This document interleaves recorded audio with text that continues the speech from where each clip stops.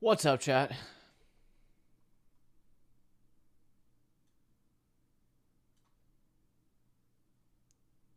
How are y'all doing?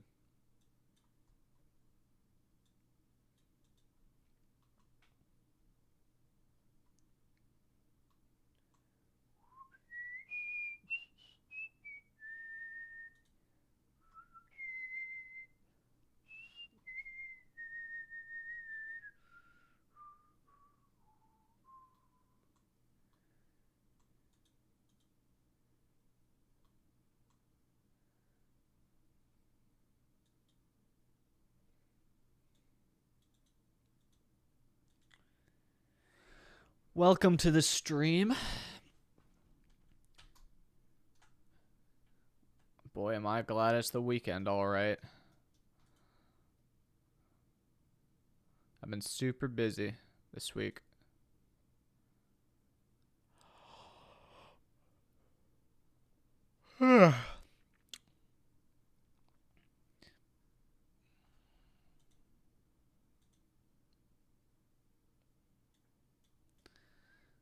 What's up? Not much. Not much. Gonna be working on Meadow for a bit.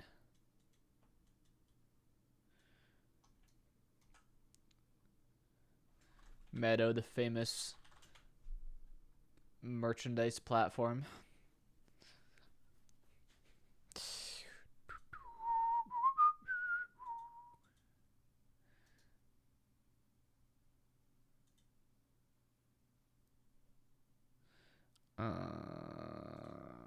Reload this.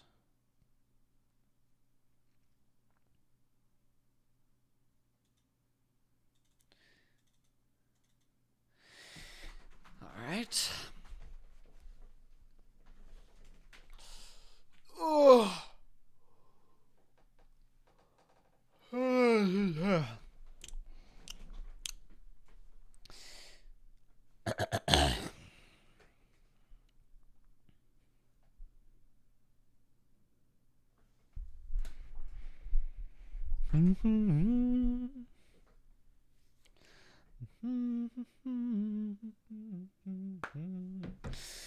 All right. Let me see here. I fixed the problem that I was doing off stream, which was the Prisma problem. So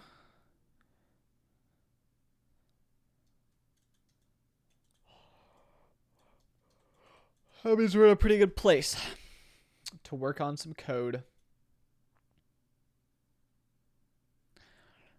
So this is Meadow. We made the calendar. Let me show off the calendar because I'm proud of it. Ooh, beautiful calendar. Look at that. Wow, poggers.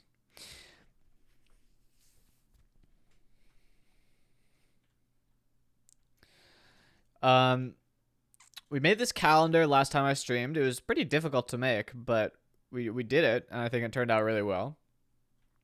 And then the next part of this project that we're working on is this list of all drops.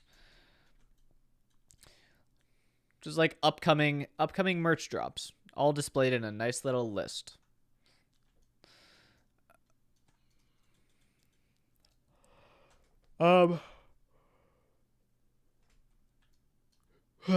So currently these merch drops, we just have something like hard-coded, randomly generated drops that I just came up with. I came up with off the top of my head. So let's move to the next step of this, which is going to be to not pull these just from the code, but actually add them to the database. So to do that, I open up the database and I'll add a row. Now what parts of this is nullable again? The name's not. The schedule. Oh, yeah, I remember that now.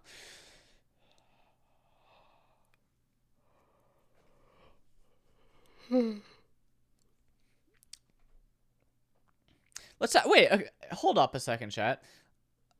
let's not do a thing where I add the thing manually to the database. Let's make a thing where I can actually add new drops from the web console, because I'm gonna need to do that, right? There's gonna need to be a button here which is like create new drop. So let's do that.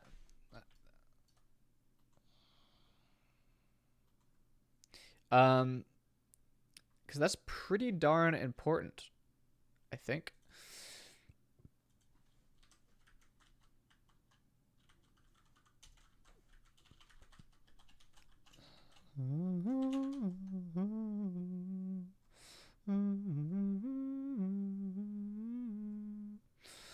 Okay, so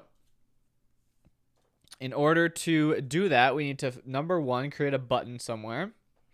Maybe in the bottom right corner, maybe in the top right corner. Because this calendar is definitely not going to stick around like this.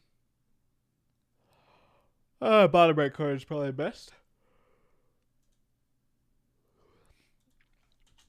So let's make a new thing called like drop creator.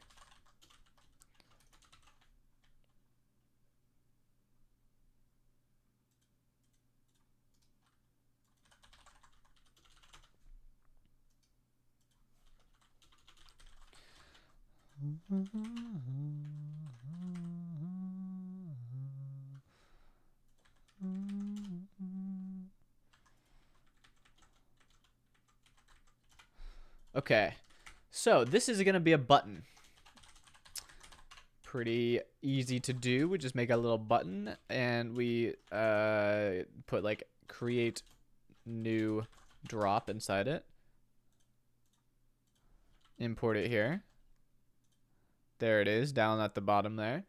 Obviously, it shouldn't look like that. It should look something like this. We'll put it fixed in the bottom right with, is there like an inset? No. Bottom right and a bit of a margin and a bit of a padding and a bit of a background green mayhaps. Something like that. Looks pretty good. Let's give it even more of a margin. Let's give it even more of a padding. And let's give it a bit of roundedness. That looks pretty good now. Let's give it a hover effect.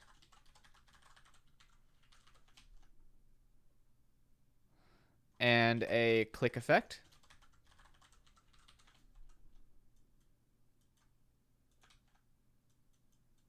Okay, looks pretty good to me. Let's make the text a bit bigger. And a bit bolder. And give it a transition colors. Nice. And now we got a little create new drop button. So that looks pretty good. And now what we need to do with this is, I don't know, make it pop up like a dialog box or something. Or maybe even bring us to an entirely new page.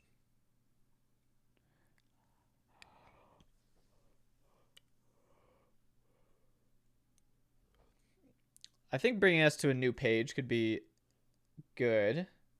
It doesn't necessarily have to be a dialog box, right? Yeah, so let's actually make it a link.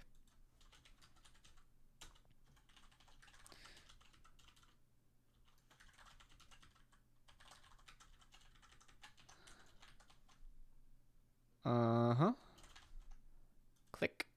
Okay. And now we just make a new page. Why is there an error instead of it just not, like instead of it 404ing? That's weird.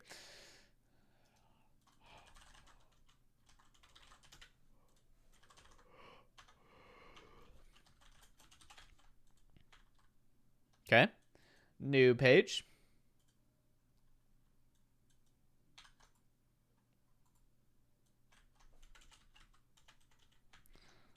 Make it look like that. Nice. Okay.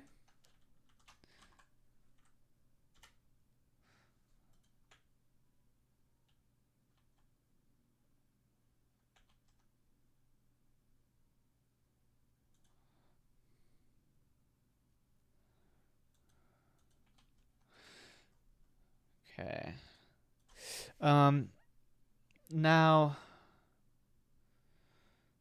what do we want on this page? We want a big title that says, like, create new drop. That's a pretty small title for a title.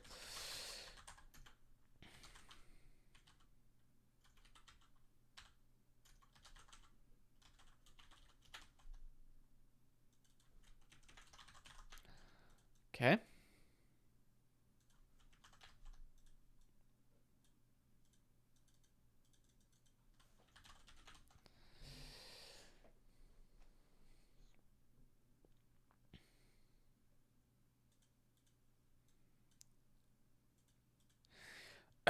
Create new drop. So what the fuck do we need to have here? And should this also function as like an edit page for editing a drop? I don't think so. Maybe. I feel like every drop page should be an edit page.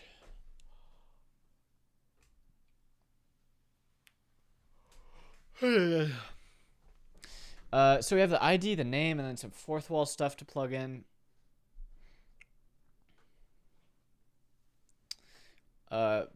Other stuff to plug in. Yeah. So let's make it like a little text field. And I don't think I have a common component for this, but that should be pretty useful. Input.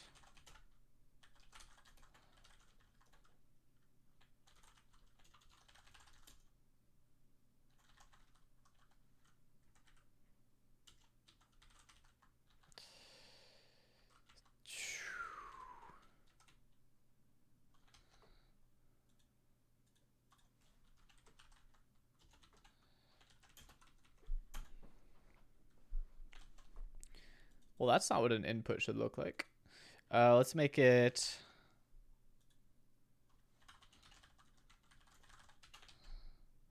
It's better. Let's make it have like a transparent background.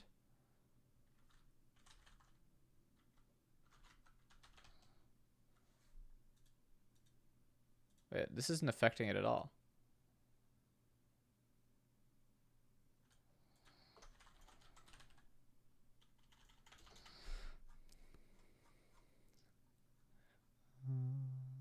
Oh, tw.input.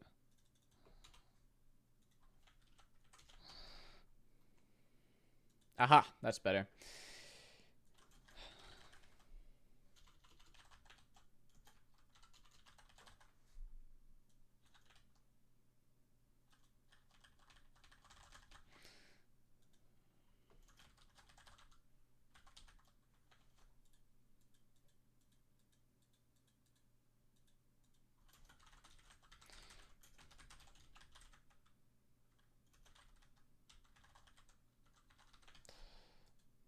That looks pretty good. I want to make this green a bit darker. Ooh, and we can do focus border green 700.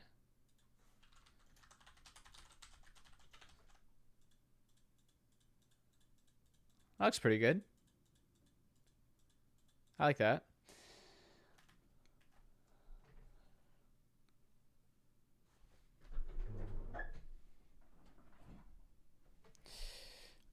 Oh, my glasses are disgusting, chat. Let me clean these off. I can barely see.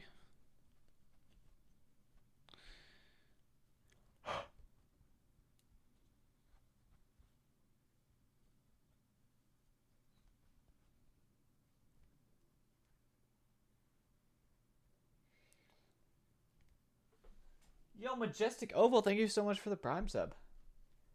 Poggers. First Prime of the day.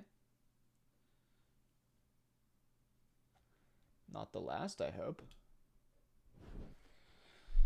Ah, I can see the world again. Alright, there's our little input. But I fucking hate designing stuff like this.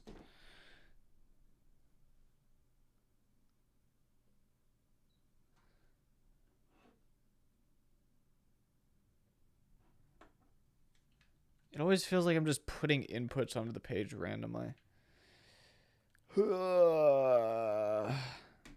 Let's take inspiration from something.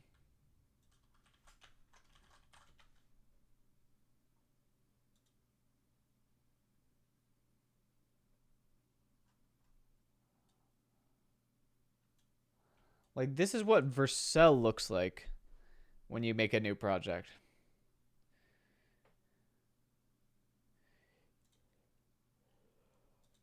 This is cool.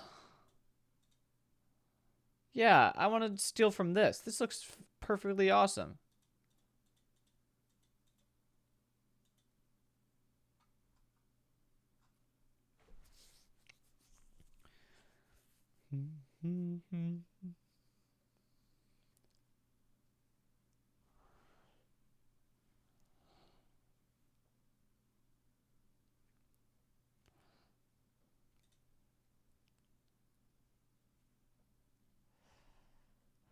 Okay. Yeah, let's just start stealing from this. I like that idea a lot.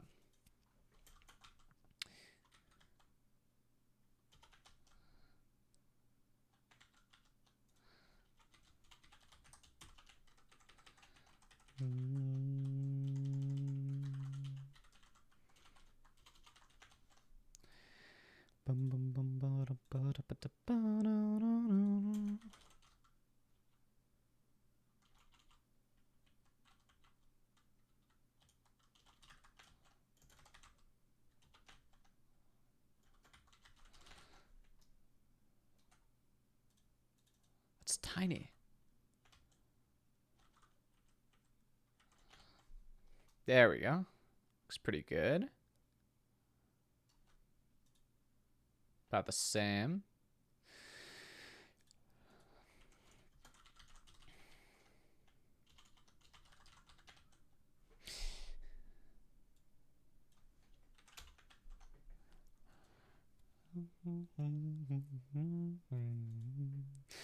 All right, so let's build a little thing like this. So they have a big thing that says, let's build something new. Let's just use our create new drop thing for that.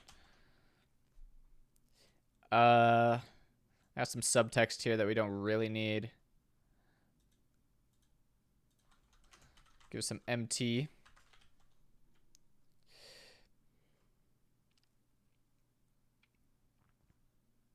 Ooh, I got some ideas, some inspiration flowing into my mind, chat. Okay, so we have some things in this when we're creating a drop, some things that we specify and some things that we're connecting to external services, like Firebase and Vercel and Fourth Wall.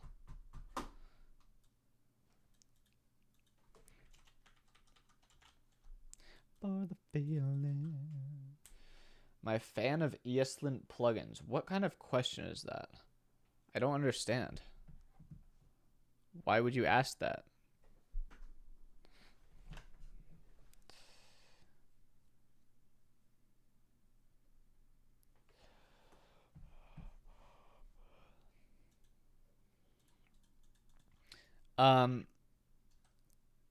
So we could do something like this where we have like two thingies.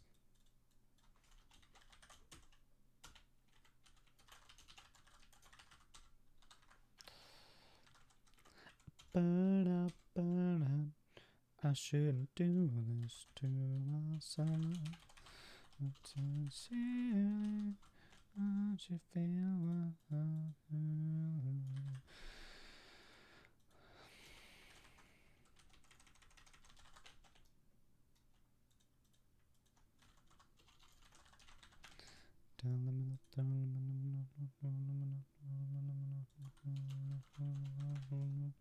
All right, so we got this, something like this. Something like two little boxes here. I like that design a lot. But on one of them, we're just gonna have configure drop. That's a nice name.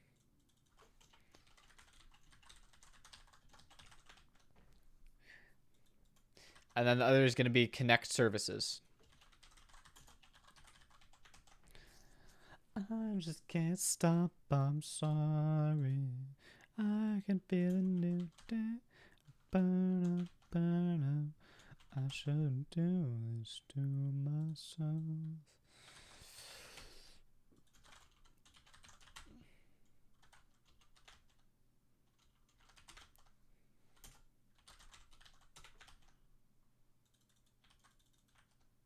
Ooh, I kind of like this already. This is coming together.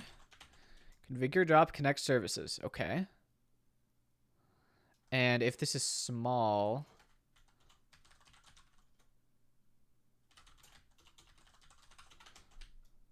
we do that. A little verticality. Never hurt nobody. Let's add some padding or margin bottom to this. Nice, nice, nice.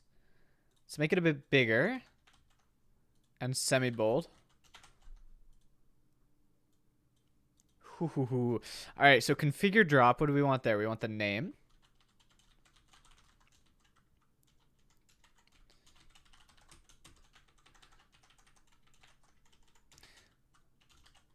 The drop name.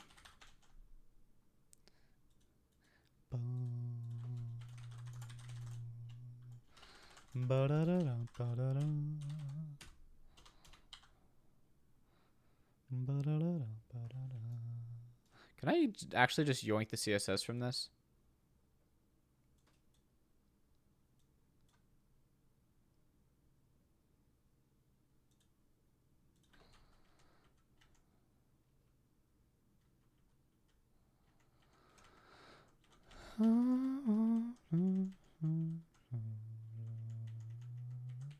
Actually, let's just do something a little bit like this.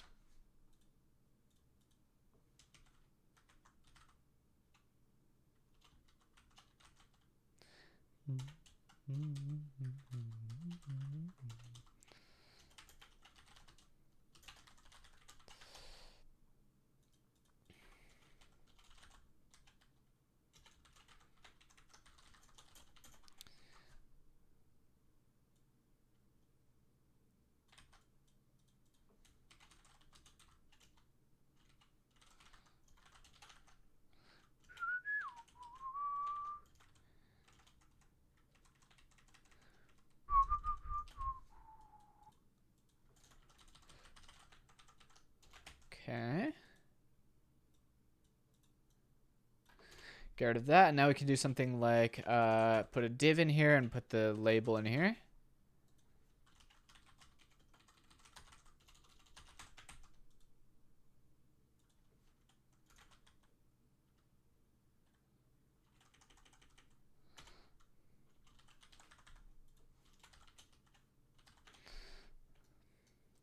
So this use ID thing, I've never used it before, but I think what it does is it just creates a consistent ID on the pretty cool. Chaos Phoenix 22, thank you for the Prime Gaming subscription. Appreciate it.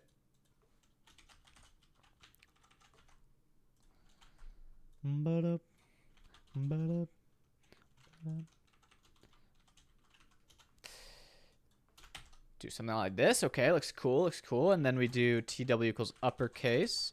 That didn't work. Why the fuck did that not work?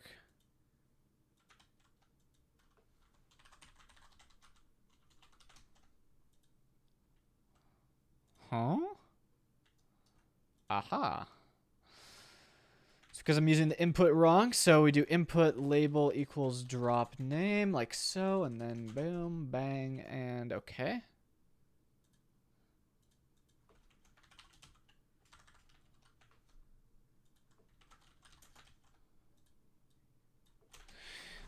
All right, so far so good.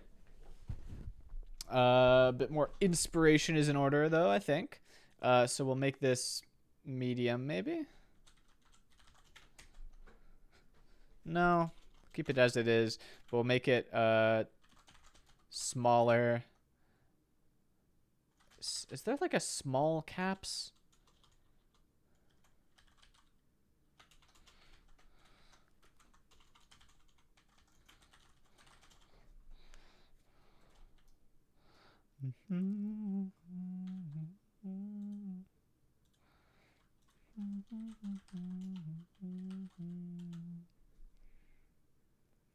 No, there's not. For this font, at least. But let's do gray text.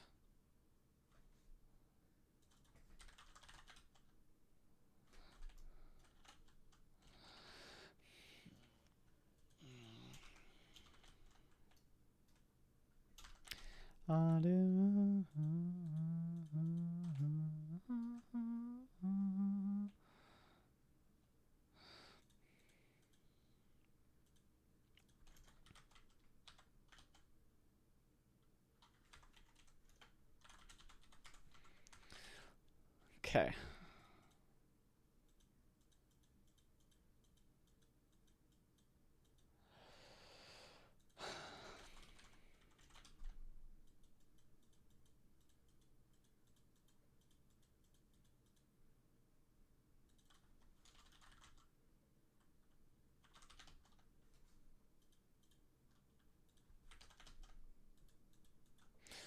Alright, this looks pretty good, chat. I think. Lowercase? What does that mean? Does that mean it has to be lowercase for small caps to work?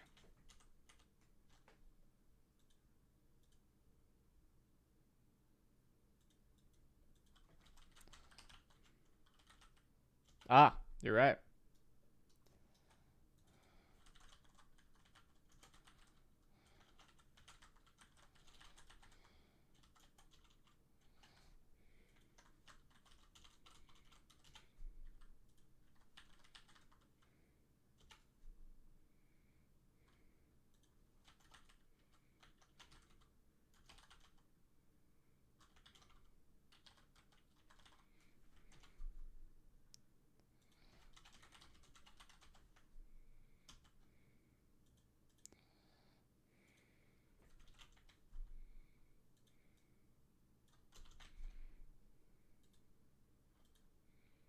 I don't like how that looks at all. Let's keep it like this.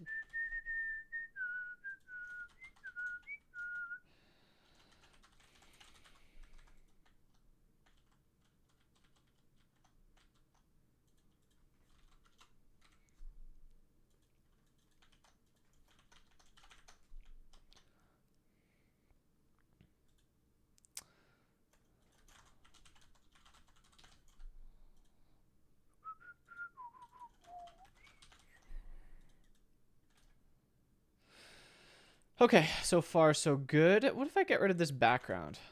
Oh, what if I do this though?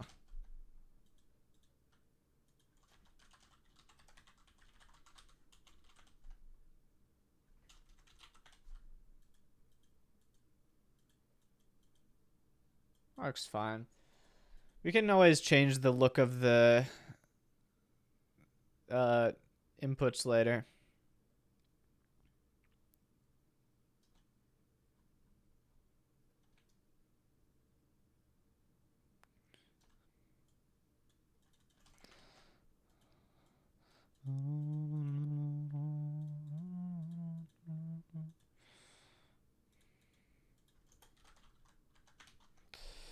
All right.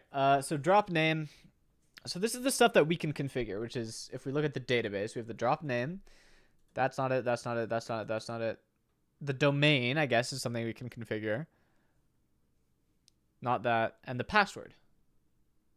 Okay. And the schedule, I guess, as well. So drop name, website domain,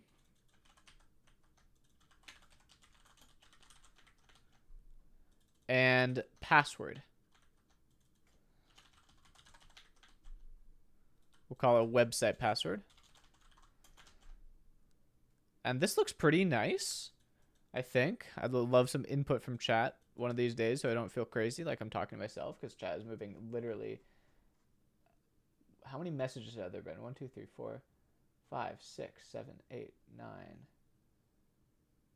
10, 11, 12, 13, 14, 15, 16, 17, 18, 19, 20, 21, 22, 23, 24, 5, 6, 7, 8, 9, 30. 5, 6, 7, 8, 9, 40. 2, 3, 4, 5. About 40 messages in 40 minutes. That's one message per minute? Holy shit. Chat, you guys are fucking dead. What's going on, guys? Don't you want to, like, spam some emotes? Like, Pepe laugh his code bad or something? You know, some interaction.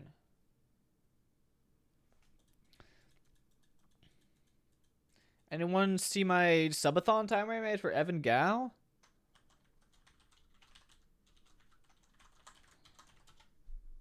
This was fucking stupid. I shouldn't have even done it. Because he gave me like a day. He was like, auto, make a subathon timer. It has loot boxes. Kind of like Point Crows.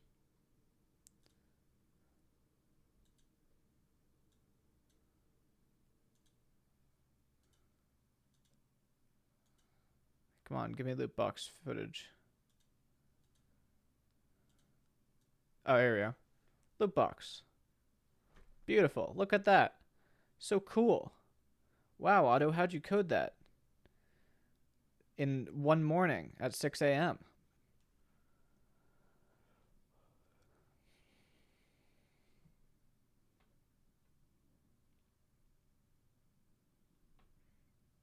I actually do think this was pretty sick.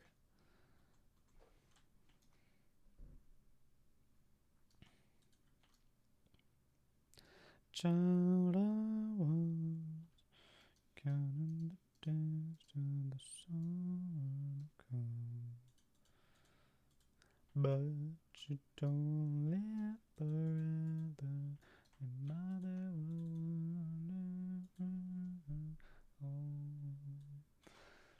90% reused code from Point Crows. Actually, 0% reused code from Point Crows. 100% reused code from the template that I made in case I needed to make new subathon timers in the future.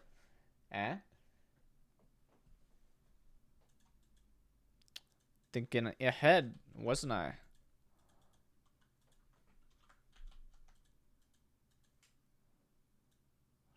All the world is lucky to be your home.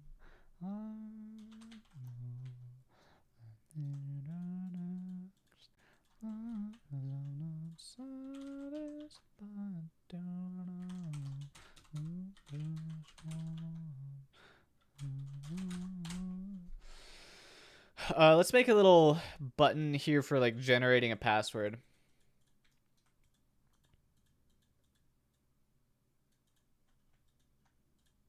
Life not satisfied to know you just once. Bum, bum, bum,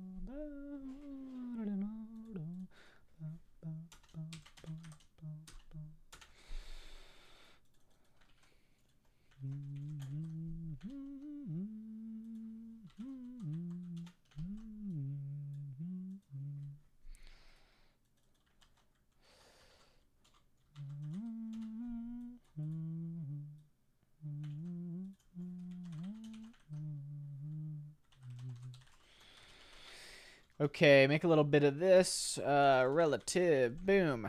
Oh, that did not work quite as much as I would hope it to. What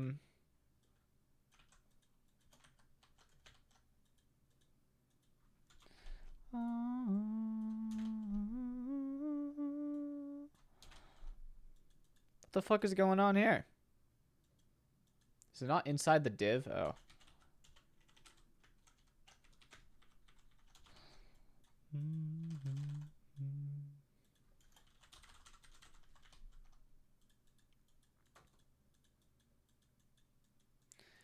Okay, so this is completely looks identical, but now I can put children inside this.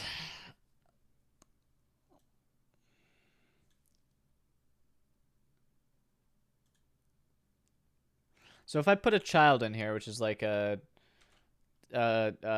refresh button, let me install icons.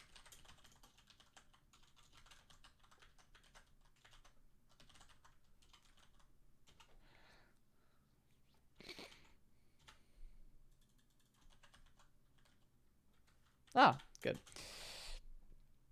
What does that look like? Not like that.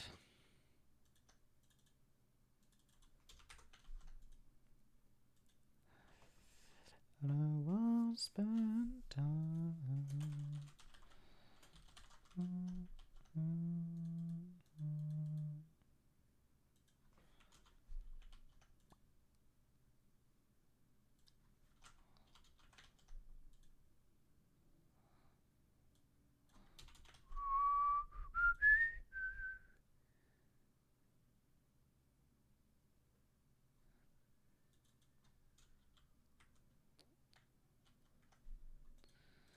Okay, so let's make these flex, I guess.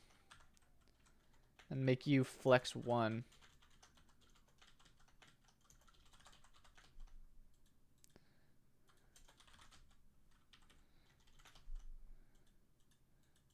Oh, that looks pretty good. We got a little button in here. Let's make a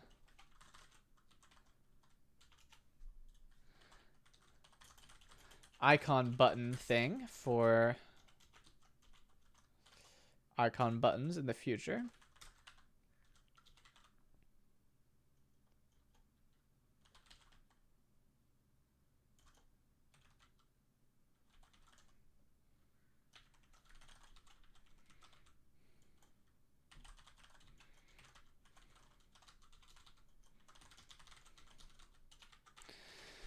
Something like that.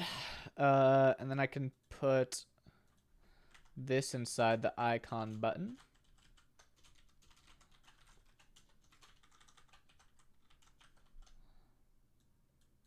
Nice. But this icon should be like 12. No. 16. No, 24. Can I make this not...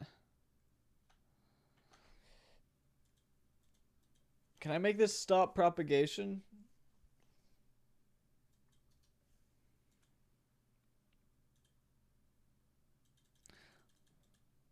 Oh, it's focusing on the... Oh, shit. The button's getting focused, which is outlining the input. That's not what I want at all. Gee, wait, how do I...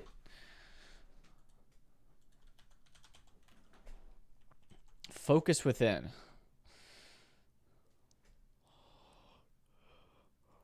I only want the specific thing to have when the specific thing has focus.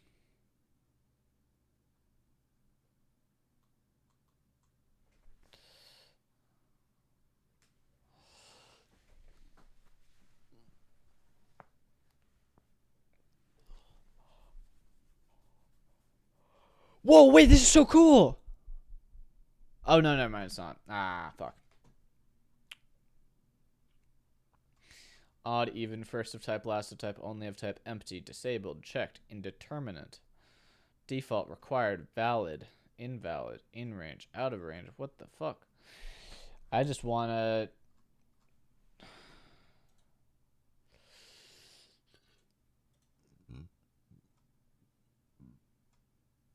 I just want a focus on the input. CSS specific child focus.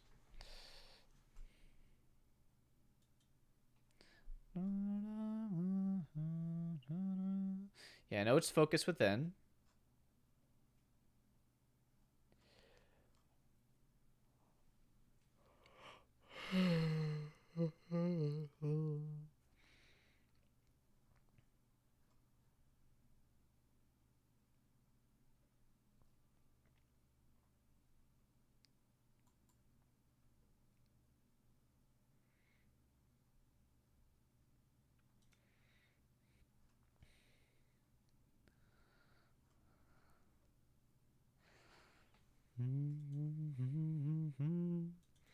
Can I just prevent this from being focused or something? How do I solve this? So chat, let me explain what's going on. When I click on this input, it focuses the input. So an input that's focused is an input that you're like, you know, it's the one you're currently typing in. So that makes sense. And I have this input the input's basically invisible. The input's the text box. It's basically invisible inside this little wrapper thing, which goes around the whole thing, and it has like a green outline.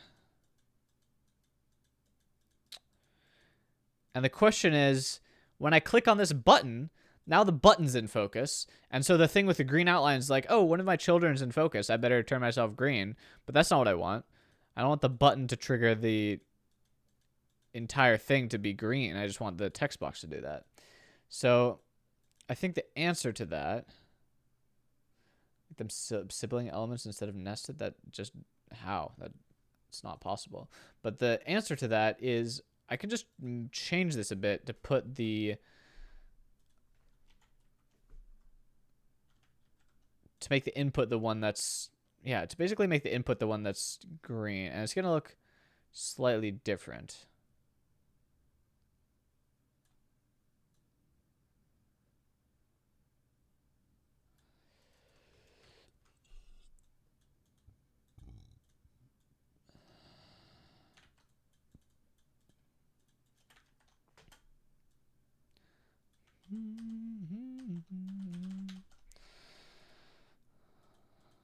It's going to look like this instead, which I think is fine. We just have this button off to the side of the input.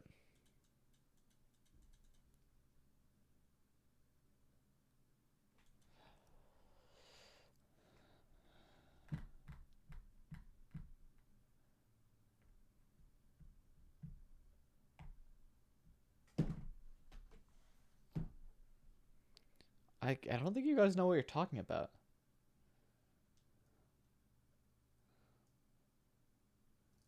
I guess I could. I don't know. I think you guys are stupid when you're talking about sibling. I don't know how I would do that without like absolute positioning this, but outside? No. I would need another nested div. Yeah, it'd be cringe. And now I don't really like what this button looks like. First of all, let's make it a bit gray.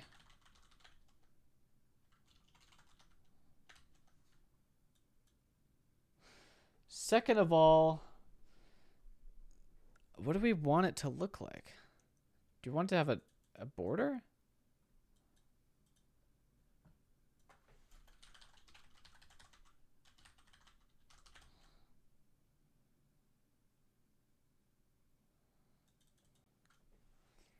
I mean, I don't really have a designated design language for this at all yet.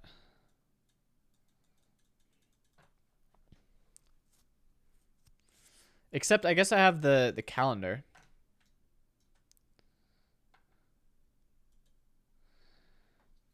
The calendar is very rounded and flat. And by flat, I mean it's got it's got pretty solid colors. And it's not, well, it's not rounded at all, and it's rounded in the ends. I guess it has hints of roundedness. That's pretty different. I mean, this part is flat. This box that it's in, I mean, is flat.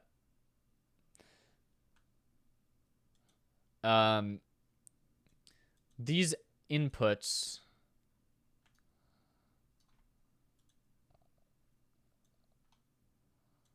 Hold up.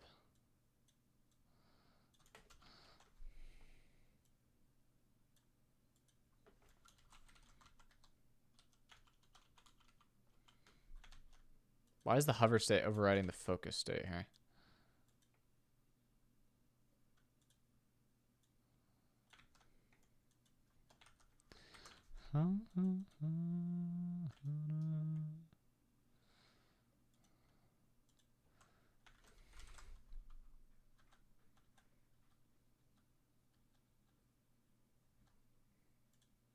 Is it like not hover?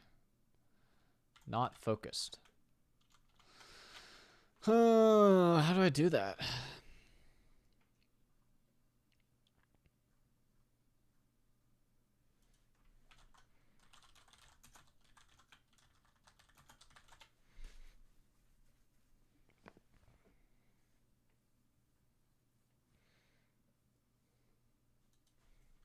I guess I could do hover, focus.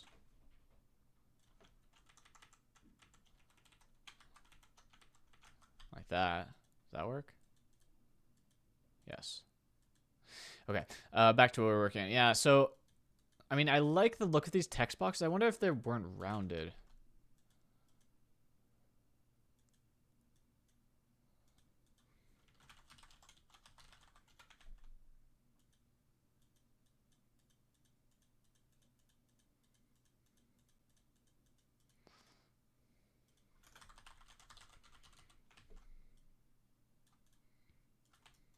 God, I can't see all my styles. No.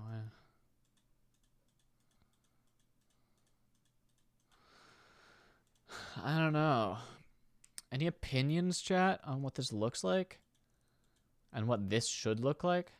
Do we want to put an outline around this button? Do we want to make it fully square? Do we want to make it have like a green background?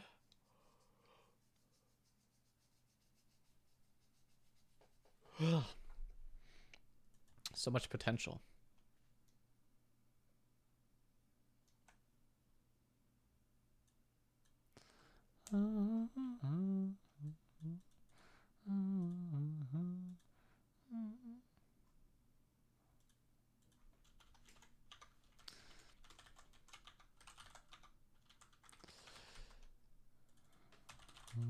It's not alright. The wonder of time.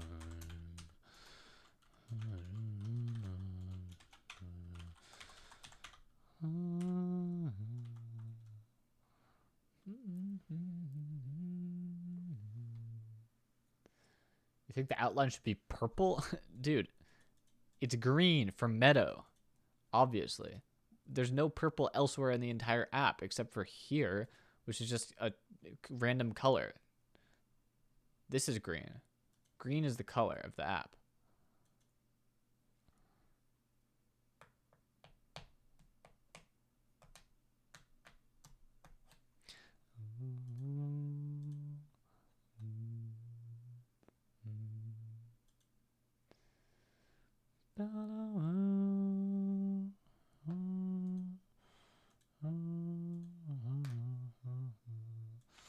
All right, we'll make the button slightly bigger. We'll make it 24, so it's the same size as this.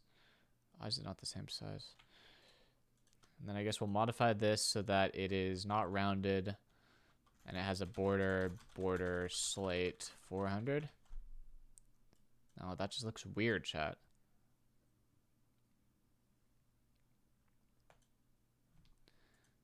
I think it needs to be rounded, but not that much. Maybe we should round the boxes again.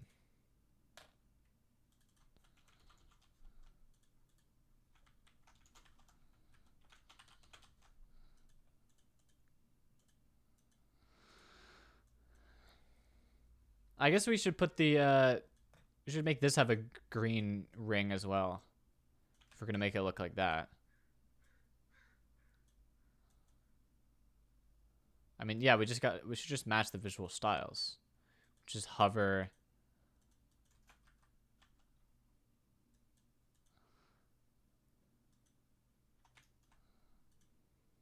Well, grab all this.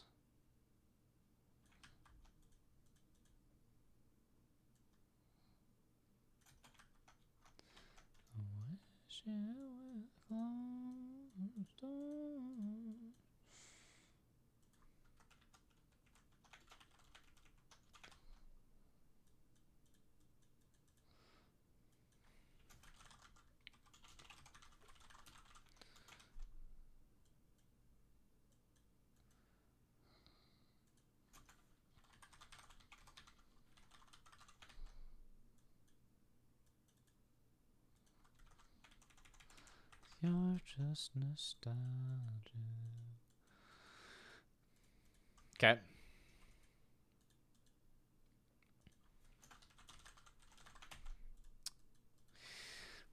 Looks good to me. Now just to make this button do something, which is going to be pretty easy, on click equals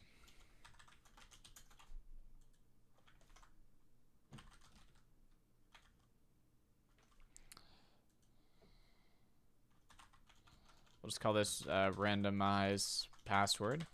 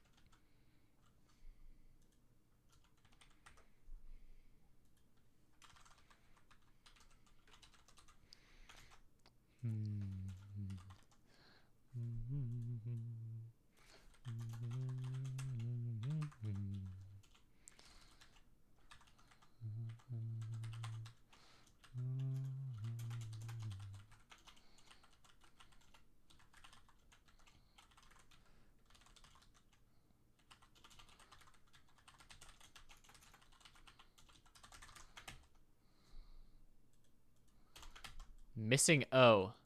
Ooh, you really think I didn't think of that? You know what O looks a lot like, chat? 0.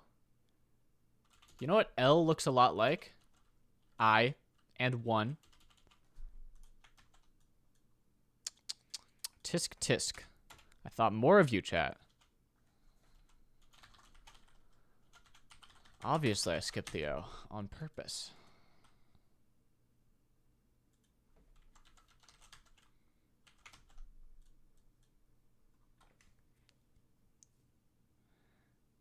Use a font where it doesn't look like it. This is a password that can be copied and pasted to any application, such as Discord, which, surprise, surprise, I can't actually control the font in Discord. I know, it's crazy. But, you know, sometimes things are just like that.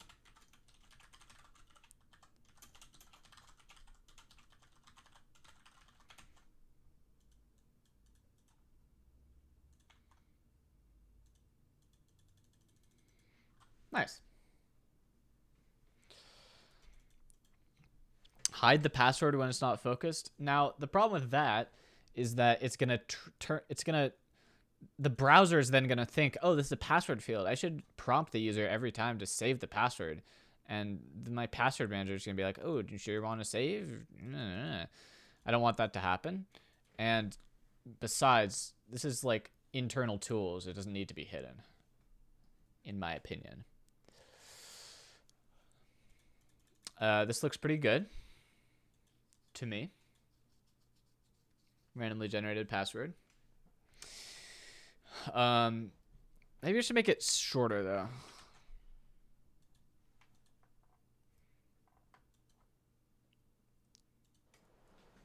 So it's not so hard to just type in if you need to type it in.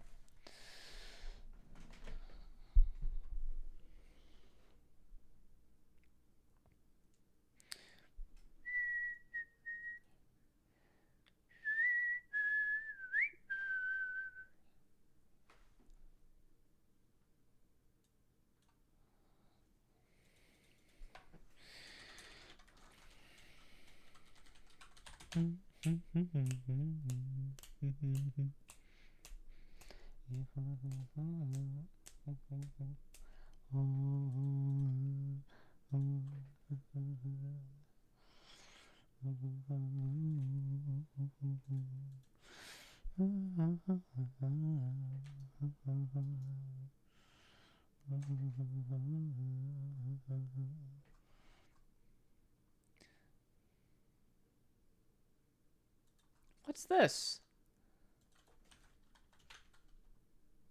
Have to do that.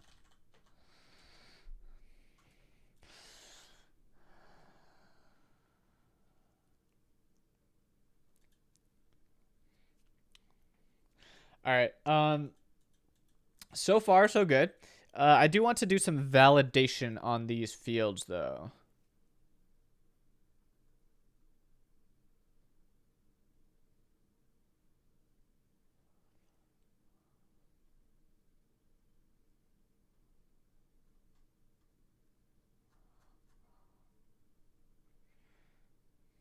You may ask all you want, but I won't answer you because you can figure out the answer on your own by just looking underneath the screen. Scroll down a bit, and you'll see exactly everything that I use.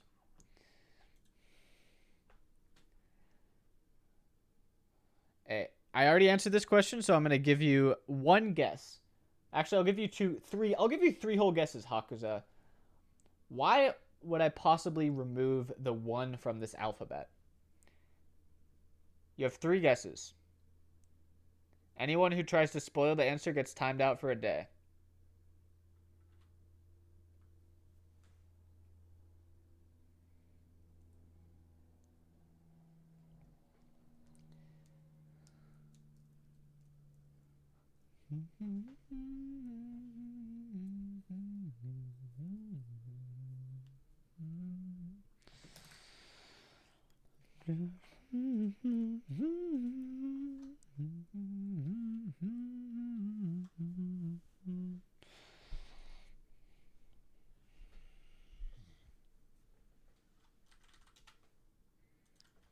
I'll give you 2 more minutes.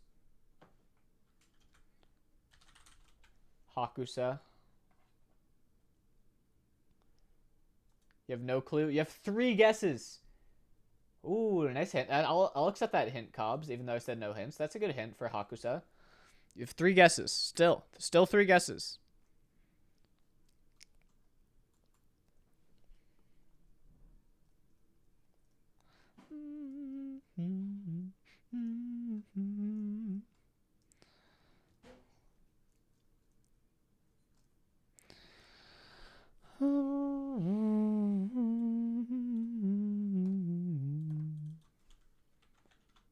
Oh, nice job. It only took you 1 guess.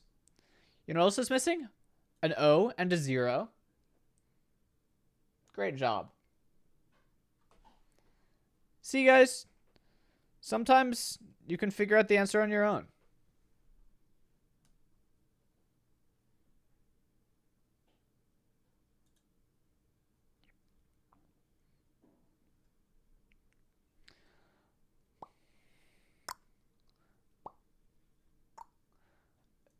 The real Brinksy, is that a stab on me finding a domain validator package? Because I don't, it's kind of dumb to try to validate domains with just a regex, given the wide range of what they could possibly be.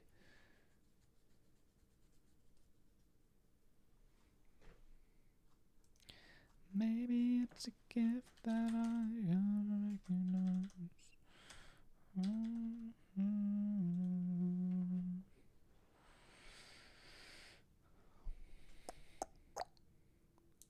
Okay, this is a fully qualified domain name. Ooh, this song's a banger, chat. This came out a couple days ago. It's called Peace Sounds. I like it a lot.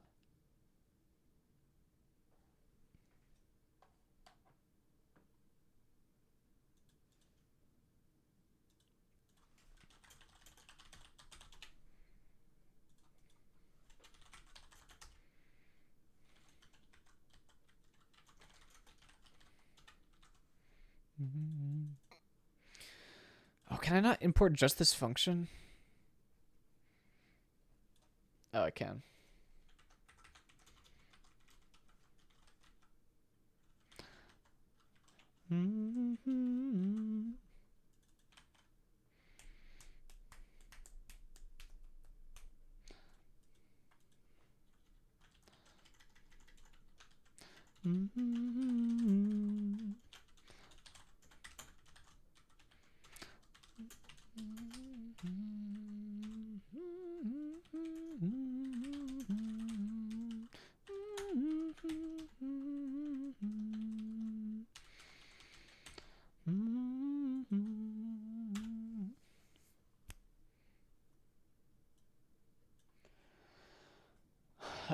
Okay, so I'm going to make a list of all errors with these things that people enter.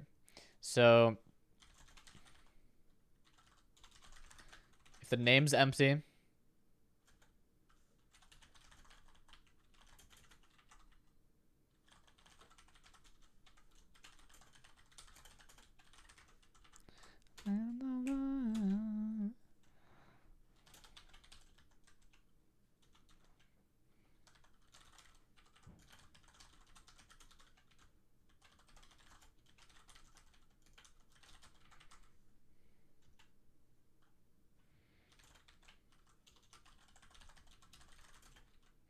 We'll say the minimum password length is going to be 8.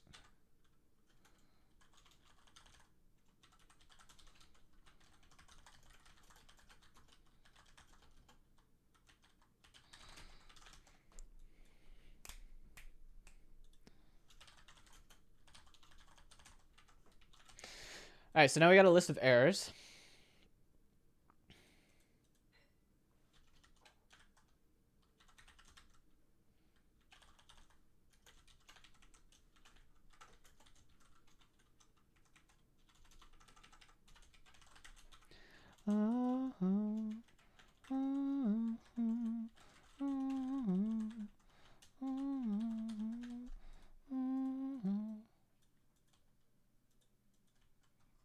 These aren't connected up yet.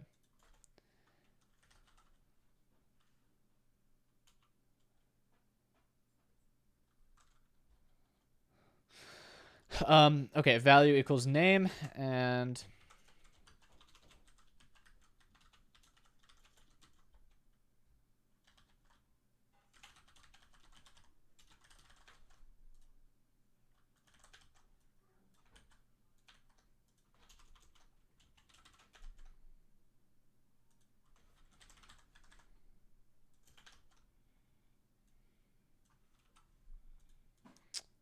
name, domain. So much fucking boilerplate. You know in Svelte you can replace all this code with just bind value equals domain? It's so fucking nice to be able to do that.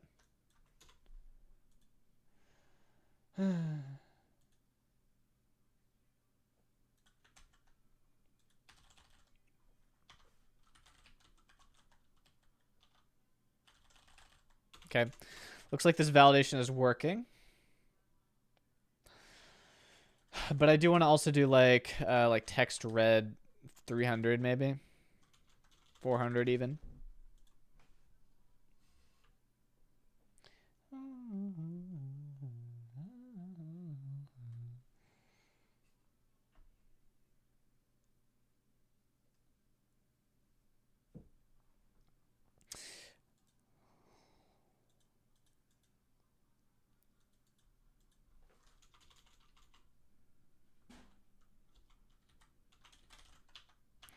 All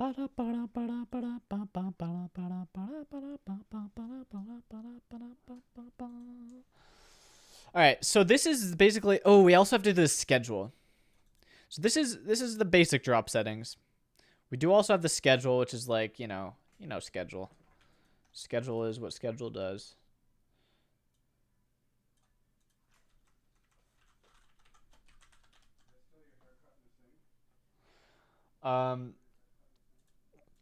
Schedule is much more complicated because unlike just being a fucking text box, schedule is going to be a list of time intervals, right?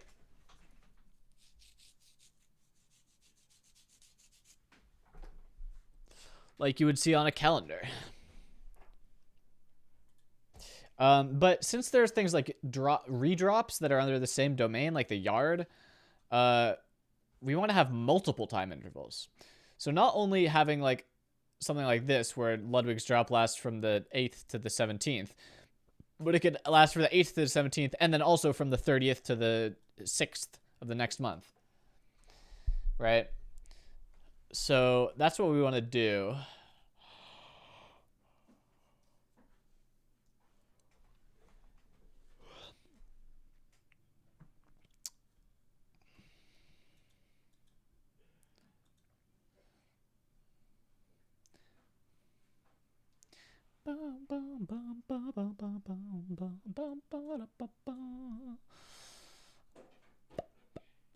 So we need some way of entering that information. There's probably a calendar. React calendar select. Multi-date picker. Yeah, like this. Something like this. I don't want to use this exact library, I don't think.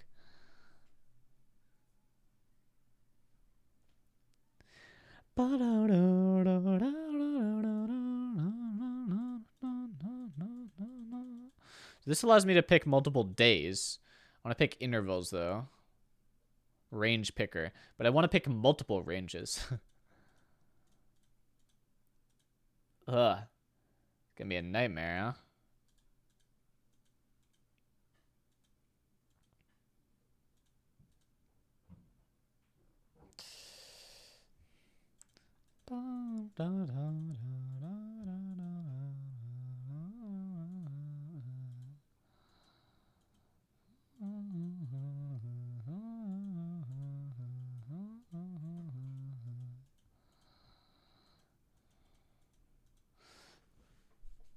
MUI might have one? Doubt it. I know they have a date picker, but I don't think one of this scale. Man, their website's kind of bad, huh? It's crazy that that would be so buggy. Maybe it's under MUIX. Yeah, date and time pickers.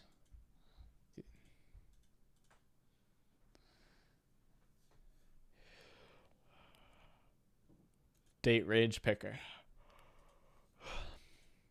Oh, this is kind of sick. I mean, I like this a lot. I like the idea of having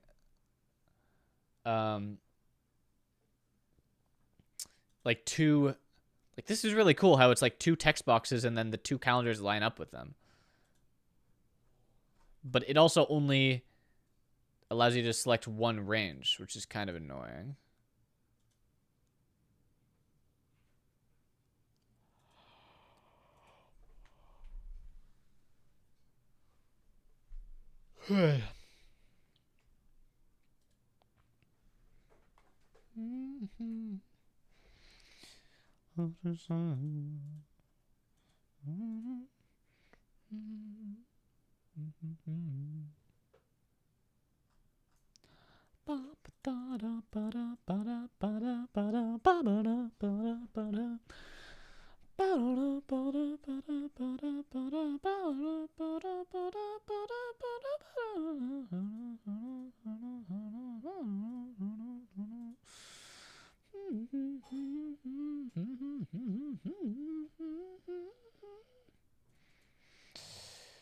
I might just have to implement this all on my own some.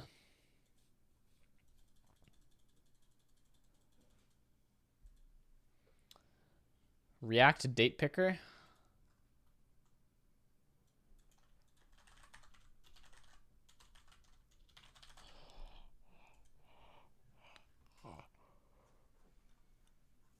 Can I do ranges?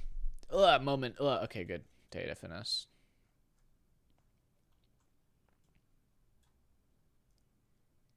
Can I see a demo, please? You really gotta give me a demo. There we go. Is there no range? Oh, date range.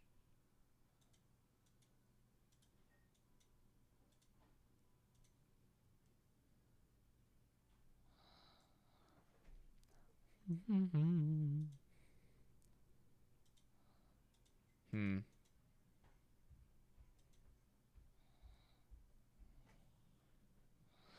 But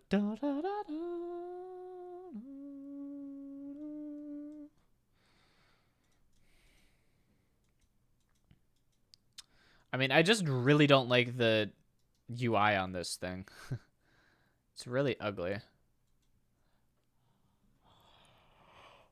No, don't use fucking moment.js. It's the worst library there is.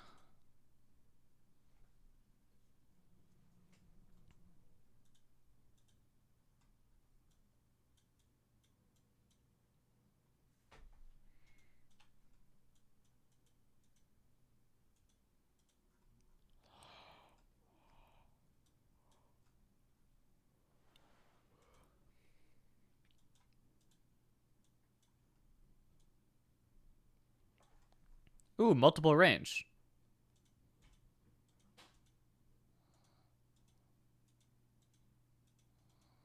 How do I change this yellow one, though?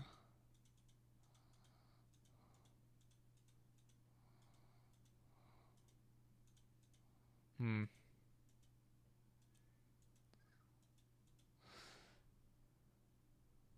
Why is moment.js so bad? You want to Google why is moment.js so bad and see the top result? and then tell me.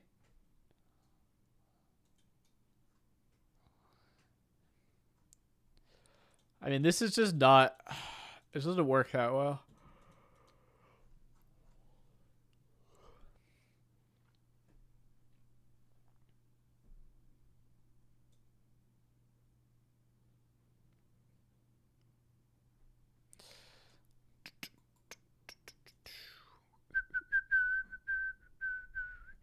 I mean, I kind of just want to make my own fucking schedule.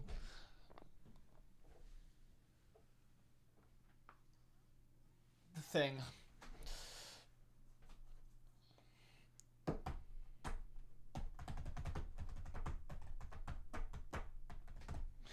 These shouldn't be called drops because the schedule can have multiple drops.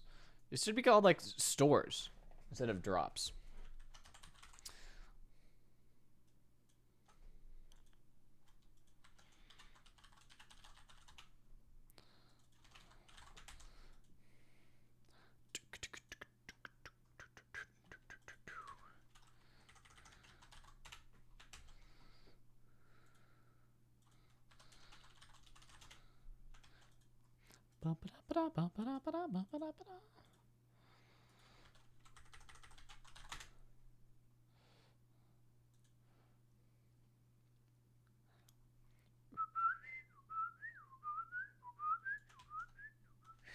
Thank you for the Prime Gaming sub, Reggie's World.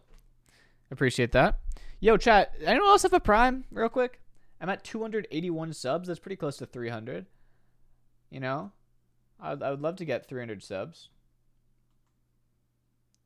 That'd be pretty pog chamb.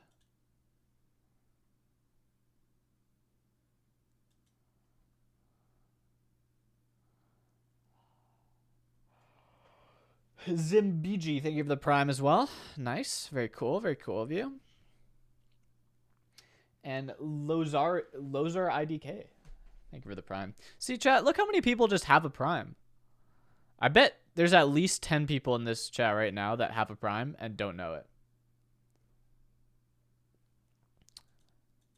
And they're just like spending their days not using their Primes, wasting their money. One guy, thank you for the Prime. See, one guy's one of the good people because they actually checked whether or not they had a Prime. Maya is dead. Thank you for the 12 months of Prime. That's a whole year. Nice. Good job. Appreciate that a lot. You got yours back today? Good. Right on time, then. There's probably still people who, I don't know, it's kind of cringe, but they got their Prime back a couple days ago and they didn't notice yet. Because all you have to do to check if you have a Prime available is just scroll down, click subscribe, scroll down that, see if there's a, you know, subscribe free button.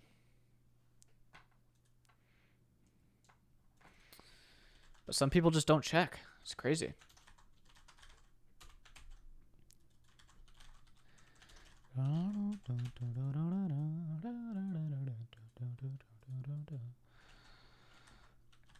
Nilkum, thank you for the Prime.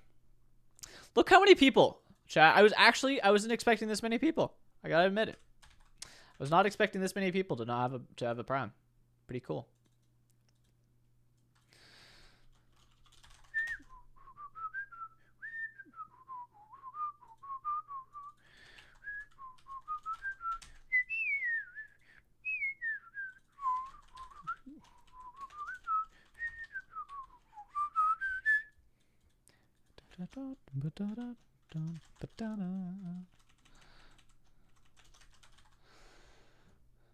This is the most Primes you've seen at once. This is a lot of Primes. 1, 2, 3, 4, 5, 6. 6 Primes.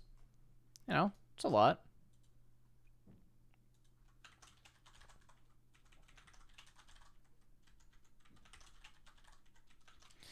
Okay, so I'm calling the drops stores now, but shouldn't I be calling like the schedules drops?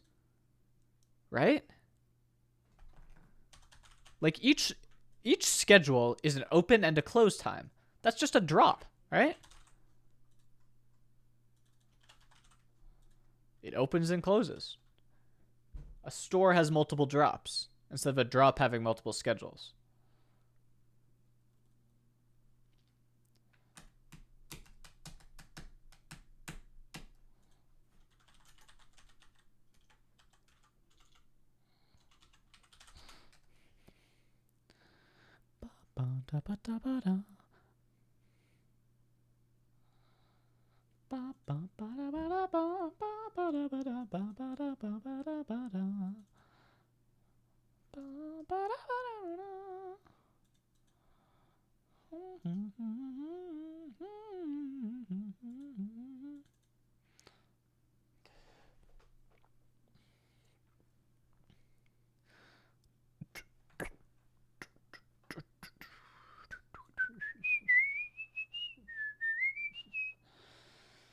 Okay, cool.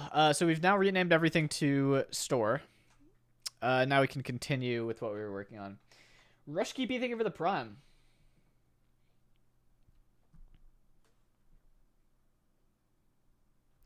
Oh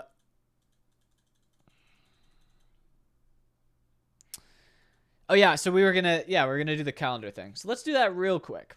Real quick, we'll just make this really complicated component that has a fucking calendar in it.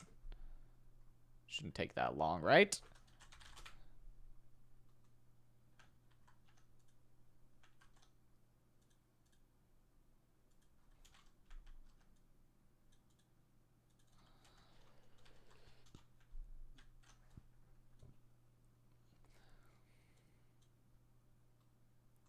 I remember.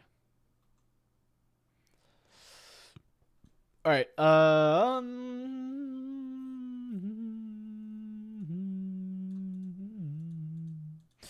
What do we got here? We need a. So I think this should be.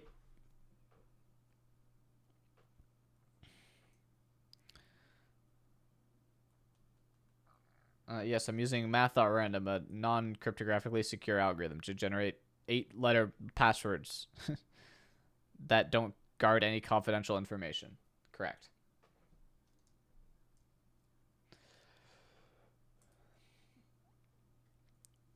I was gonna say, maybe we should do like schedules in like another page, like how Vercel does. Like, boom, import Git repository. So that's the equivalent of what we're looking at right now. Import, and then this would be like configure schedules. I feel like that could be cool. Like, make it 2 steps, so you don't have to do it all at once.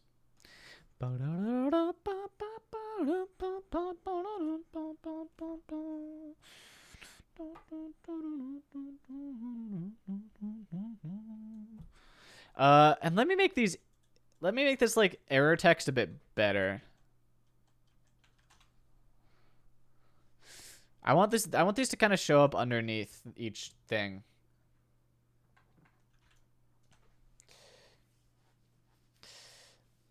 Like something a little bit like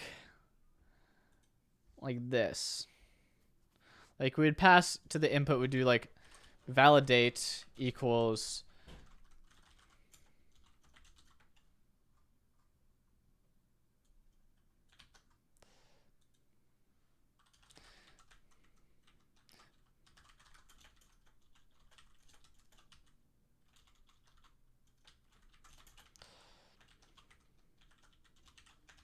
something like this.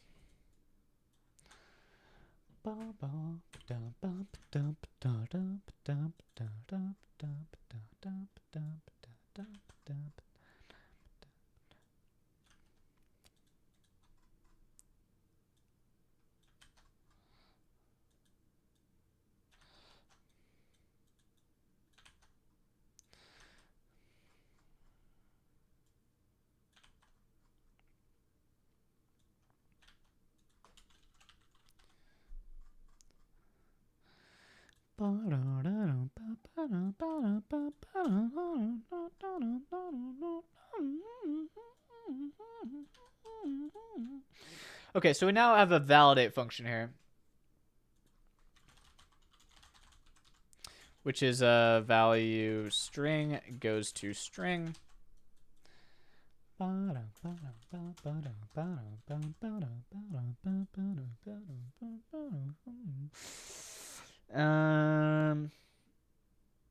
And now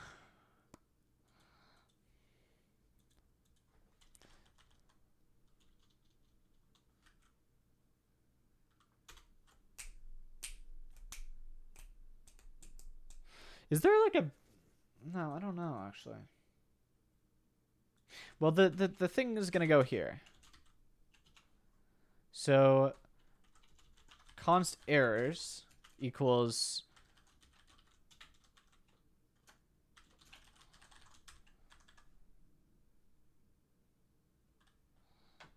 I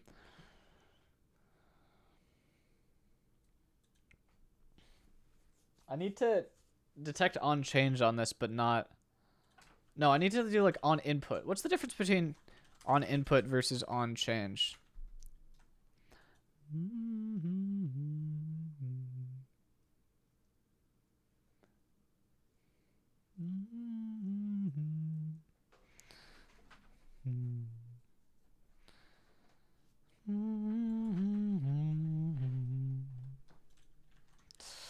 I guess we can use on input for this.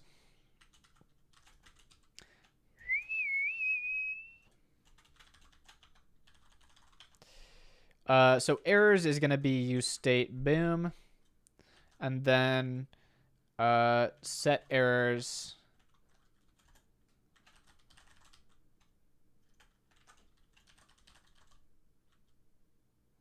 validate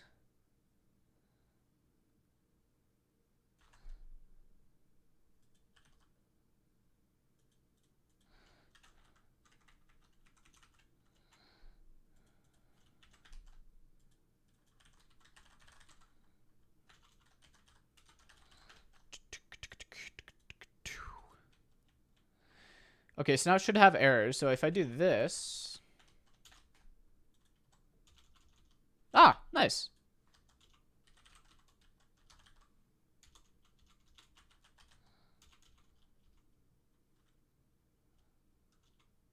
Ah, but this doesn't trigger.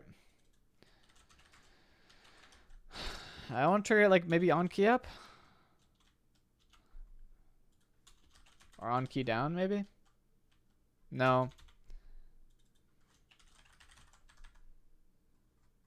Let's just use on change and then extract on change here. And then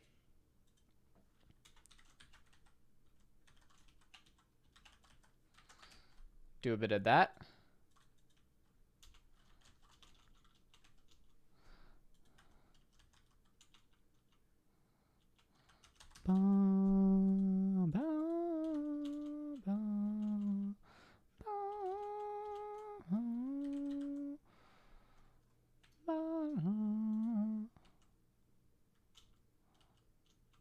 This is wrong.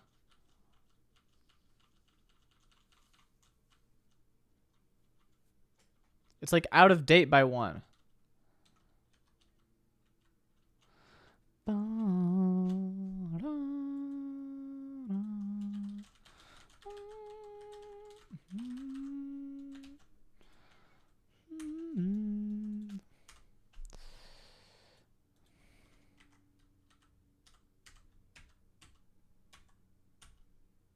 Ah, what the fuck? Why is it not getting called then?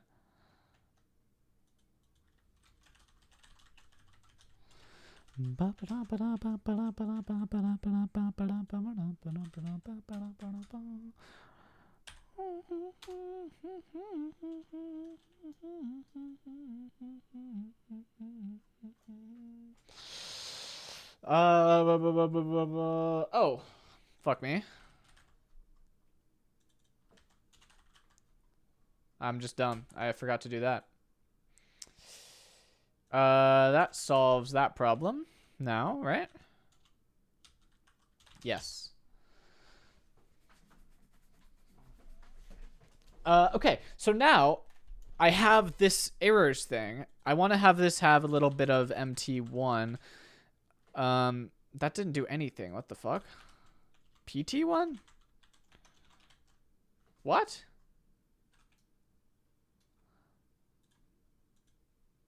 Inline block me.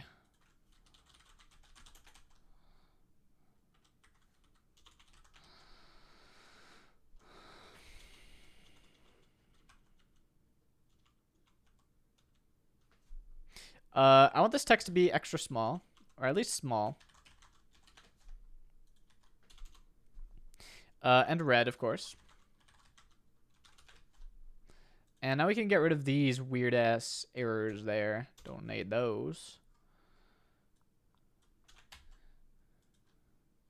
Don't autocorrect. Don't do this. I don't want that.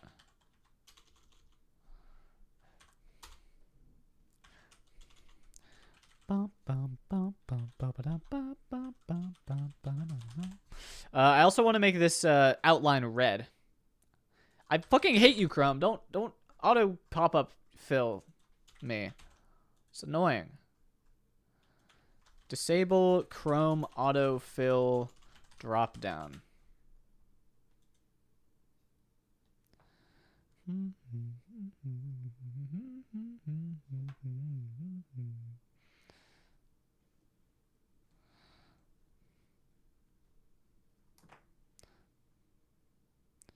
January 2021 autocomplete off.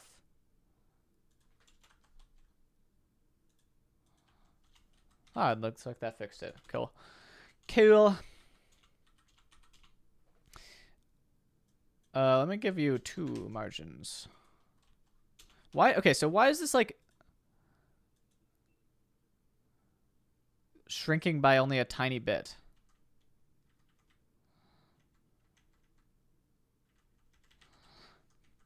Bum, bum, bum, bum, bum. Ba-da-da-da-da. Ba-da-da-da-da-da-da. Ba-da-da-da-da. Ba-da-da. Okay, name cannot be empty, and yeah, so I want to do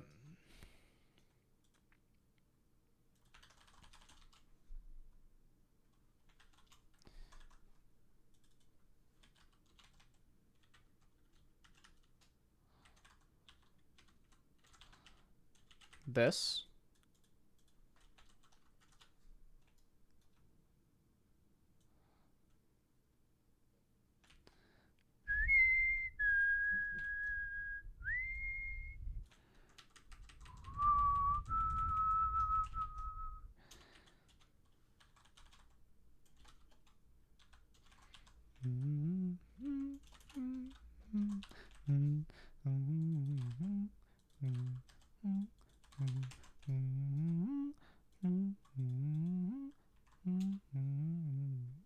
That was pretty nice.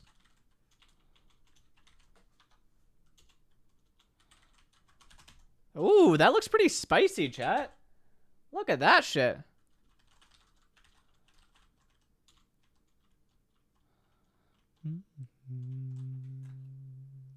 At this point, you probably need styled components. Why? Why do I need styled components at this point? I don't understand. Why would you make that suggestion when I obviously don't need them?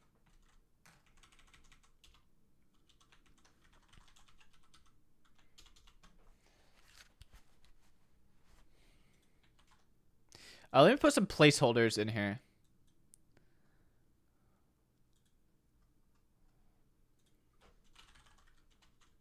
Like Ludwig. And then like Ludwig.gg.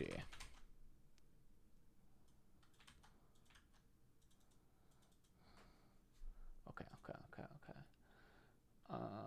You.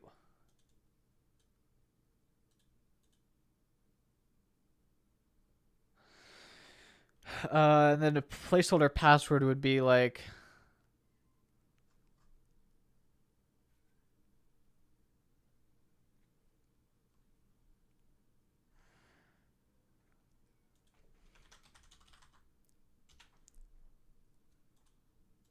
Hunter 2 is a funny one, but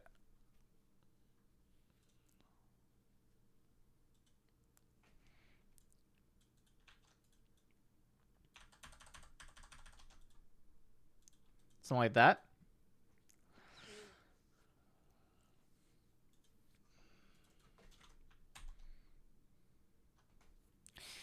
Okay, so now I want this placeholder text to be slightly less visible, I think.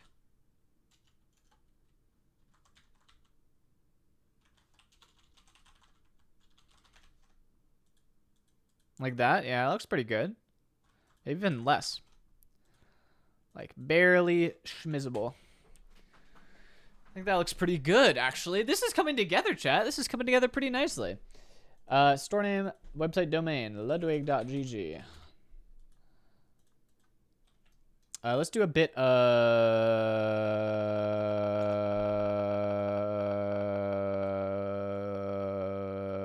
this. And this.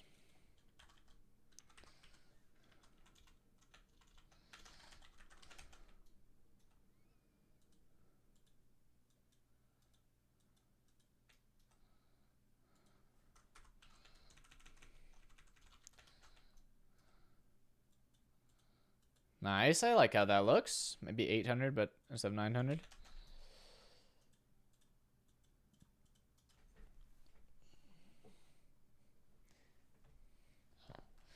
No, I'm not making a dashboard for clients. Incorrect. Making a dashboard for me. No, incorrect. Not for people who use his services. You're wrong.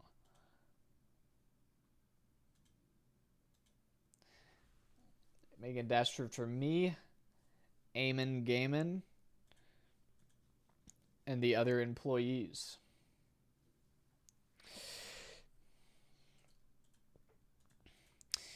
Okay, so this is looking good. I like a lot how this looks. Connect services is the next thing, and this is gonna get complicated, but also fun. Because basically what I want to do is I want to be able to connect. Well, what do I want to be able to connect? I already laid out fourth wall, Vercel, Firebase. Fourth wall, Vercel, and Firebase are the big ones.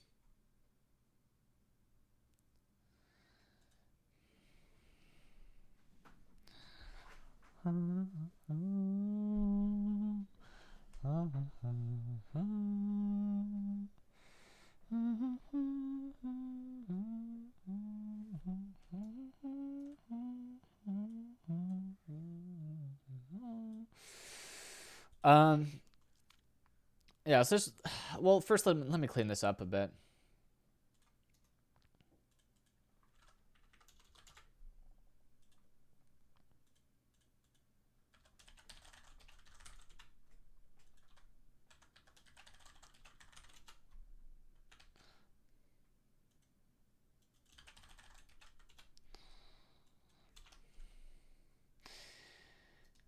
Do I know Theo? I do know Theo. I'm in his top secret Discord server.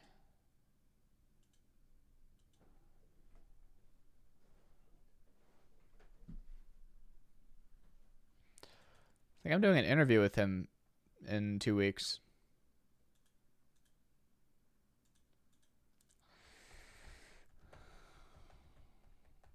Can I do NeoFetch for you? Yeah, but you could also just look underneath my screen.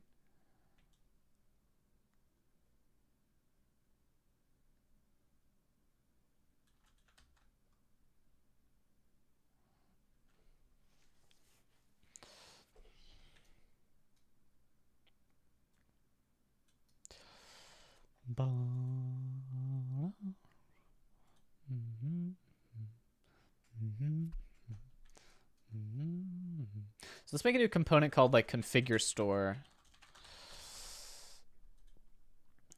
What did I just do? Leading or trailing white space detected. Good detection. And then we'll move basically all of this shit into here. And all of this shit as well.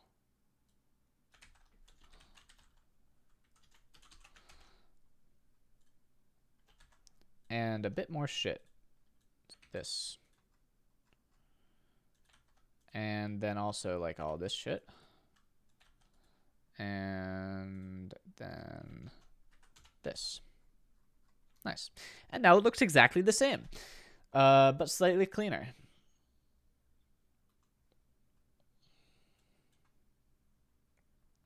All right, so we have configure store, and then I want connect services.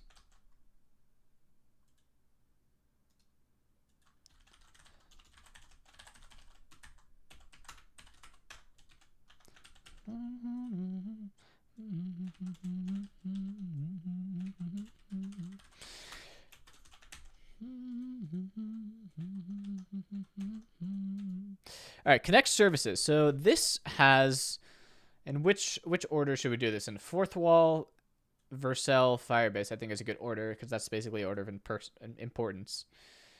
So fourth wall. What is fourth wall's logo? Is it just FW?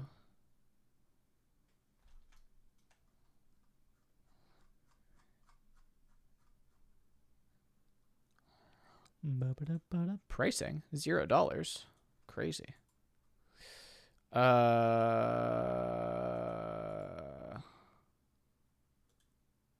No, that's not gonna work. Oh, that's actually very impressive that this is the top result, the top search result for fourth wall. Honestly. Oh, well, look at their merch. Okay, their merch doesn't have their logo on it. Nice.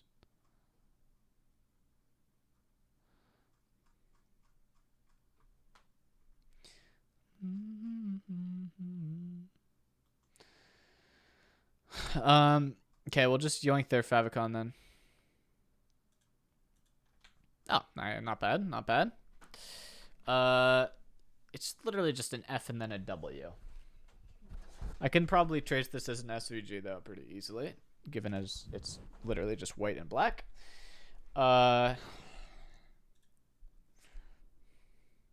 Let's take some more inspiration, what say we?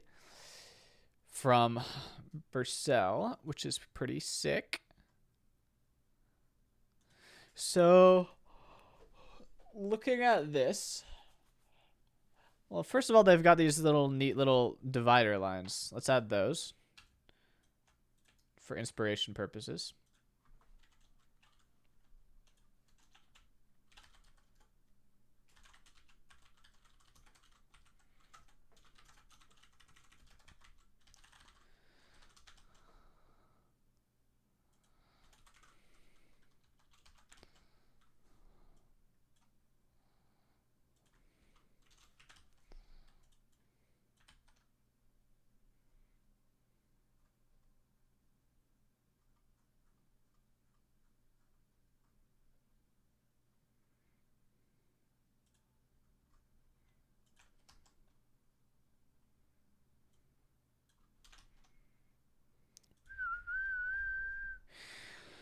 That looks pretty sick. Connect services. So, how does this want to look?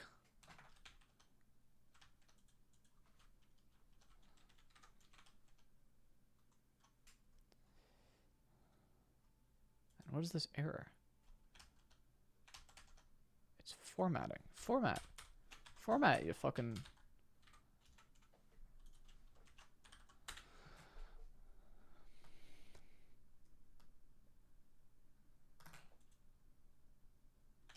There we go.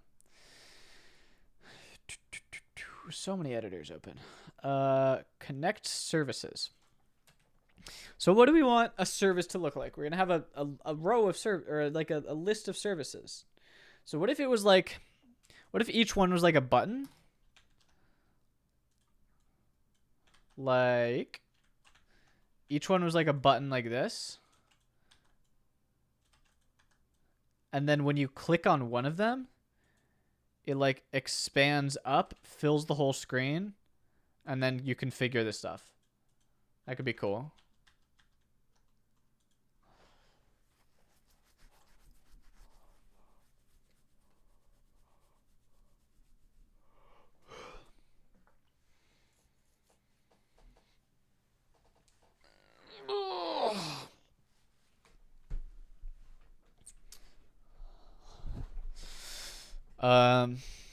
Yeah, let's go with that for now. Can change it later.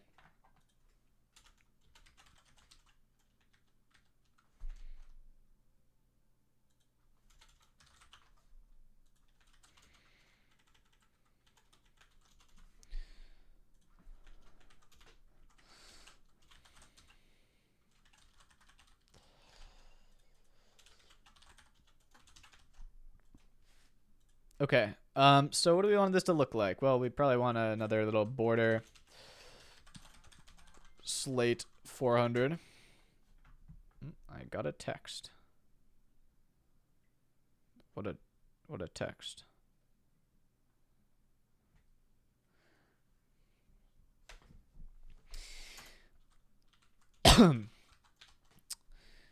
Ah, looks nice. That's a good amount of padding, I think.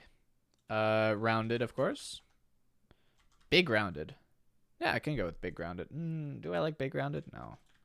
This is medium rounded. Ooh, looks like we need some vertical margin.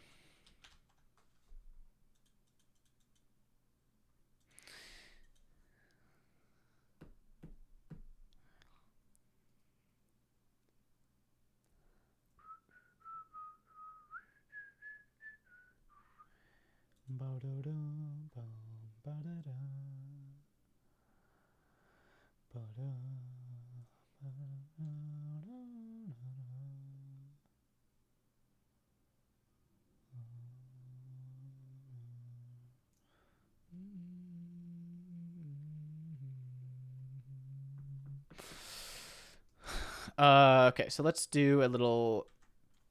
Wait, I want to install this thing. ESLint Tailwind. Wait, no. Twin macro. Does it have it here?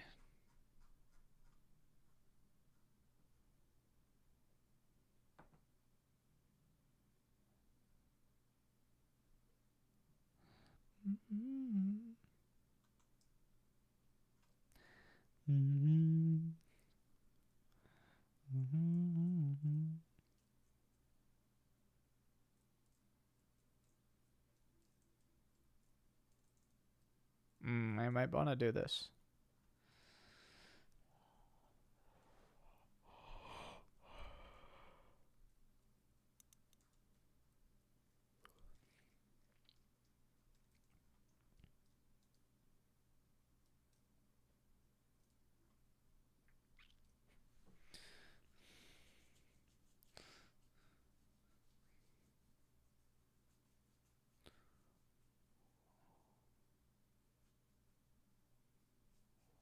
Oh, this is interesting.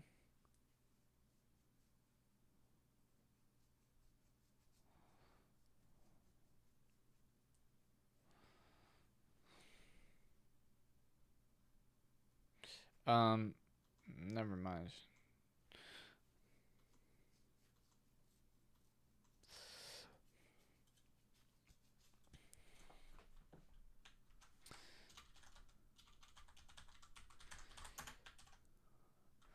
I watched Bo Burnham's thing yesterday.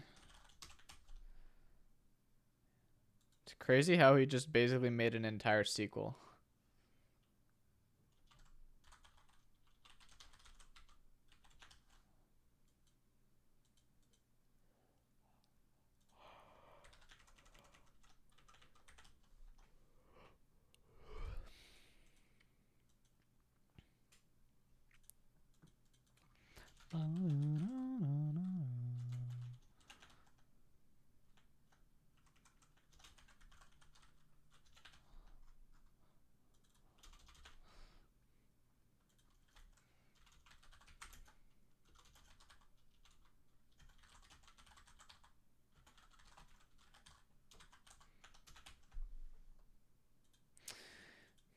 That looks actually not bad. Even for just having this is pretty basic. What's my... Yeah, I want to grab a bit of that.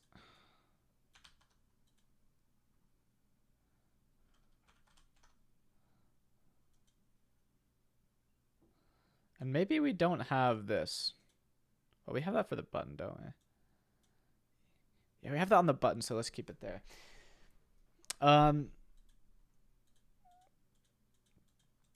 Yeah, so this is looking pretty good, I think. Now I just have to make them do something when you click them.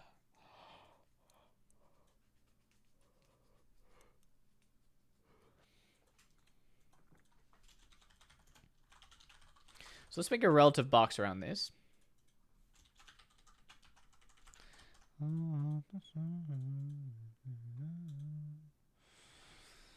Um,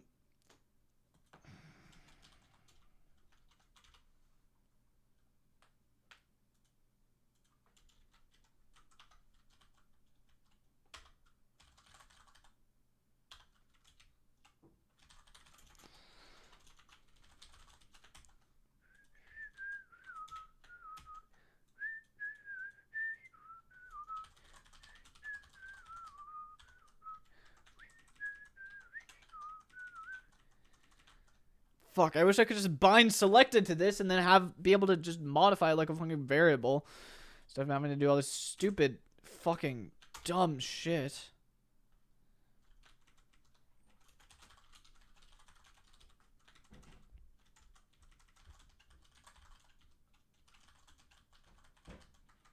It's so messy and disgusting. React.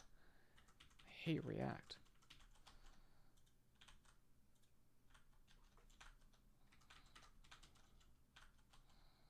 I wonder if someone can make a transpiler.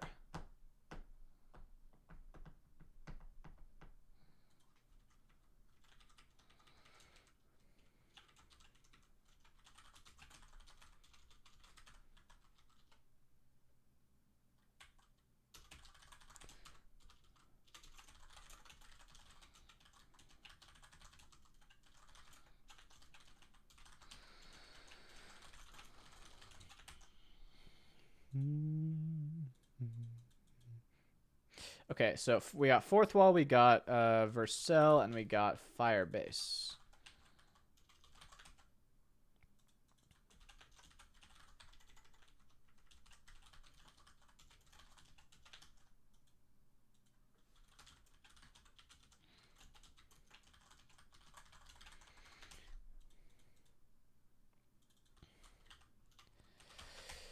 Okay.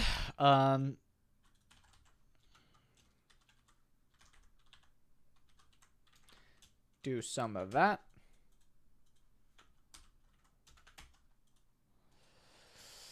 Okay. And now,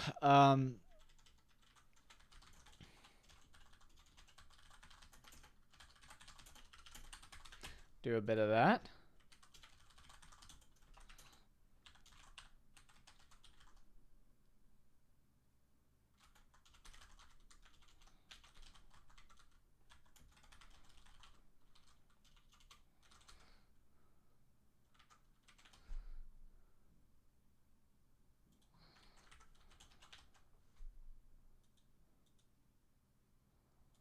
Okay, this thing is not big enough, is it?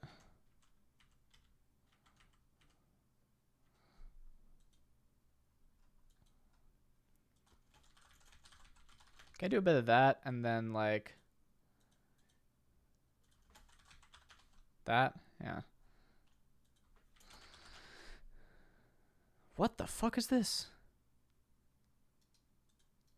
Why are they all... I know why this... I get it. I get it. I get it.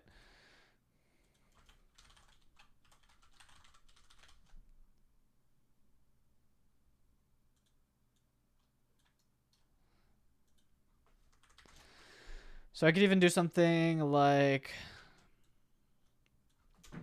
this.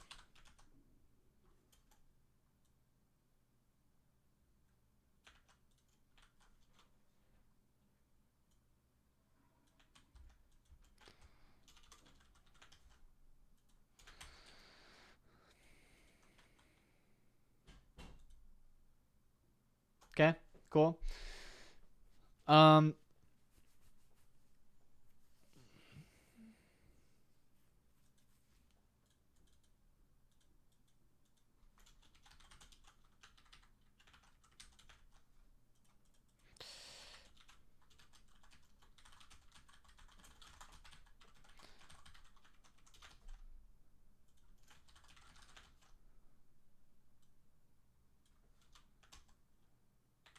Okay.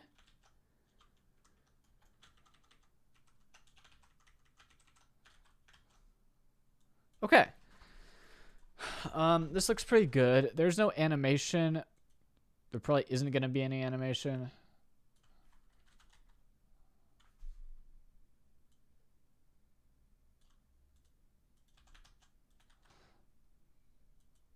I don't really want to deal with that.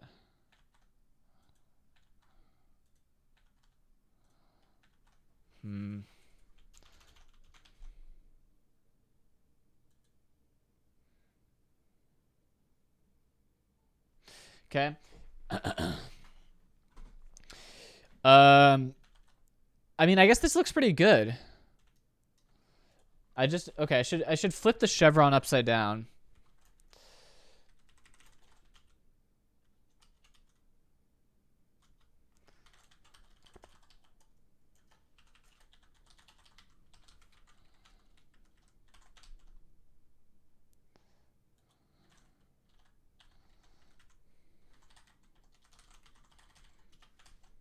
So something a bit like that.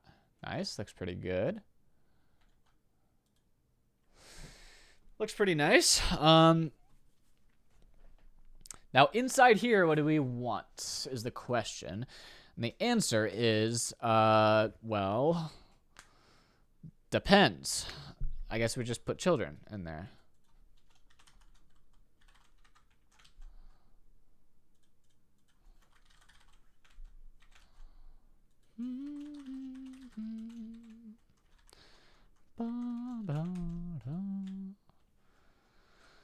Okay, so for fourth wall, we need a shop ID.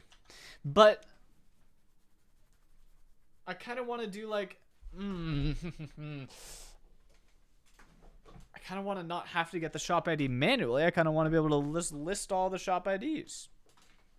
Oscar does programming. Thank you for the 2 months of tier 1. Appreciate that.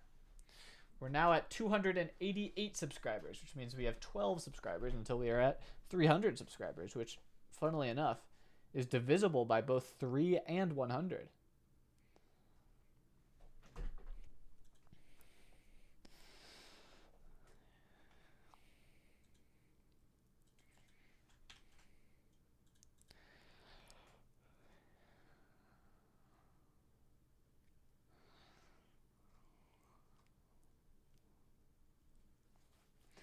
Okay.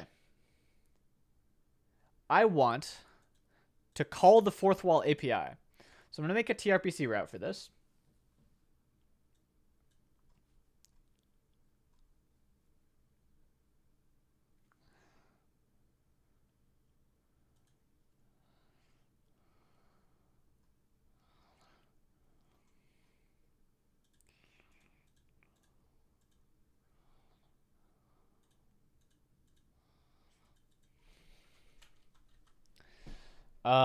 So I guess we'll make like a fourth wall router. And we'll make a different router for all of our things. Because we are going to need to call more stuff on them later, so I think it makes sense to separate them out now.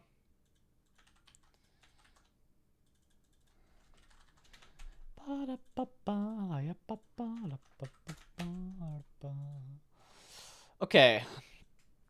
So fourth wall router. Let's query. I want to query stores, I guess, or shops. Do they call them? Shops. I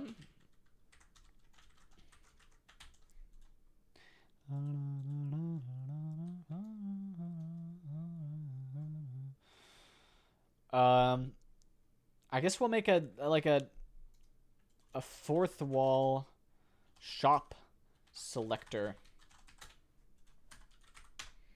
Good name, Otto.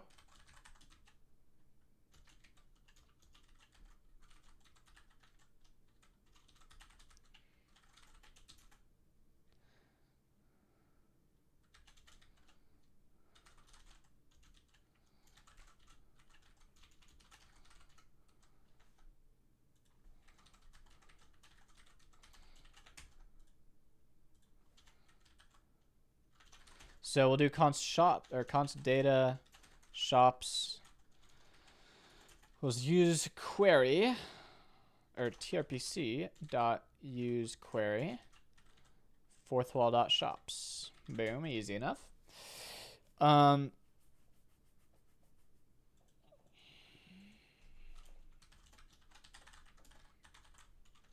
Just do a little return select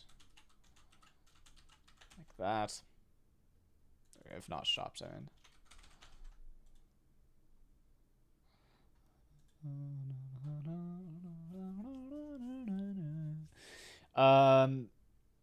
Yeah, so then we'll just put a fourth wall shop selector right there.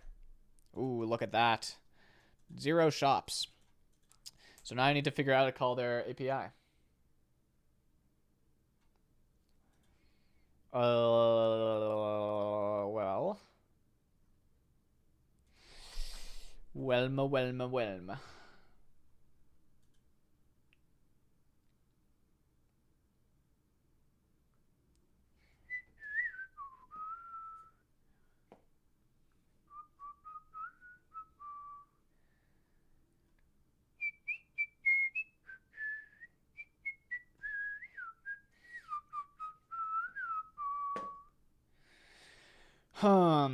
Do I have... I mean, I do have access to their API Swagger docs, don't I?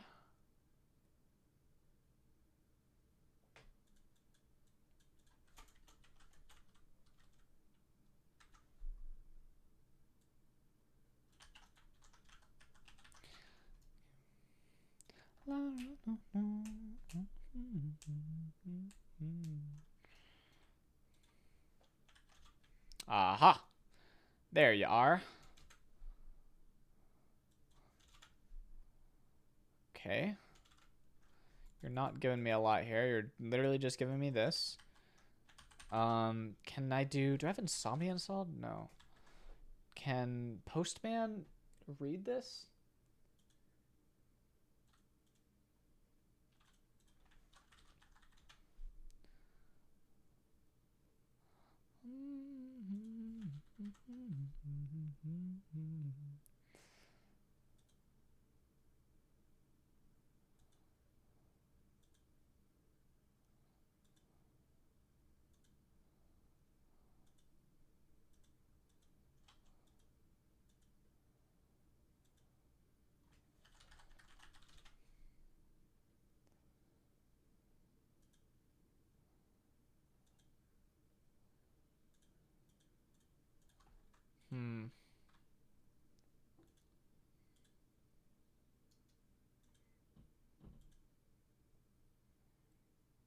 I don't think it can.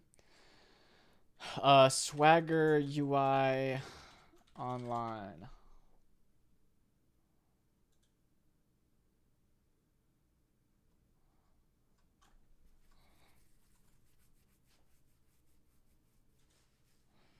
Aha. Boom. Yes. Aha. Wow, this is laggy. No, I'm not trying to query a tRPC route with Postman, obviously.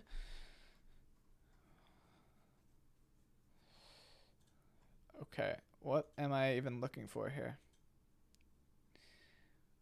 Not that, not that, not that. Shops. API.shops. Fetches all shops. Try it out. Go.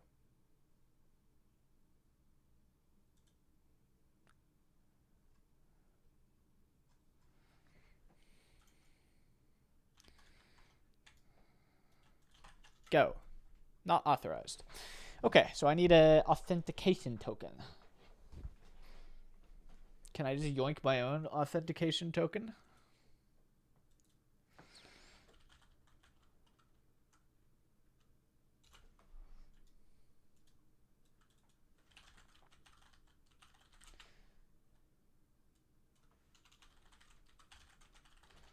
Admin dashboard. Here we are. Sign in. Well, the fact that I have to sign in isn't very promising because that means that...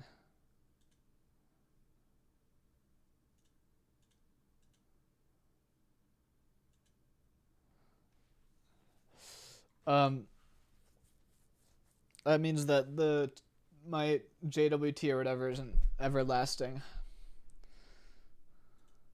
I mean, I could just ask them.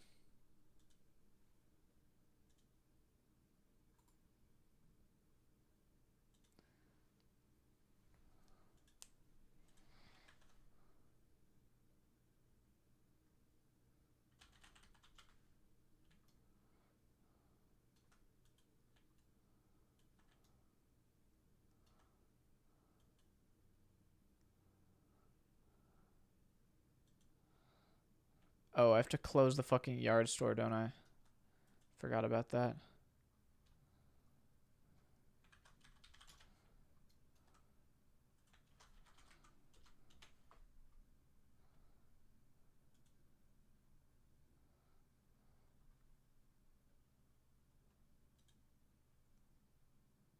Nutlope, thank you for the tier 1.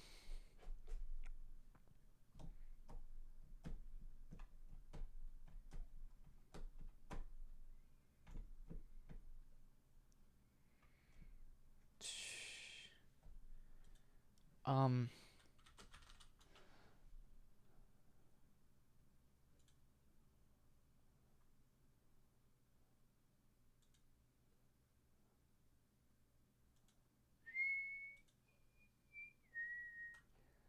there really isn't a fucking closing stores. It's not possible. I mean, I guess.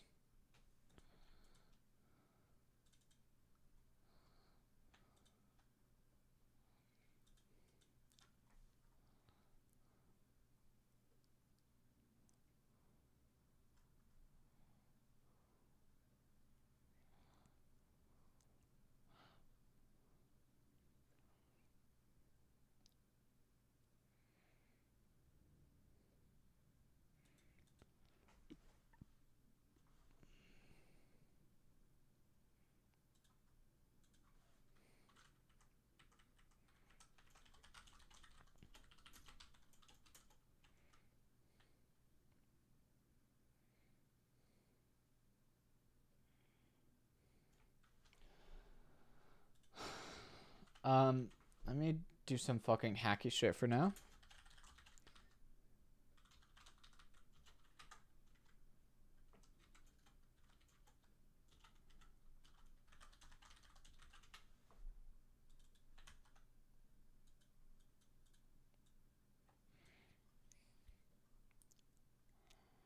Actually, how long is 1 year in milliseconds? Lots.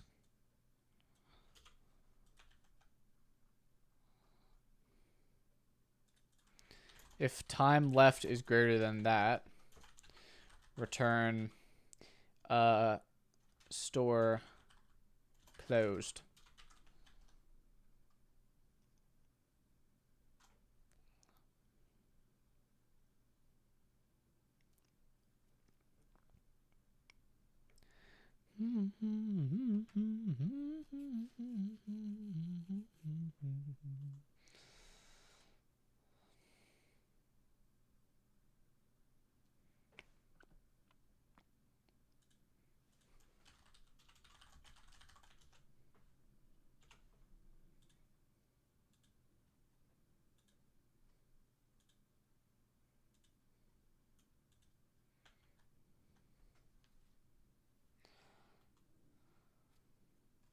Okay, hopefully that works.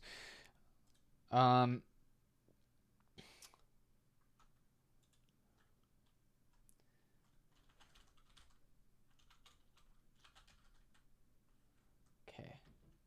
I will tactically DM this person because they are online right now. And if I'm lucky, they'll just respond instantly.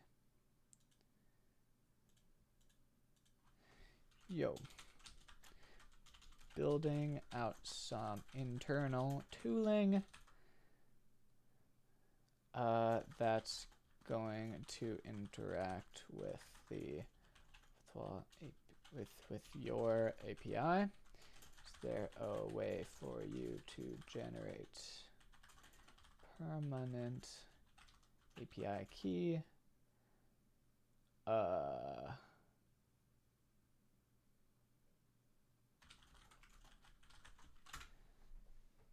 Okay, we'll see if they respond.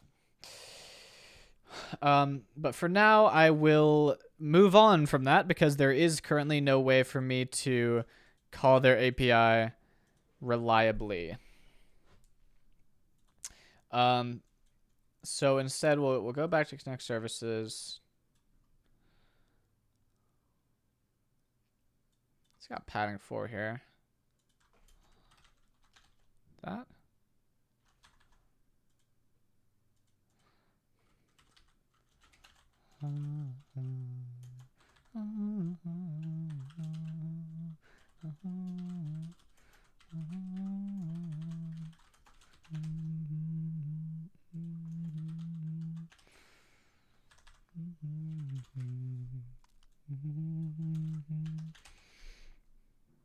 This doesn't want to be white. This wants to be like slate 500.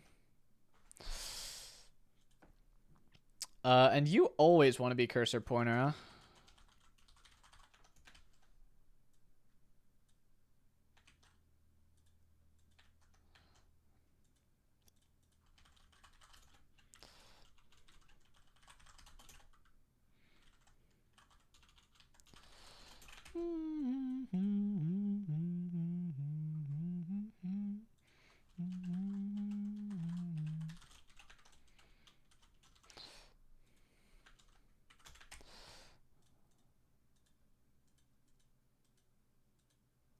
Okay, I need to get rid of some of this stuff when it's not selected, right?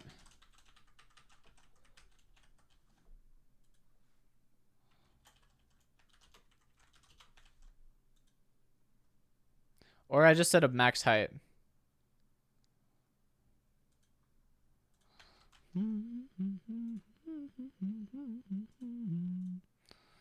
24 pixels? Or 24 pixels.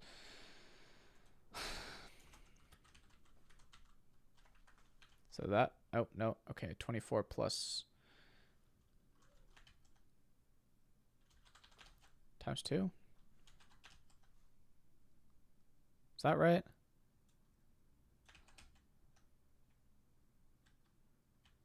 Yes.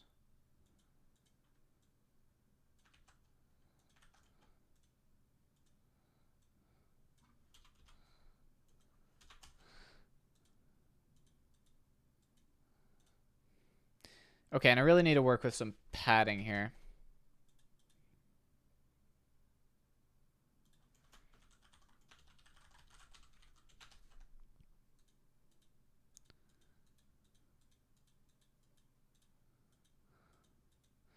Yeah, see how I can't click right here? It feels like you should be able to, but you cannot. So we'll do a bit of TB4. Does that work? Seems like it. I feel like I should put... I feel like I should do this.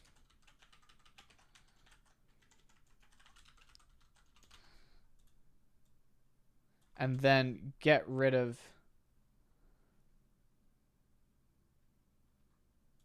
Oh, no leaks.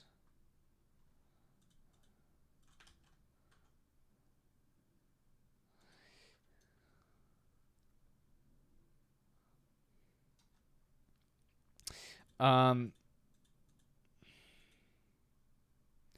then I want to do... Get rid of this P4. And now it looks weird, but not when I do this. And now I can click the whole thing. But now that's weird. So I want to do MX4 here, except that makes it fuck up. So instead, we do this, and then move that into here. But I don't want this padding top 4, so I need MT minus 4. And then MB4. There we go. Clean. Clean, clean.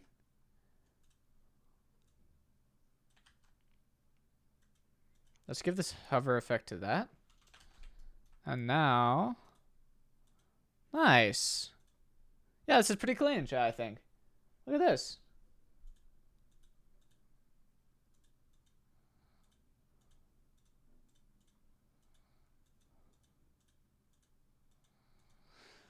All right.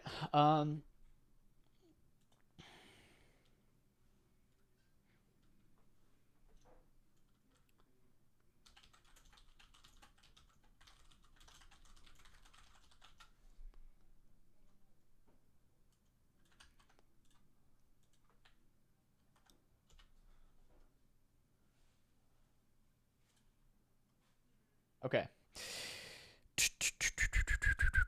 So we're not doing we're not doing fourth wall right now because they require an API key that I don't have, asking them to generate it for me. So let's move to Vercel, and I know that Vercel I can generate an API key for.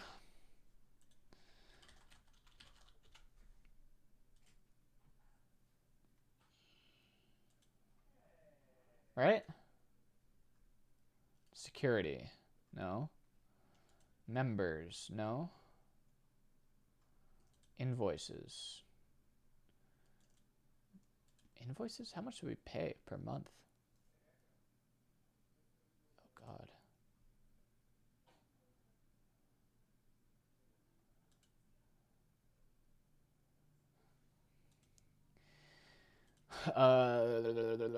Team avatar. Team ID. Oh, let me upload a team avatar. I got that. Fuck, how do I... No, how do I open the dev tools in Slack?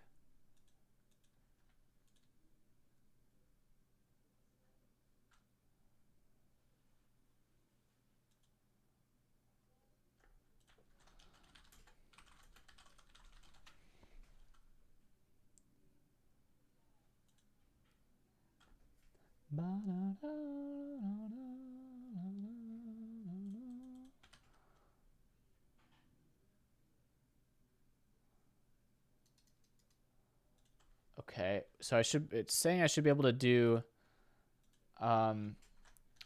Slack developer menu equals true as an environment variable. Does that work? Oh, it does. Very cool. So now we just inspect element. No, inspect element on the thing.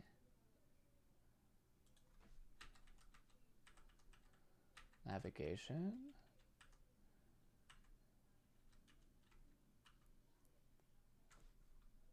Aha. Gotcha now.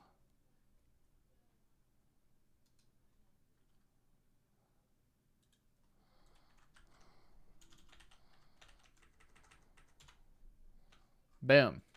Save. Mogul. Mogi.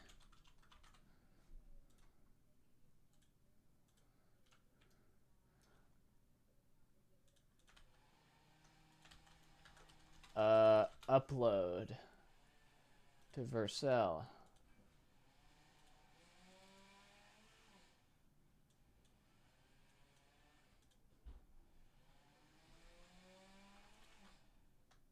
Okay. Okay, but that's not even what I was doing. I was trying to look for the API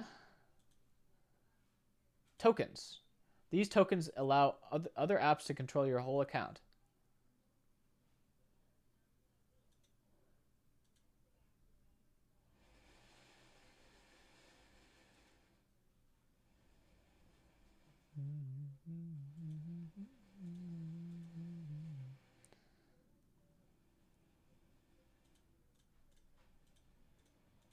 Let me sign out of all these.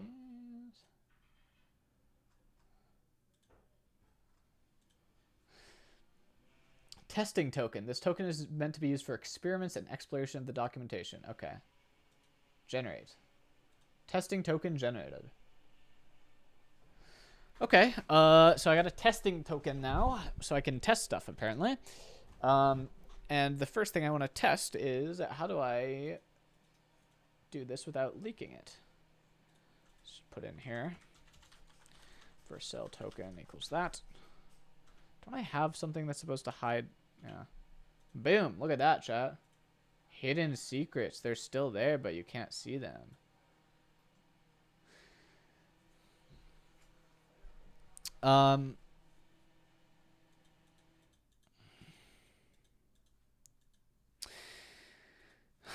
So I want to, so I want to connect this to a Vercel project, right? Because I want to like display statuses on that project, I guess.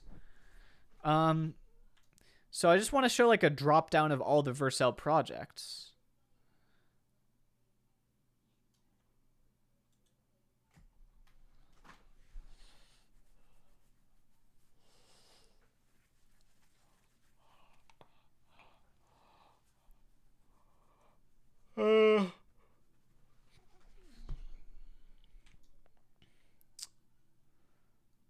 So let's make a new thing. Call it Vercel Project Selector.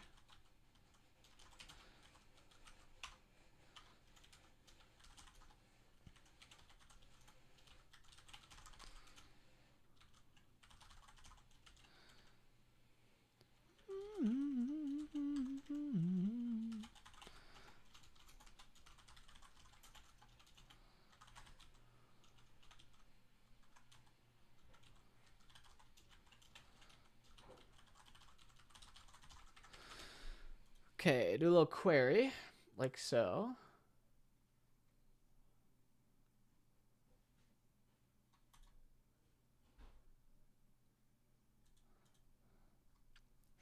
Make a little new router.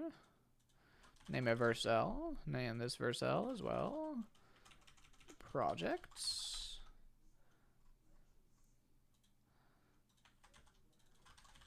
Vercel.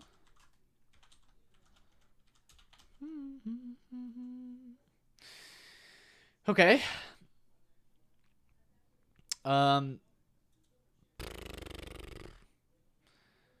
Okay, so this should just return an empty thing. What if I return like yo test? And then I have to put the Vercel project selector right here.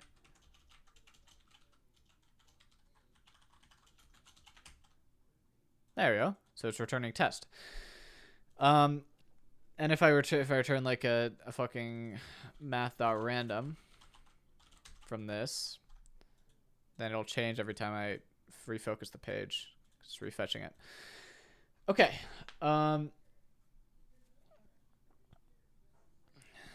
So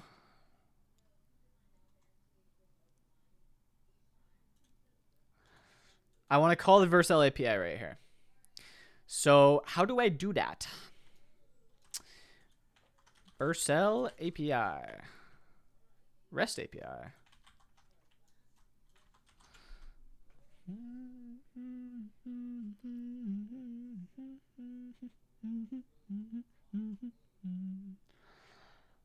Projects.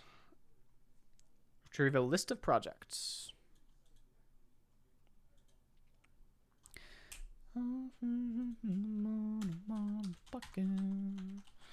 Okay, so I can do something like this. Should be super easy. Just do const res equals await fetch.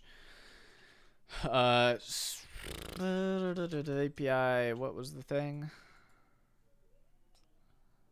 .vercel.com/v9/projects.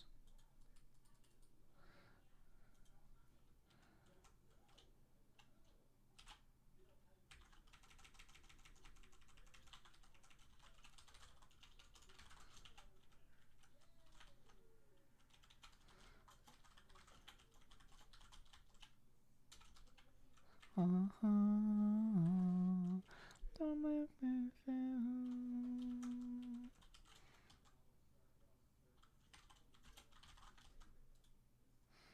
Okay. So I want to do team ID is the mogul team. I don't know what that is. How do I retrieve that? Is it? Oh, I can probably just do mogul merch like that.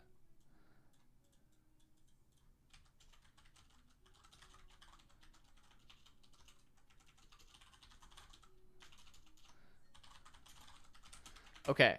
Now, hopefully this doesn't leak anything. Let me just do this like that. Oh.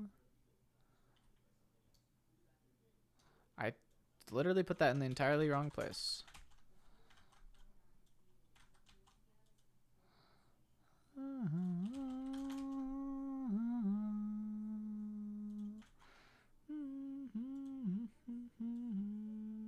Okay, so we're missing an authentication token. I'm fully aware of that now. Headers, authorization, bearer, and then process.env dot, and I have the thing here. What is it called? Vercel token.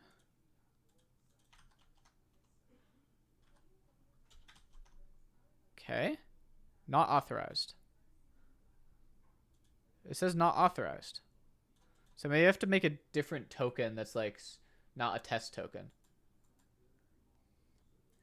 If I had my life scared of dying, would it ever any other life? I get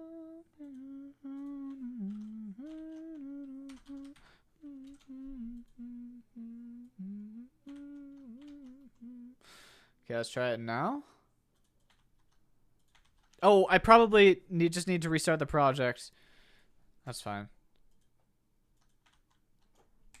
Because I don't think the environment variable loaded.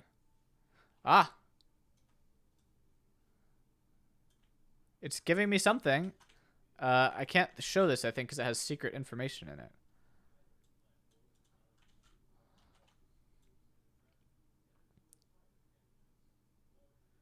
But this is exactly what I want. Actually, it's encrypted. So I think we're good, even. I'm not sure how it gets decrypted.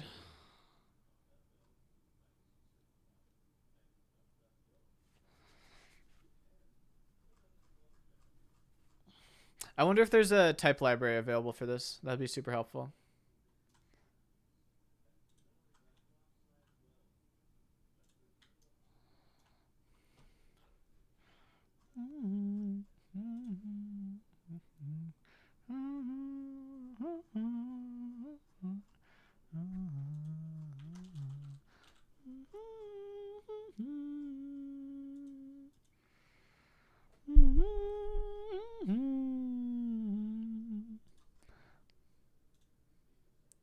REST API. Is there like a fucking SDK?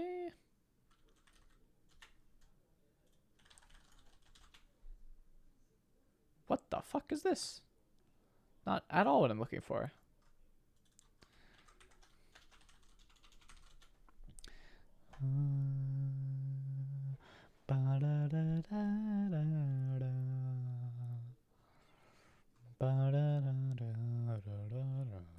What is Depop? Demonstration of proof of possession.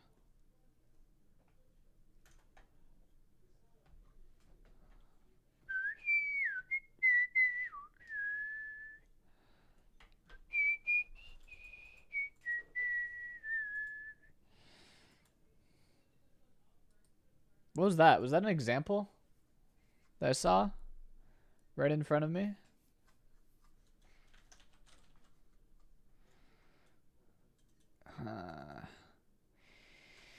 Yeah, so it's like not... Yeah, fuck.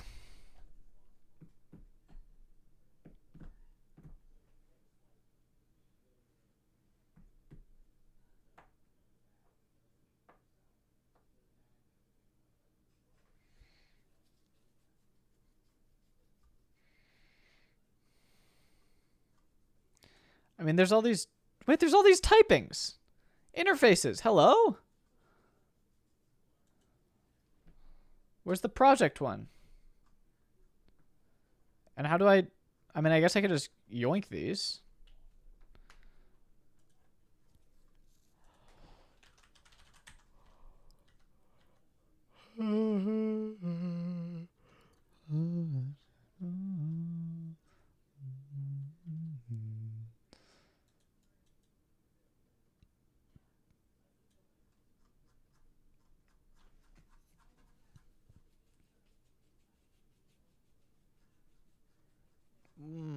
Cringe, you are. Oh. Bad documentation you have.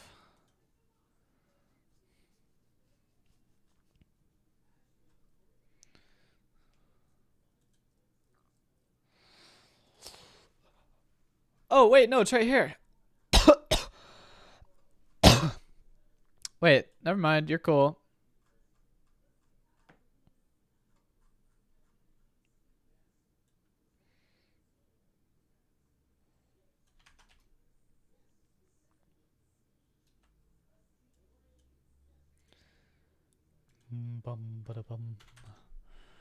Okay, lots of things that we don't have access to.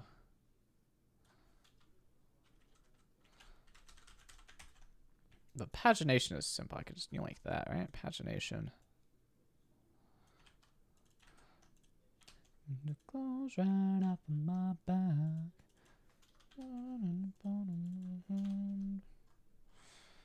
Okay, this is a lot of just fucking code there.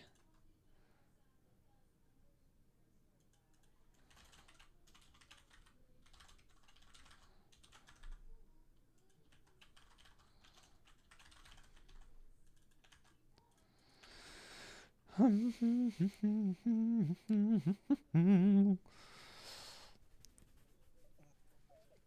right, so we got this shit here. Well, we got const project equals.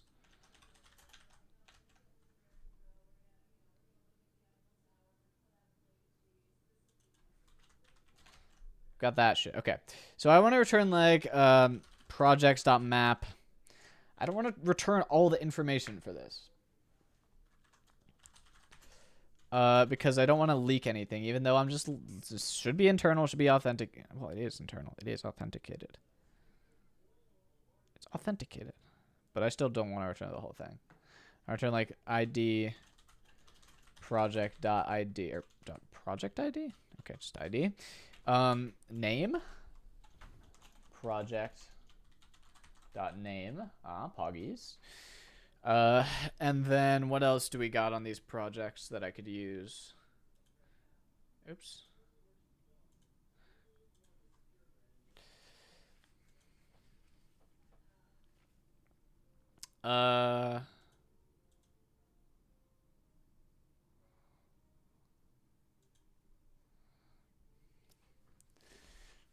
Latest deployments. That's interesting.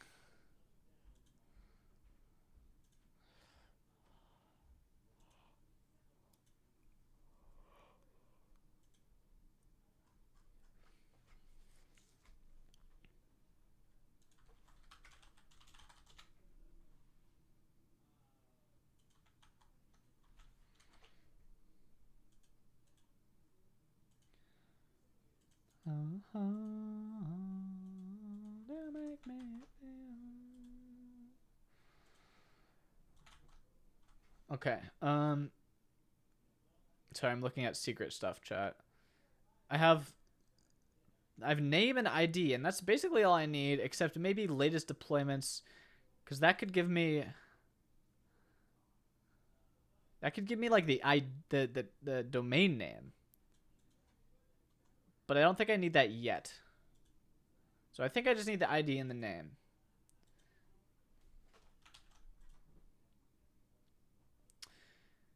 Okay. So now if I go to the Vercel project selector, no leaks. Okay, this is good. This is good. Except still no leaks. Let me do...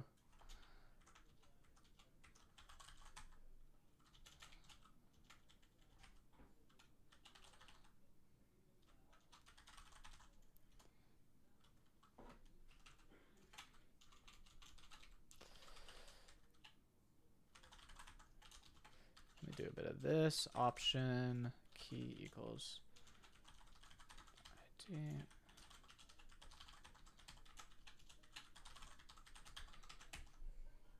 Then this might be the last time. And there we are. There's a list of all the projects, and it looks fucking ugly because I'm using the default dropdown and I haven't styled it at all. So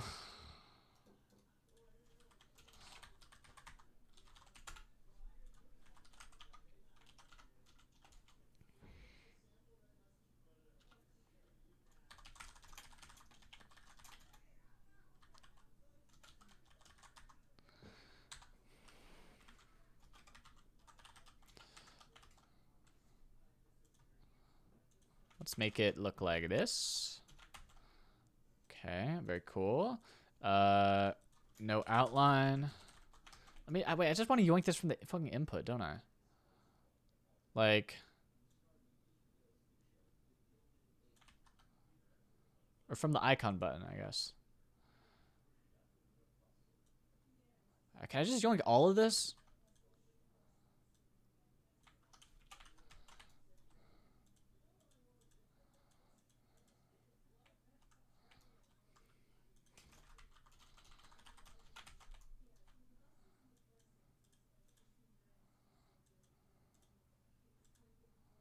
Let's give it cursor pointer.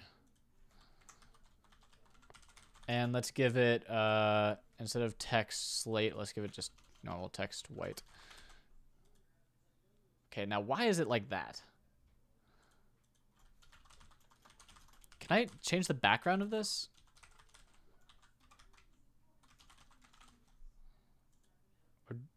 Or what?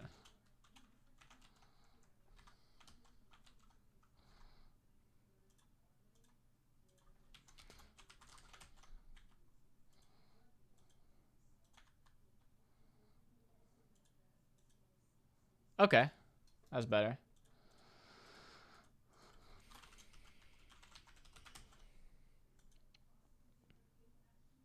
So now I can select all of the projects in Vercel. And yeah, I mean, that's cool, I guess.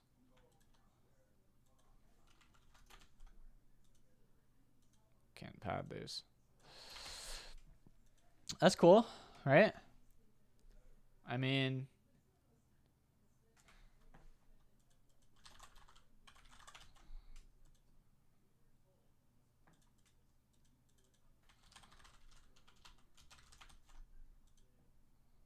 okay.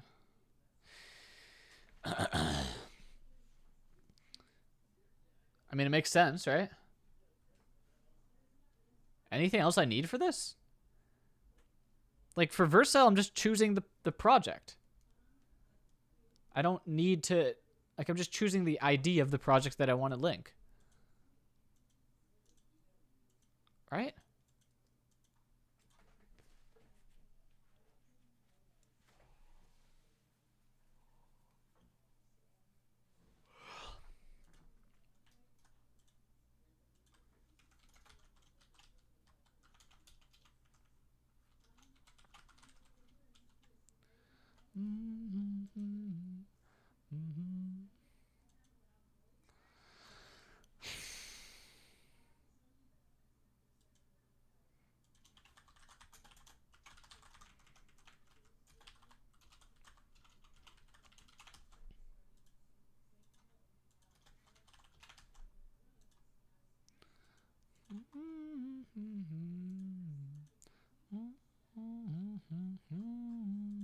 All right, so now I want to assign a value to it, all right? Or can I just...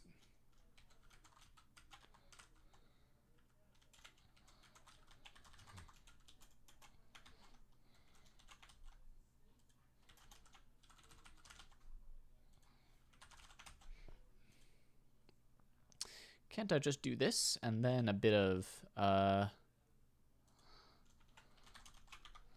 for cell ID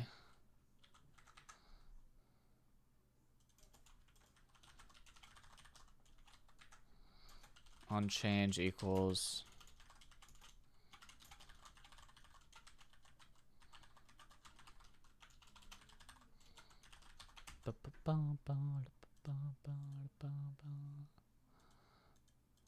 okay. I think that's good. All right, so what's next?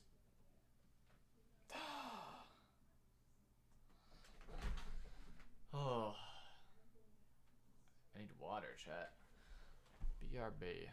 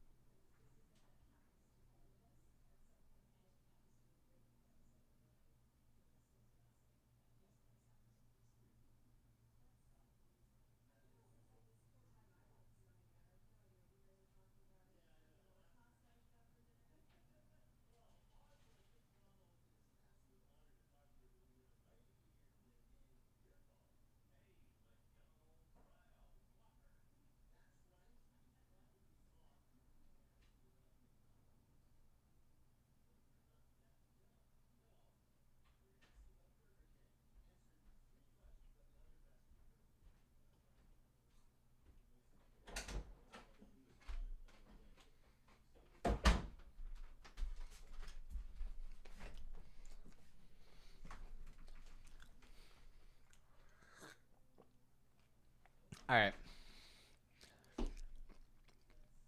Water obtained. I'm gonna do a little bit of a fucking label thingy here, maybe.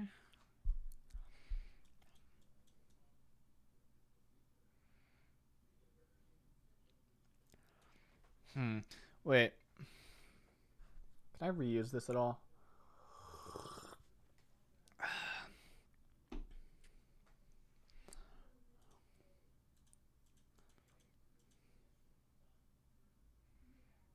Eh.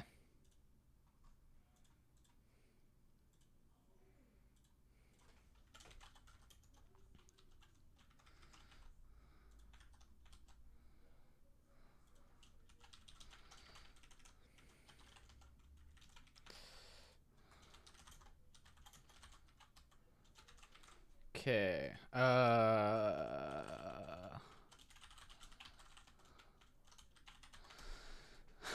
right. Attach the ID here, and then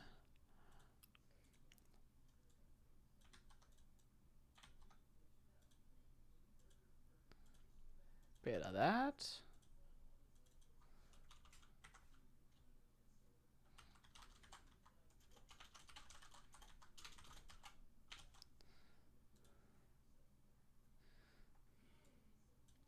Okay, I don't really need this select a project thing then. I just do select a project. Okay, cool. This is cool. Now, I think. Is there anything else? Again, is there anything else I need in this Vercel box?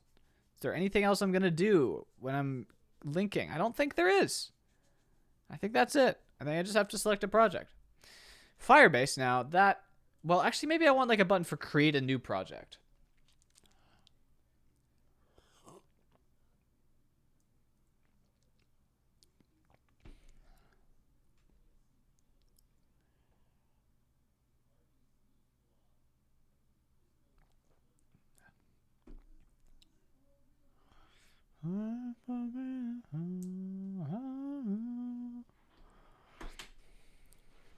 Yeah, actually, that would be super helpful, I think.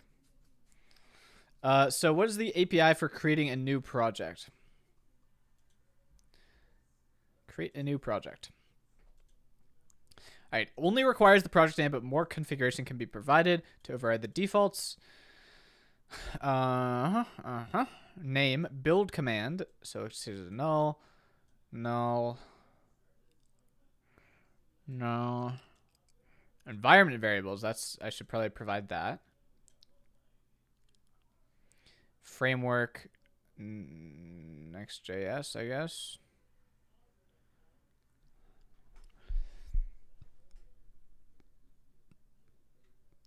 Yeah, okay. Next.js. Git repository. Okay, I do need that, I guess.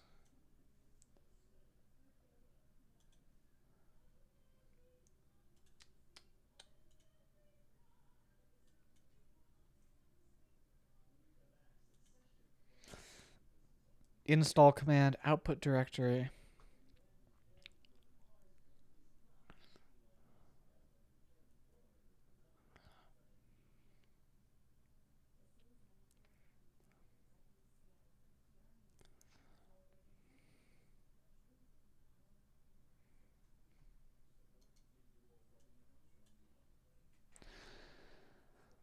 Yeah, the Geneki Golden for the 18 months of Prime. That's a lot of months.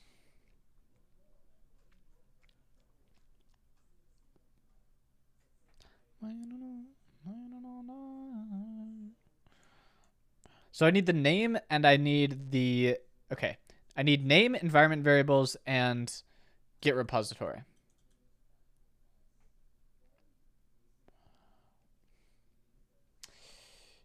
So I need the Git repository to exist.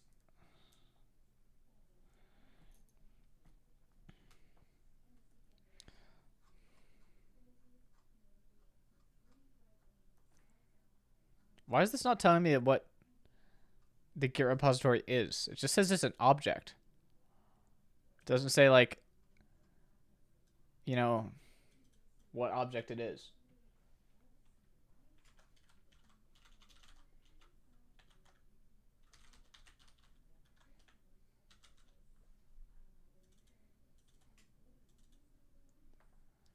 Ah.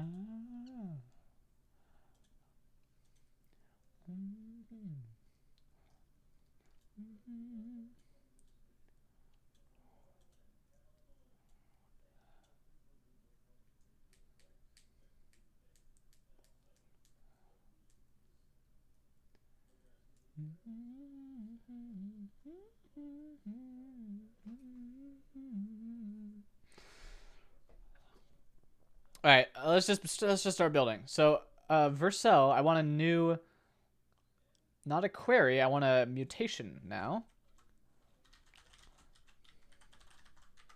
Create. The input is a z.object, right? And this needs a name. And it needs a env, which is a z.array of z.objects. With each object having a key and a value.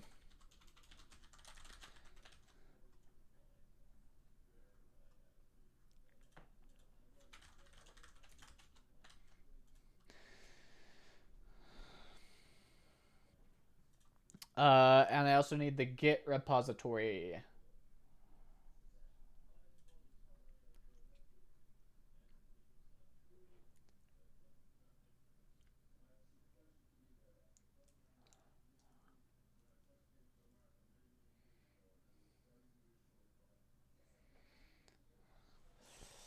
Now, here's a thing. Here's the thing. What if I make the GitHub repository? I can do that as well. Right? And what if I initialize the repository with a template?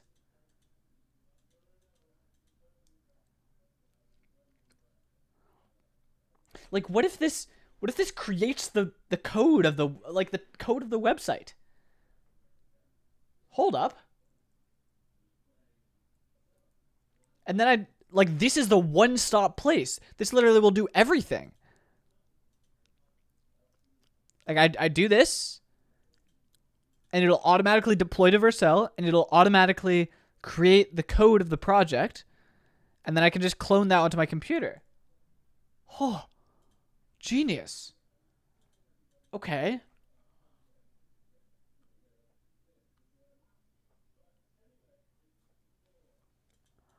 So how do I do that?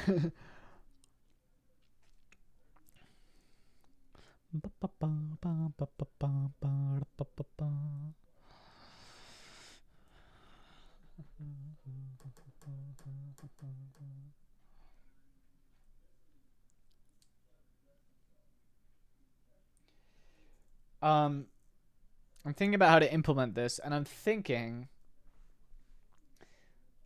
that I want to do something like, oops. I want to do something like, I have the, so here's what I could do. I could either do this client side or server side. Basically, when you press the big next button that doesn't exist yet, that's going to be on this page, it's going to be like, it's going to be like, okay, it's going to make an API call to GitHub, and then make one to Vercel, and then make one to Fourth Wall if needed, and then make one to Firebase from the browser. So 4 different TRPC endpoints. Or it could be one TRPC endpoint, but I don't know if there's something for like streaming. Like with subscriptions.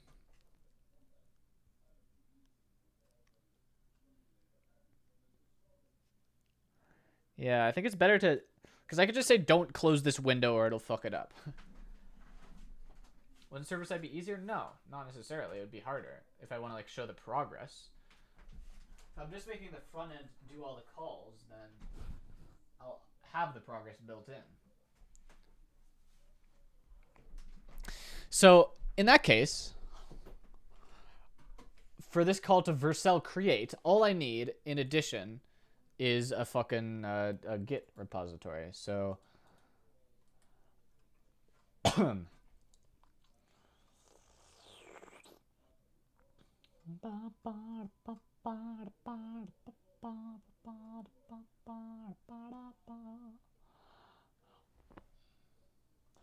so I think Git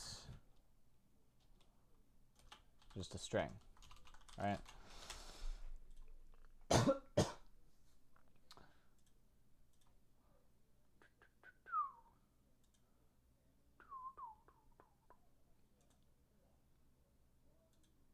Oh, hold. Oh, yes.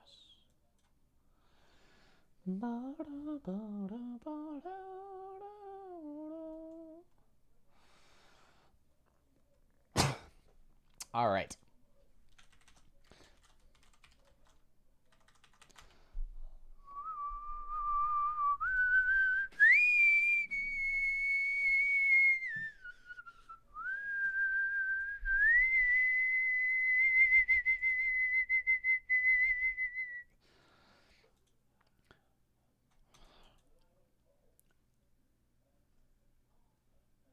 Okay.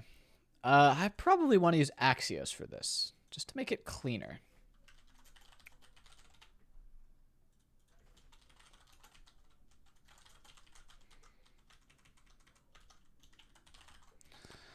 A part of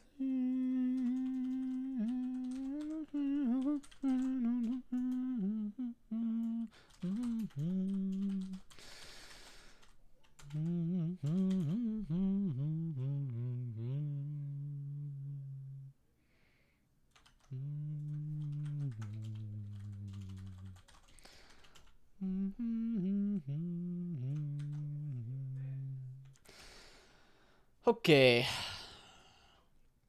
There's our little client here. Now we just do a bit of a, instead of this, we do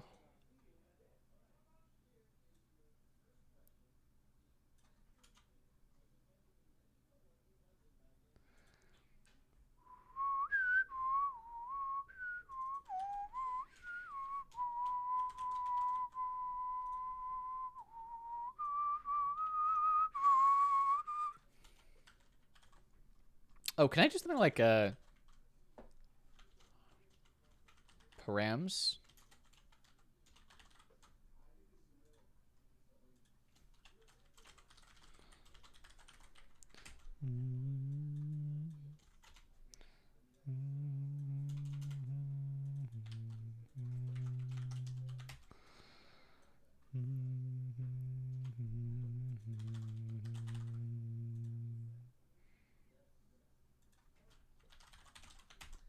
Boom. All right, that's a lot cleaner. Look at that code. Look how clean that code is now. Cool. So now what I can do down here is I'll do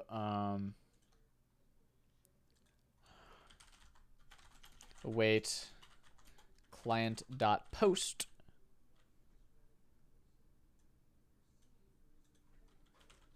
/ projects. And here's the data that I need to date.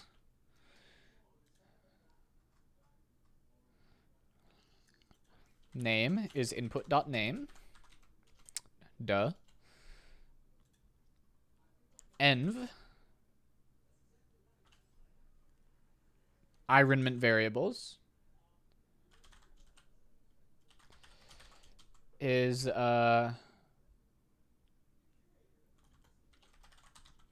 object.entries input.env.map key value goes to key value type encrypted target production preview development.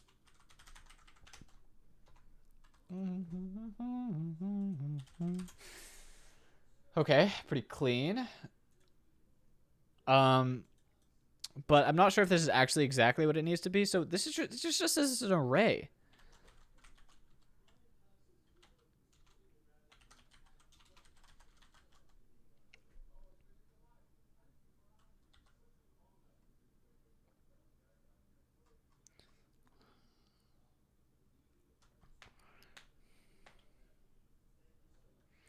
I assume this is all I need.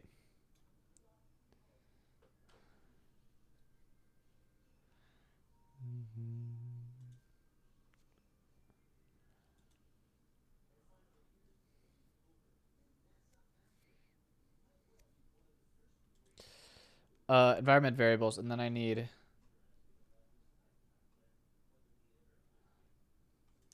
framework Next.js, Git repository,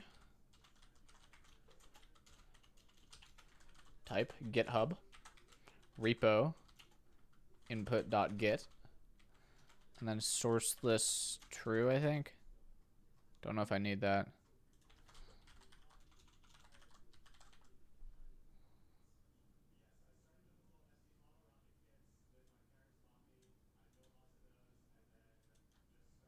Oh, maybe. Fuck. Give me some more information.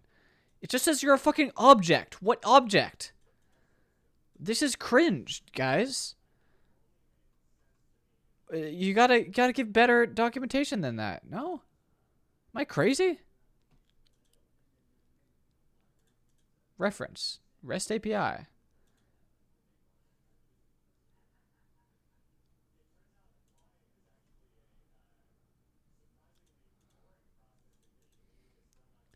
String. Is there anything here that's like, yo, this is what a Git repository is?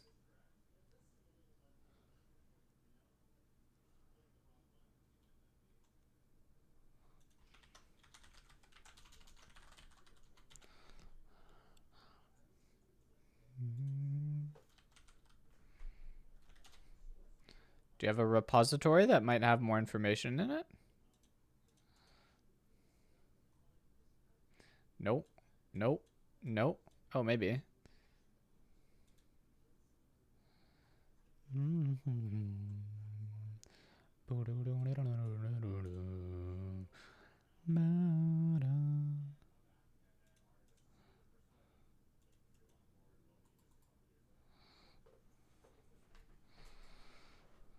Ugh.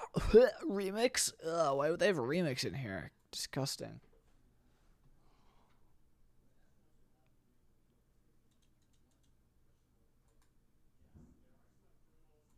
I don't see documentation in here.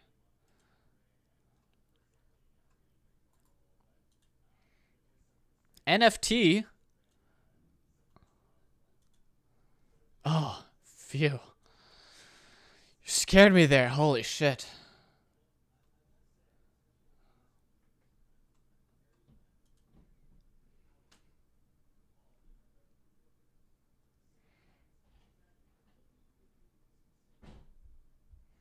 A serverless virtual reality e-commerce experience powered by Vercel. What the fuck is this?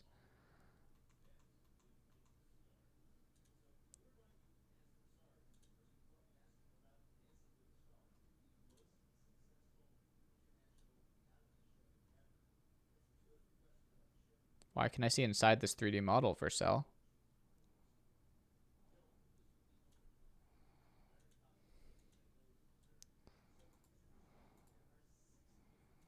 Okay, this is not as cool as I thought it would be.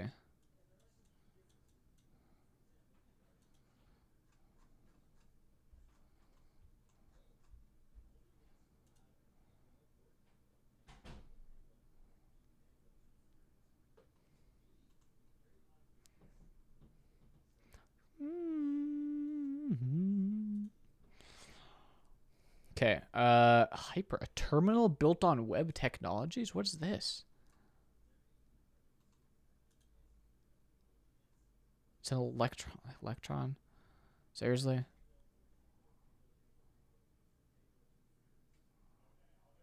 Okay, what's cool about it, though?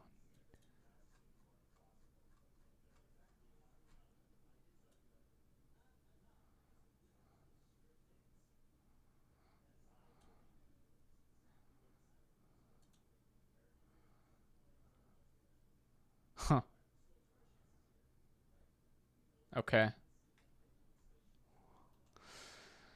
Um, serve, static file serving and directory listing, package fetch, title, a service for capitalizing your title properly. What the fuck?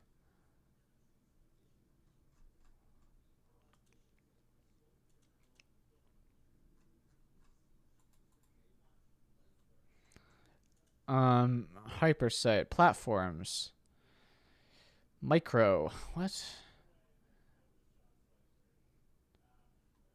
Where's the API documentation in here?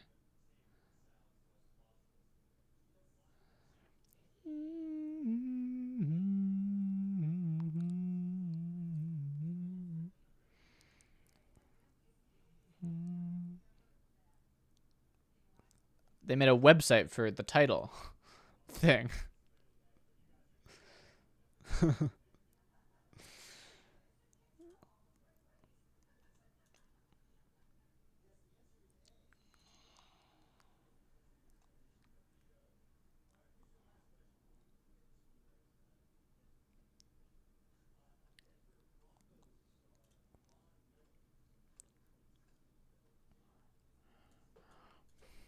um, API. It's got to be in here, right?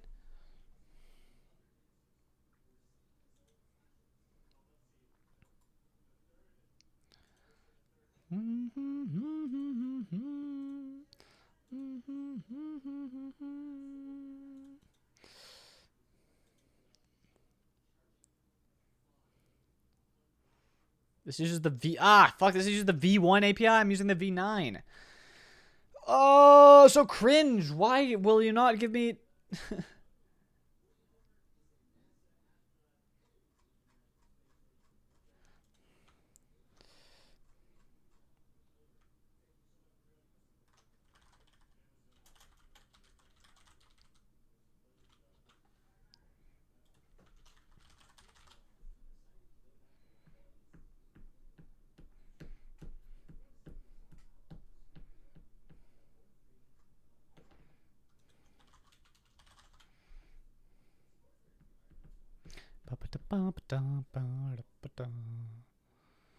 Okay, here's the secret strategy that we'll use. We will go to one of these things and then search for this. No, not finding it. Here, something like this. This has got to lead me directly to the thing. Vercel docs. Come on. Okay, we're going to resort to Google. Fuck, this is the only place on the internet that this exists.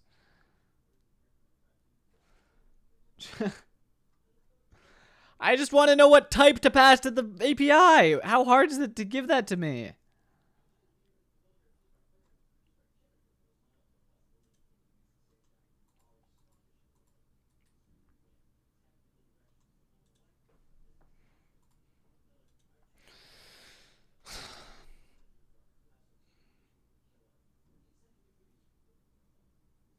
Tweet at them. I should.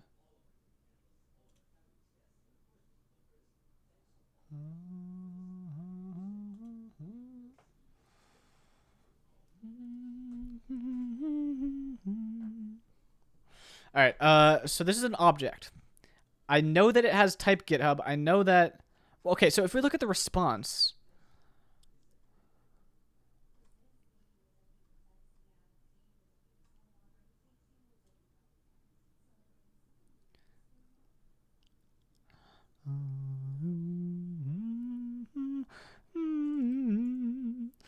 Git repository. Is there Git repository in here at all? Wait, what if I just search for Git repository? ACL action? Oh no, that's a permissions thing. Fuck. That's the only mention of it in the entire... Okay, fucking hell.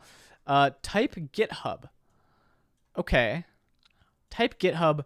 So do I do like org and then repo? Or is it just repo is the repo slash thing?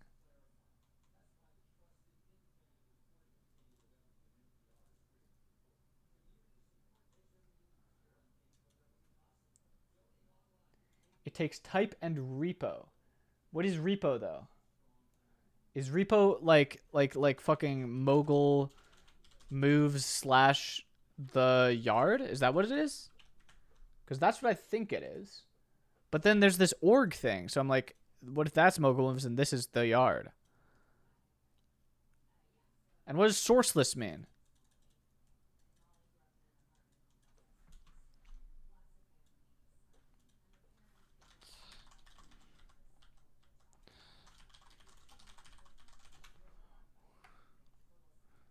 No, I'm not looking for serverless. I'm looking for... No. Thank you. The sourceless flag. More docs on this. What the fuck is it? Sourceless is a flag added in order to be able to run a node without source code. No, it's not. Wait, this is completely different. Okay, fuck. We're just going to leave that out. We're just going to do this. This is what we're going to do. If it doesn't work, then who cares?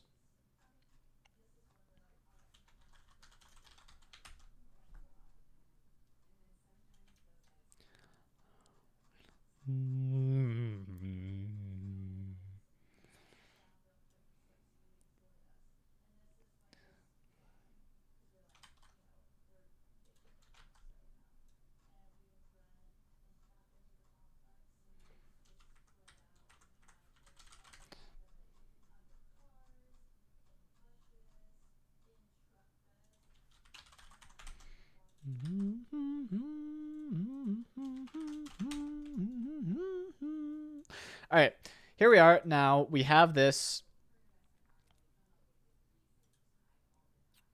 And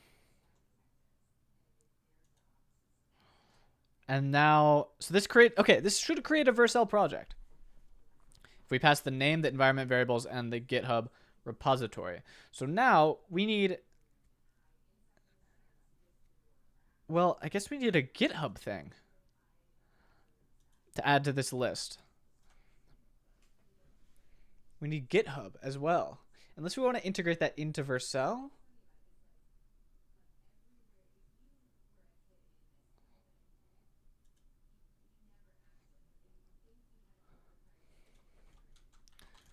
No, let's... Well, let me think here. What do we want to pass to the GitHub thing? Nothing. We don't want to configure... Well, maybe the name. Maybe the name of the repository is what we want to pass to the GitHub thing.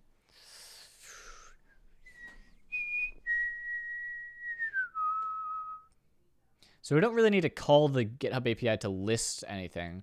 We just need to post to it to create a new repository somehow.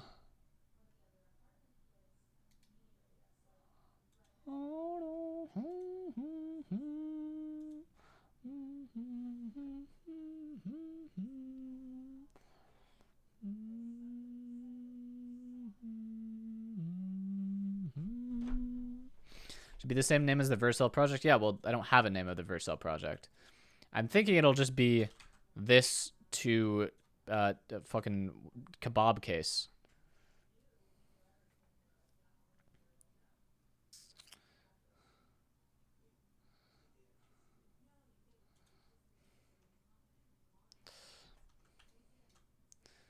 So yeah, let's move on.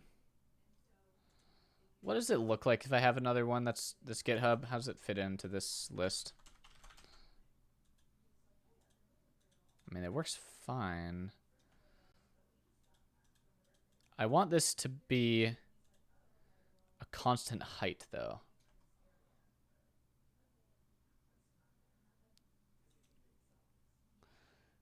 Let me go to this.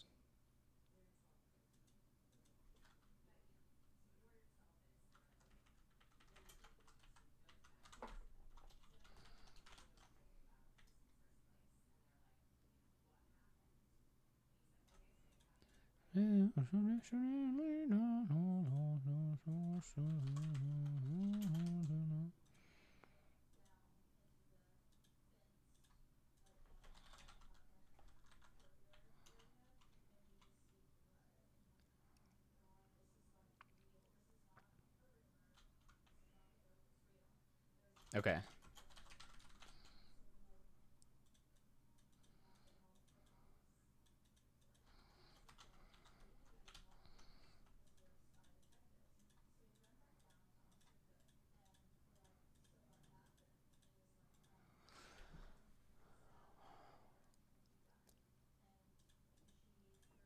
This looks pretty good, I think. Except actually I want to add a thing down here. A button. Next.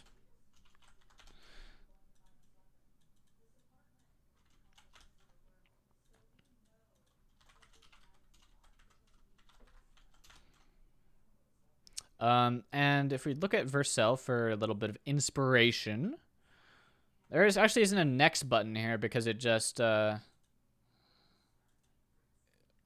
just click import and then it goes next.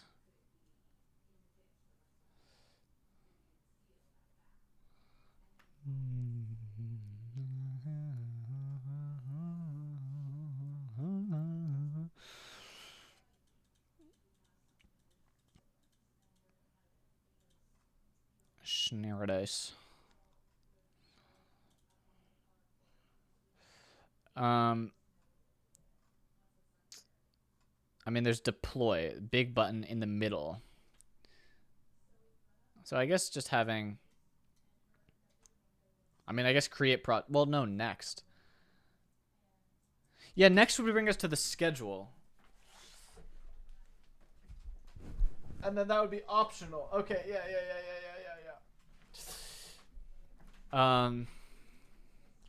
So we'll put this like add drop schedule.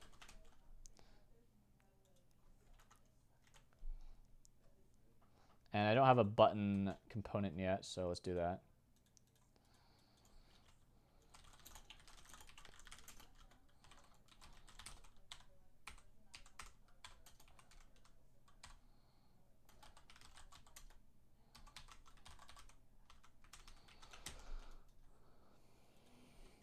Think of these thoughts as limitless there.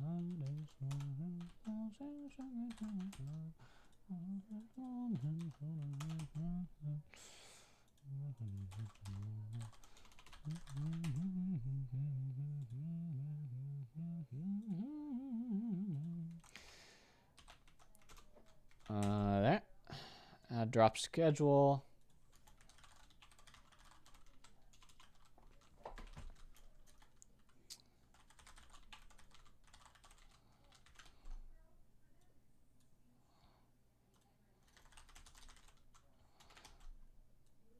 Okay, and do I want to do a ring on this? I think so.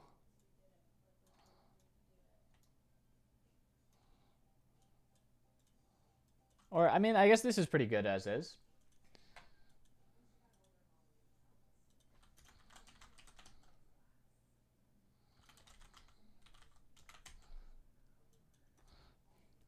Do I want to have like a little chevron right? Or like an arrow right? That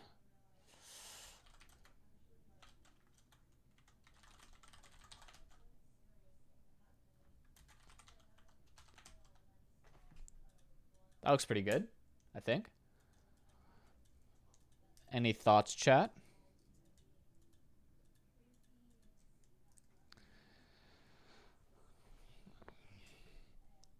Sometimes strikes my temples, though so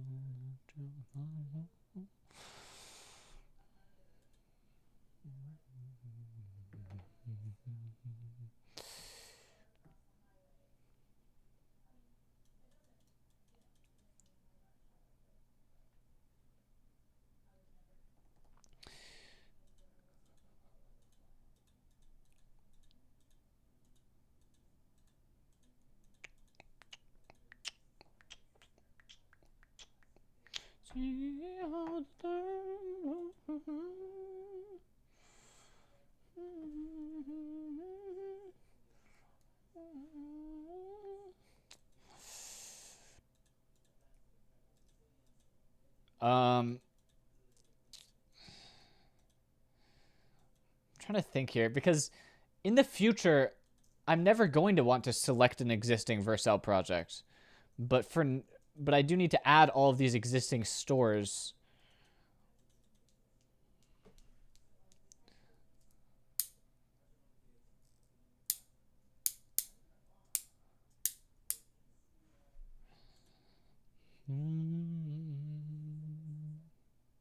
Looks weird that these are not even.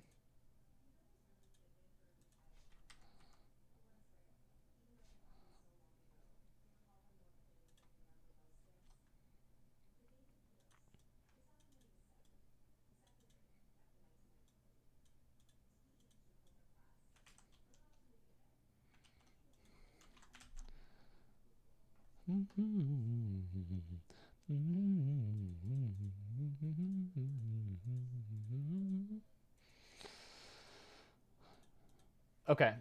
This looks good so far, I think. So I want to reorder these. I think GitHub goes first, and then Vercel, and then Fourth Wall, and then Firebase.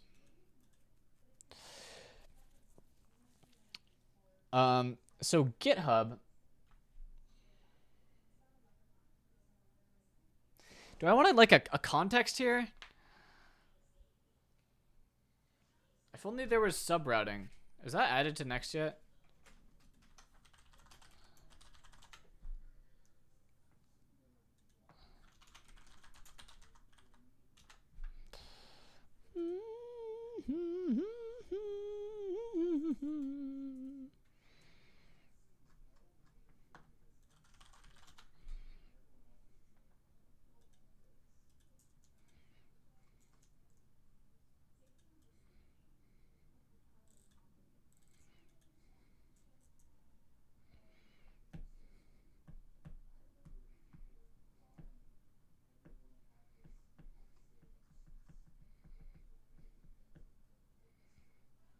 What is this?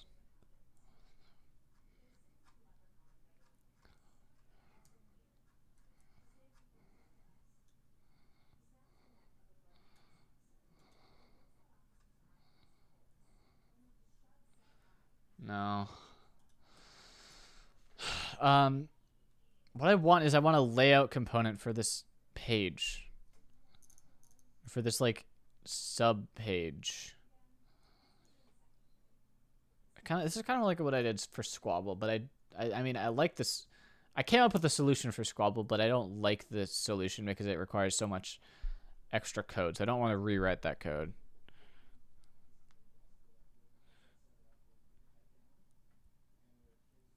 But what I want to be able to do is I want to be able to navigate back and forth between different pages.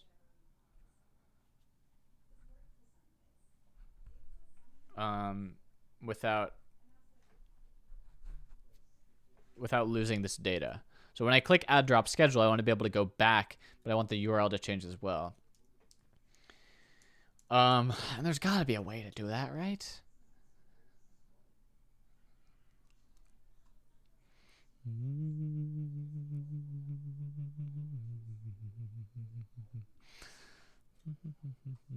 So I could put this in the app, I guess.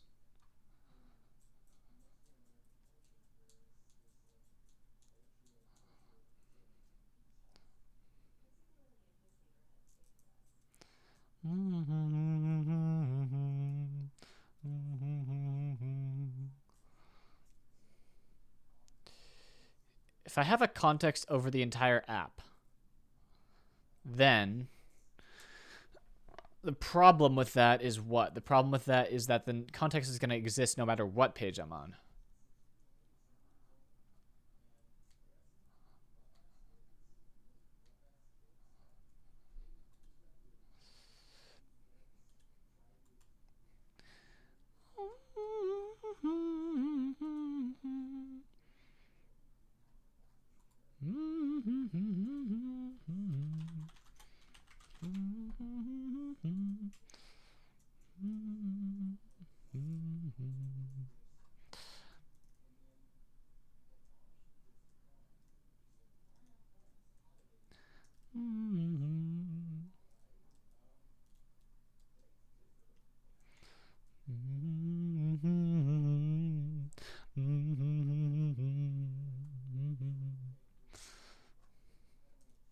Okay, I think this should work.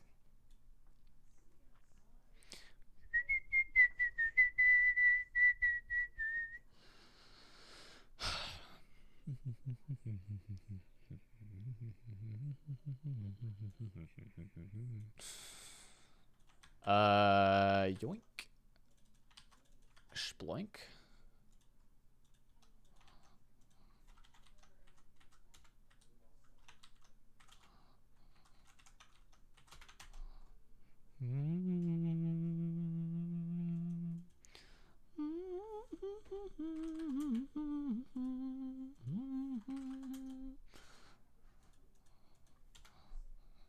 Okay.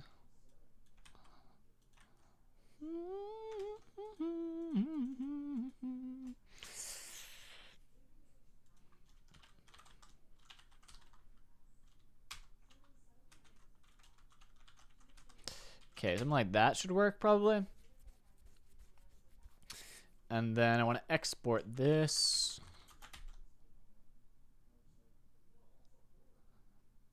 And then go to my pages, add a new folder, call it create index tsx. Move this all over here.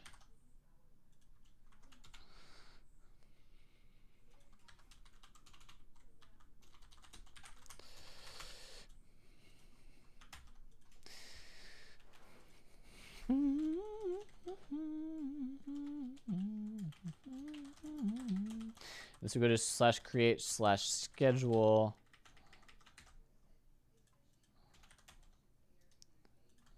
schedule.tsx.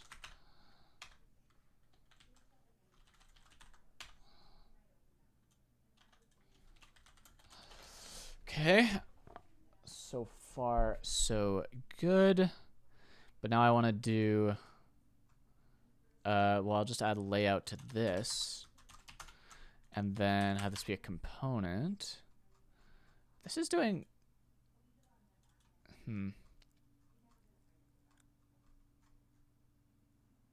yeah.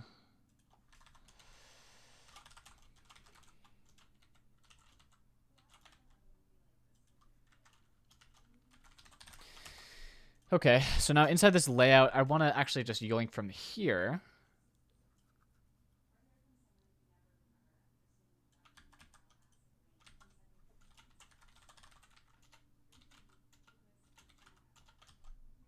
Like so.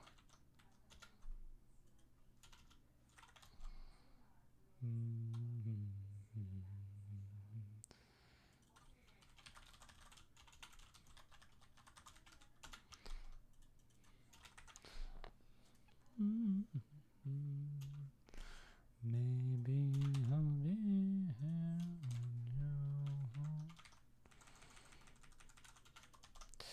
okay, and then I'll do initial config.get layout.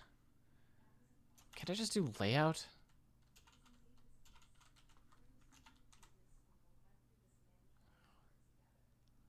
Can't I just make it a function component?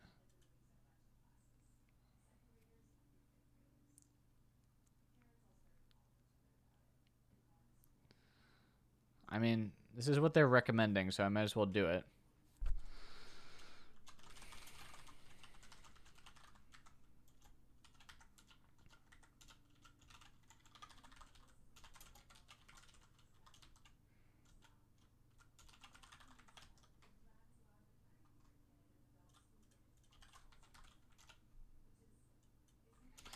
Okay, so far so good. Move this here.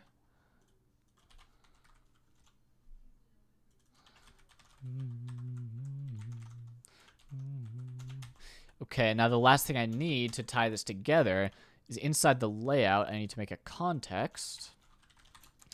Create context, to be exact. Okay, and this needs, like...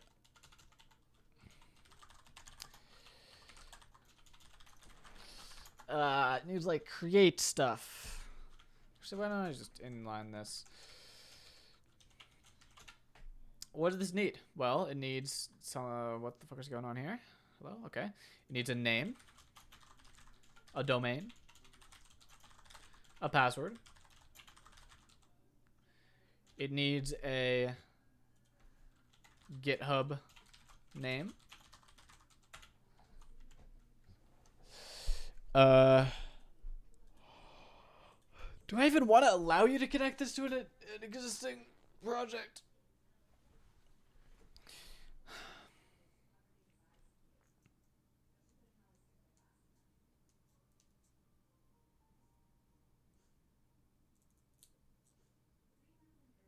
Not really. That just seems like extra work for me. I would have to... Yeah. Yeah, it just seems like extra work because if... I'm never going to use it... I'm not gonna, I'm just going to import everything once and then I don't have to write extra code that does it for me.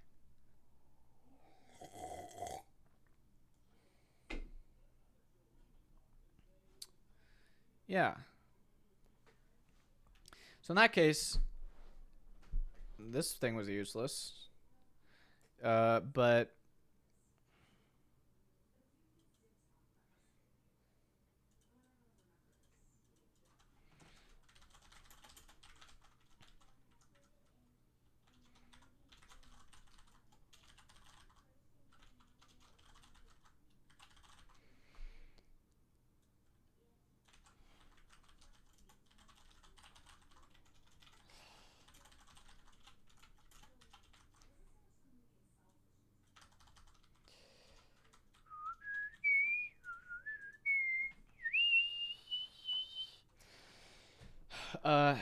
so GitHub name I do need, and but that's GitHub name is gonna be the same as Vercel name. It's the same format. It's like kebab case of the normal name. So GitHub name. What should I name this? Vercel. I could make a Vercel object with name inside it.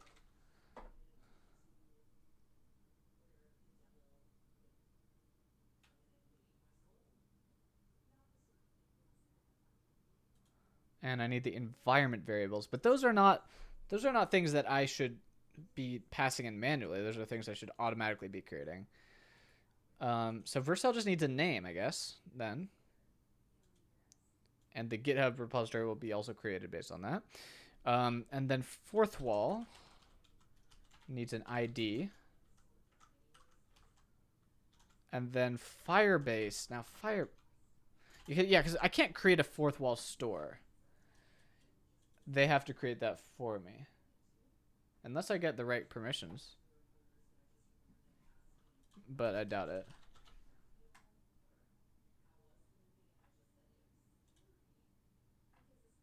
No response from them yet on the API key.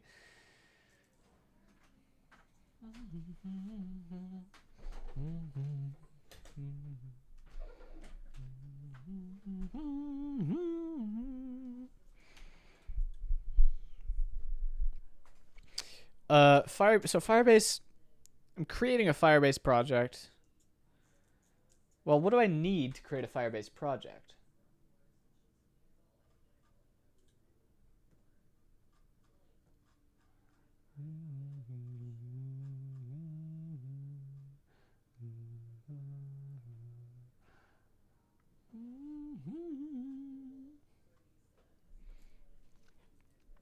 Probably just a name.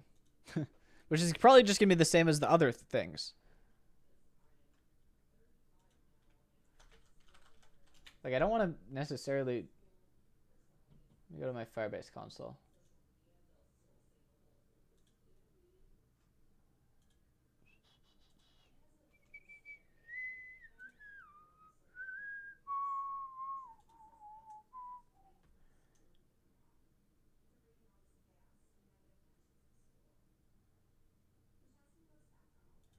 Add app. Web. App nickname. Yeah, I just need a fucking name. Although, the name can be, I believe... Yeah, the name can be uppercase. So, we don't even need a fucking Vercel name. We just need a kebab name. Or like a slug. Fourth wall, we still need an ID. And Firebase, we'll just use we'll just use this name, right?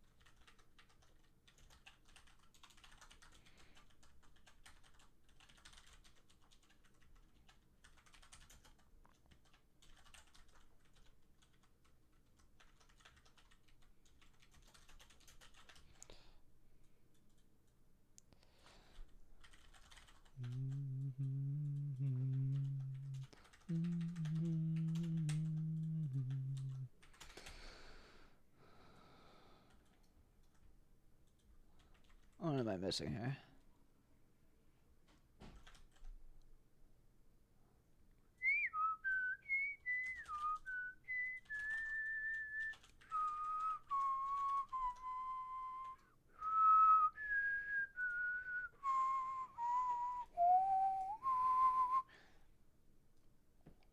All right, I think I also need the schedule.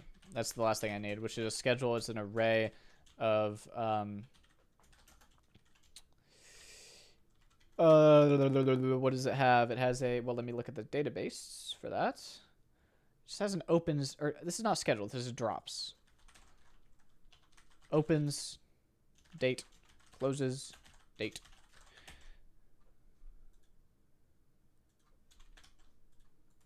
Right?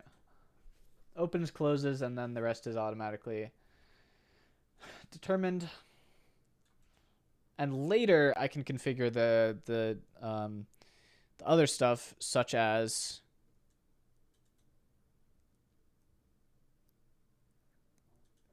SEO and CMS stuff.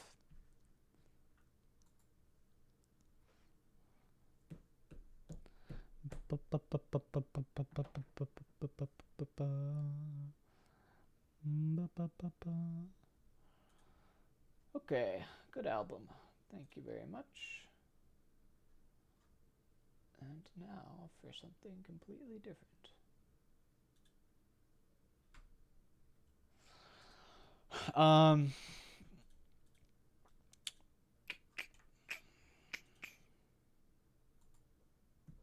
Okay, that works.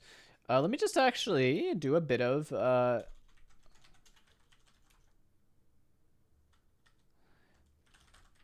use context, create context. Oh fuck, it's called create context, but the thing is called create context. It's gonna be confusing. No matter.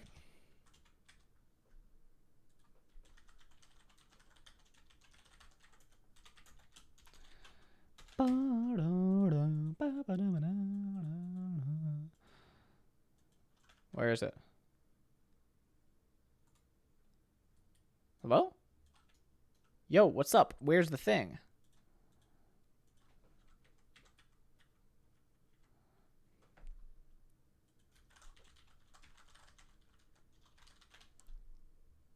Oh, what the fuck was that? It's weird. Okay, so there's the cause, the value. So if I go here and I start typing in stuff, I want this to save. So I should be able to do, don't need these states. Just need,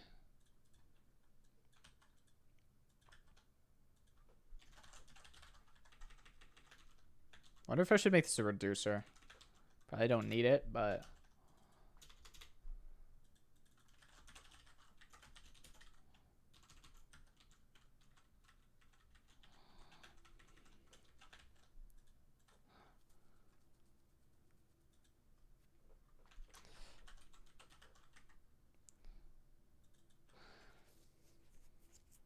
you'd use React hook form.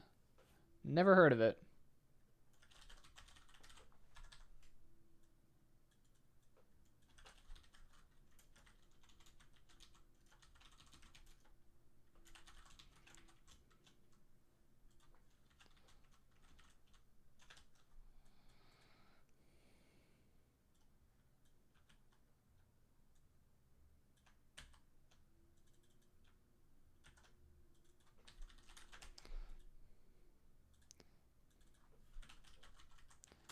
That wasn't an invitation to post a link to it. I'm not going to use it.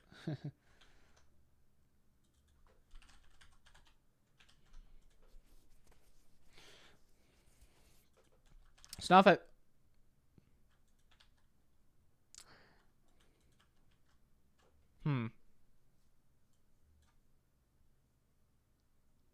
Oh. What? Oh, I see.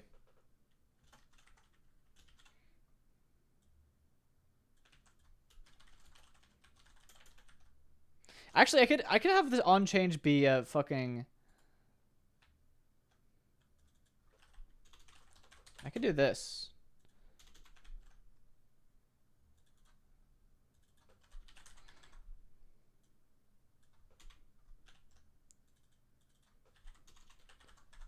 Because I'm already... Why, Spotify? Why would you do this to me?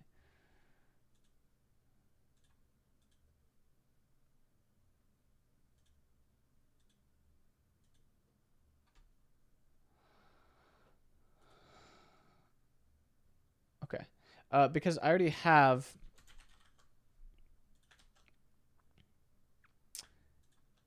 custom stuff here.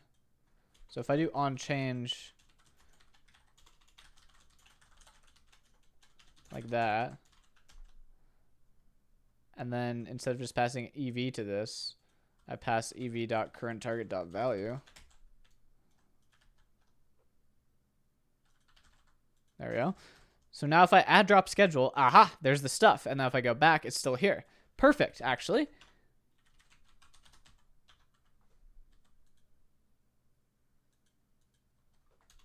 That's a problem. Clicking this button, even though it sets it to 8 characters.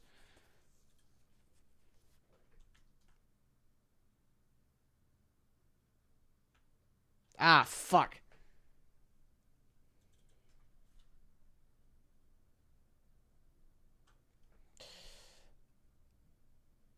It's ORing these functions together. Fuck. Actually, if I make this required, does that fix it? No. We'll do on value change then.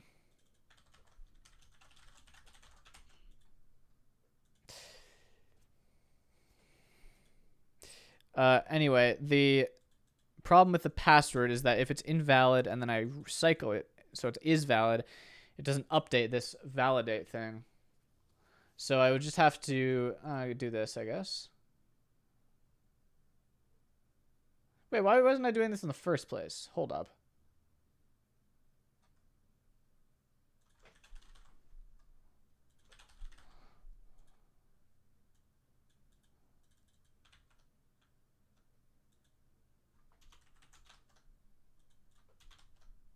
And then I can do just an effect.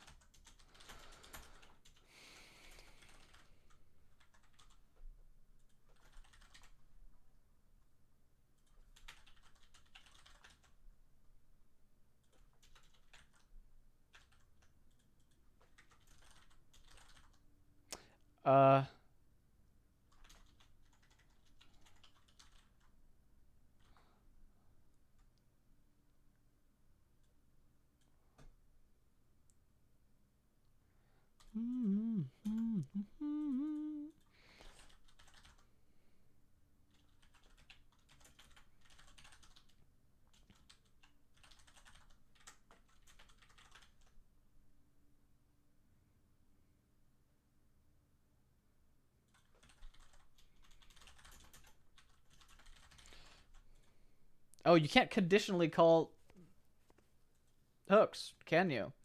Wow, I really hate React sometimes.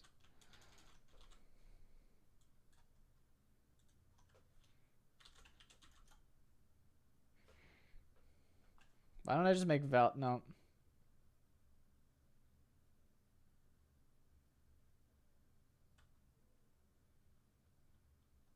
No, I guess I could just not update this based on the value of validate.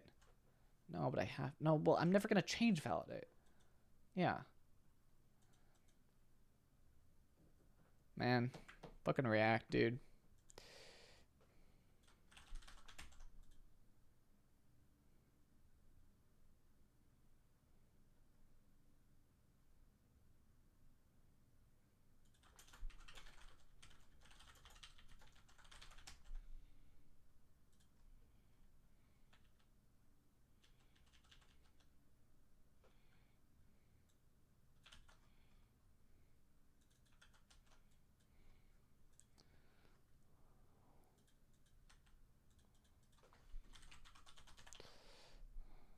Okay, this works now.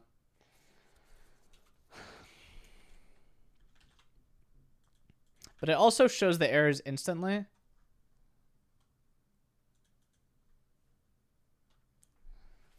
I guess this is fine. It's not the best UX. It's fine. It's actually fine. I don't really care that much. So next would be, well, first of all, this is great. This is carrying over. But fucking, maybe I do want to use React Hook Form or whatever the shit was. Because this is going to be really annoying.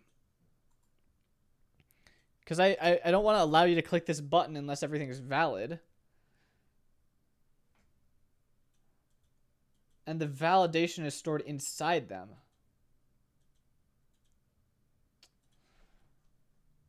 Oh, fucking hell.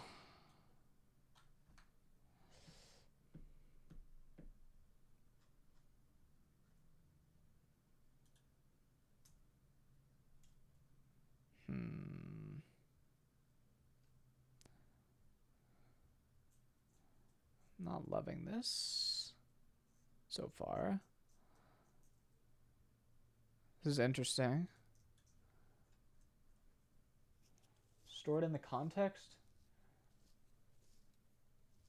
But no. I mean, I guess I could validate it. No, I don't want to validate it twice. I guess it's the same function. Okay, this has... Okay, this is useful. This part's useful. Integrate an existing form. I don't want a form, though.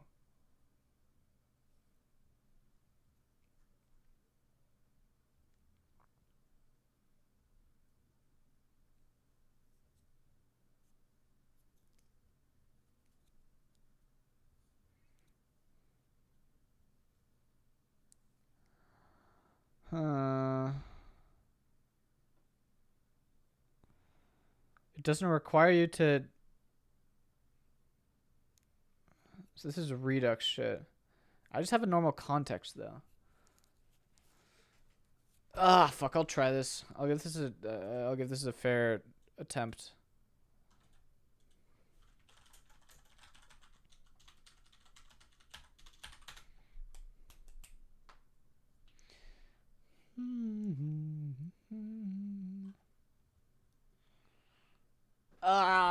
Now I have to do stuff.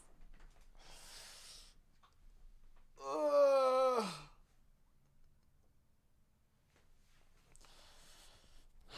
have to remove all this shit. Fuck. Okay.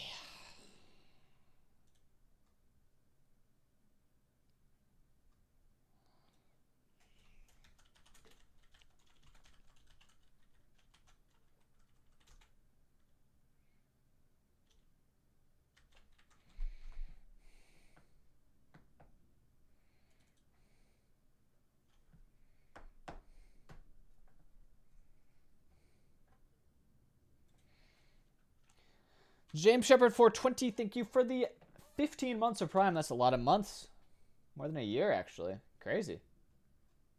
Wow, 291 subs, chat. Can we get like 9 subs? 9 Prime subs right now? I know that half of you are like playing a game on your main monitor and just have me on the side or just listen to me. But only 9 subs, only 8 subs now, thanks to Bulbasaur. Thank you for the Prime. And No Failer, only 7 left to go until we have 300 subscribers.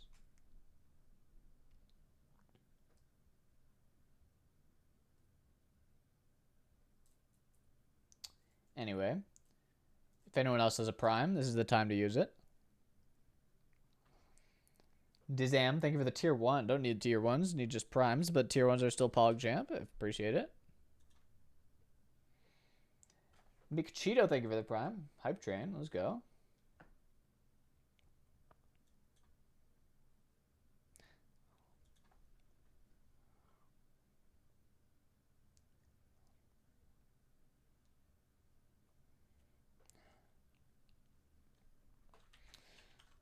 Okay, there's a default thing. But does this... No, okay, cool. Clipse, thank you for the Prime as well. Ooh, we're getting close. Wait for it to update. 6, would you be at 296, I believe? That means only 4 people need to subscribe. Will you be the last one to subscribe? And therefore the 300th person of subscription to my channel? Who knows? Now's your chance.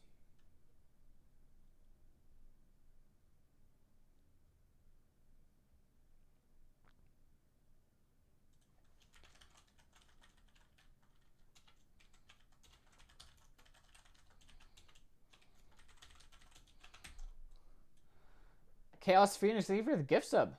Don't need no gift sub if you don't need to give me gift sub, but I appreciate it anyway. Just give me primes. Just prime. It's free. Free primes, Pog. Use prime now. Prime on my channel. Let's go.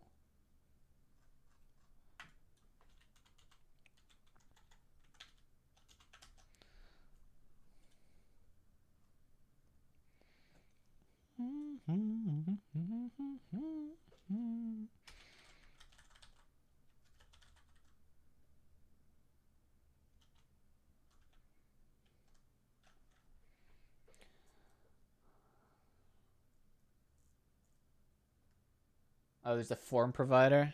Am I having issues with input validation? No, I'm just coding.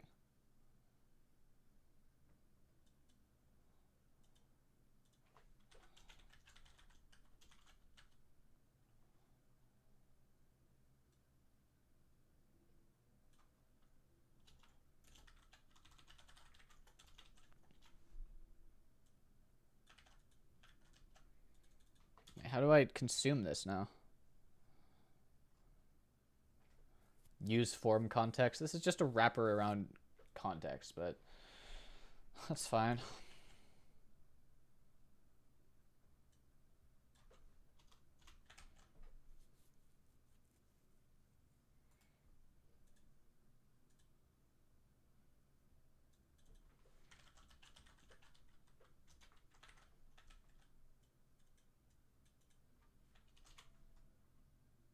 That's the same song.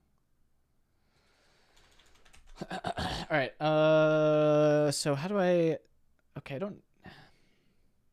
Okay, there's got to be a way to set a value on the form, right? Set value. Let's go. Okay, set value. Password. Cool. Pass the password. Should validate, should dirty, should touch. What are the defaults for those is the question.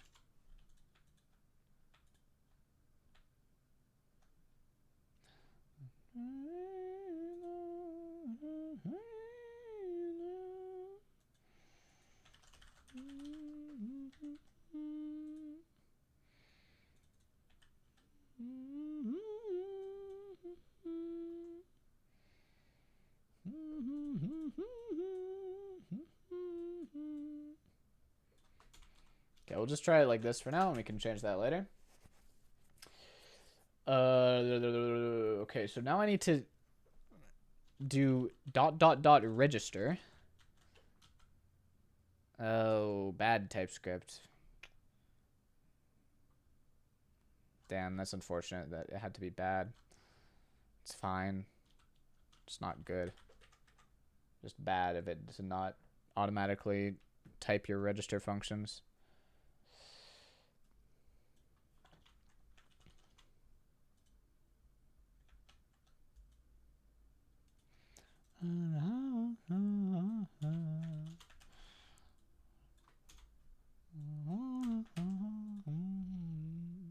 Label, class name, children, props. Okay. Get rid of this. Get rid of... Well, I want to get my errors. On value change. Okay, get rid of this. Get rid of this. Pass props. Good so far. Is it gonna register an ID? Probably not. Hopefully not. Okay. Register domain. This library is pretty cool, I would say. Pretty worthwhile so far.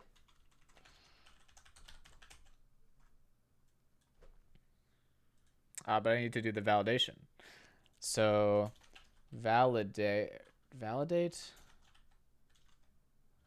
How do I do validate?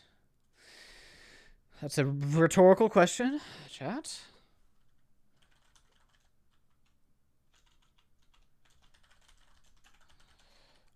Min length 0 or 1.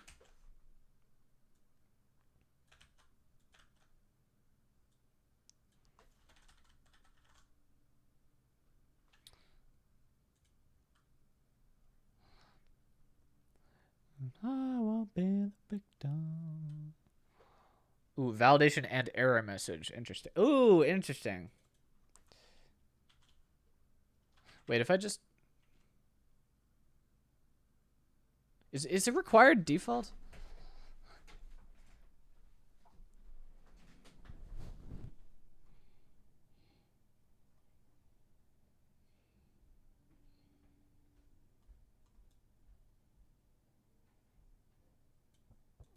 Okay, this is interesting. Looking at this. How many subs do we have now? 297? Come on, chat. 3 more subs?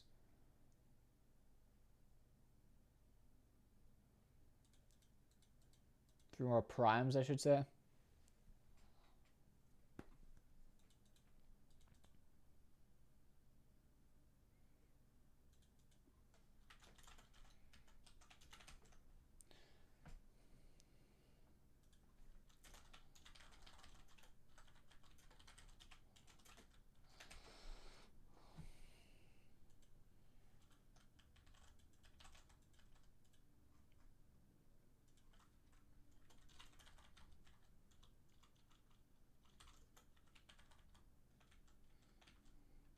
Ba-da-da.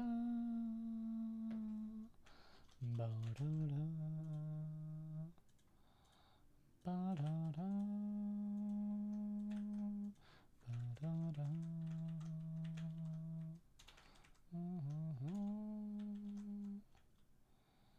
I don't always want to use a fucking form context for this.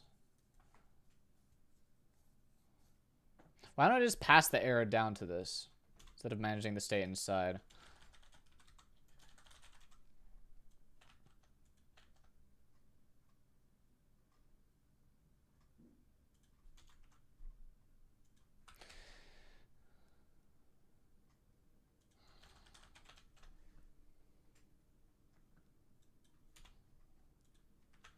Now this is pretty much memoized, except for the use ID. I don't know. What are we? Where are we? Configure store. So I can get the errors like this. Okay, so this is just a fucking record, but what does it look like?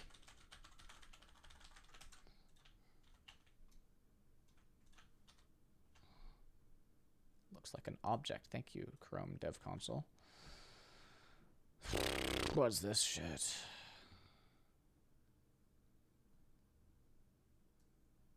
What's trying to... Oh, I just have to forward ref. Okay.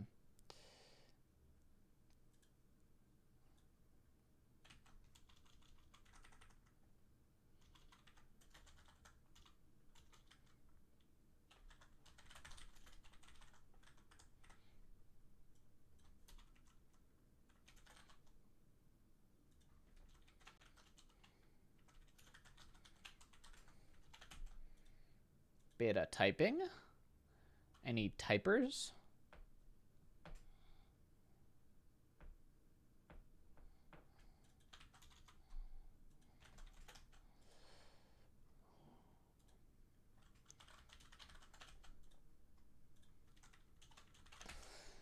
Okay. Forward ref, like so. Okay, no errors. This is not giving me any errors. Well, what the fuck then? In fact, it's not updating at all.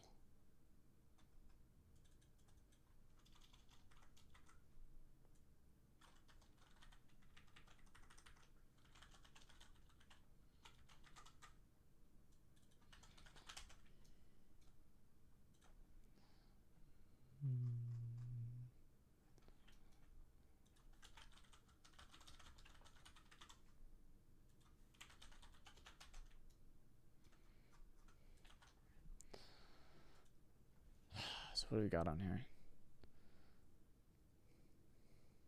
Clear errors. Control form state. Get field state values. Handle, submit, register, reset. Reset field, set error, set focus, set value. Trigger, unregister, watch. Form state. These are all getters. Is dirty. Is submit. Valid, false. Is valid, false. Interesting. So what is set validation mode to on change? What is that? Why is that a thing? Oh, instead of like on submit or something? Okay.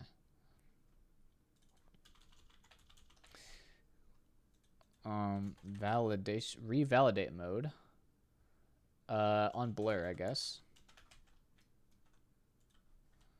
Ludwig. Minx. Oh, that's not valid. Why are you not telling me that? Is it, do I need to like create these error message things?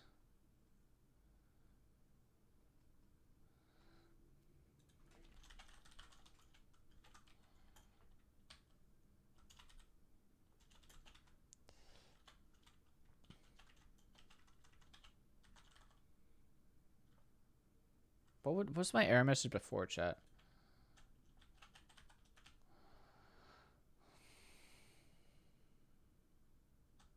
Name cannot be empty. Website domain is invalid. Password must be at least 8 characters. Name cannot be empty.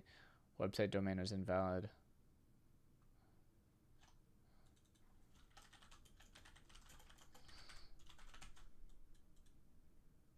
Why is this true with thingies over it?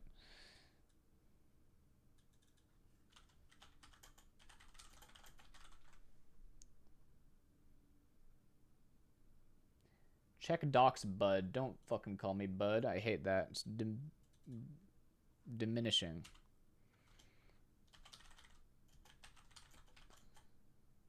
Patronizing. How do I specify custom errors for this?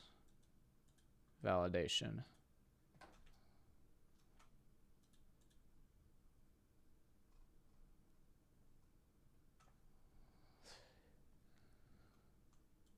Messages?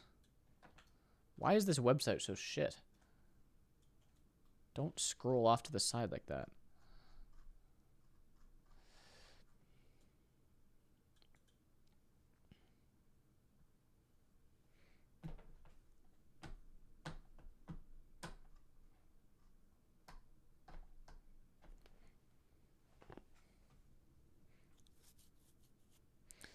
You can pass a callback function as the argument to validate or an argument. How do you pass errors though?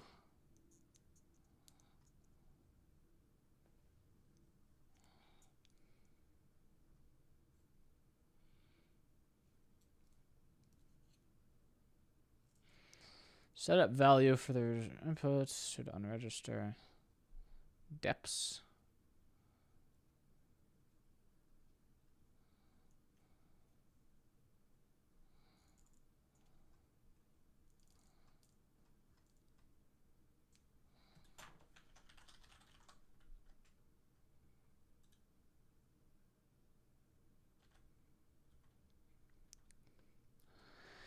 Can pass an object of callback functions. Yeah, but how do I pass a fucking error of callback functions?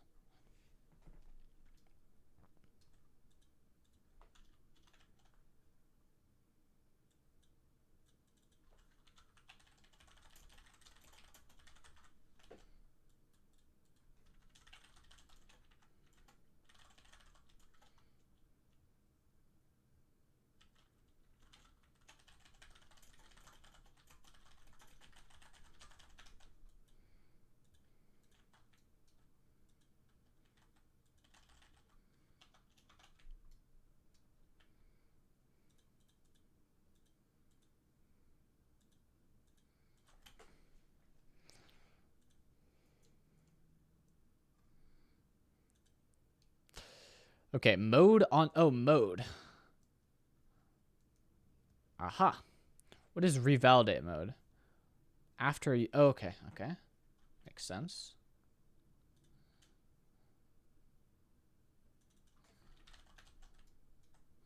It's criteria mode. First error.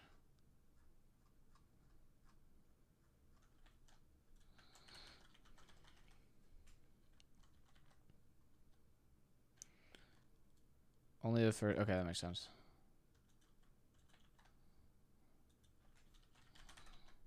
This is not working still. Well, now it works. Oh, well, I put a valid thing in. Oh, I'm like, why isn't it giving me an error when I'm literally putting in a valid thing? Good job. Okay, this looks good so far. What the fuck do I send a message to this? If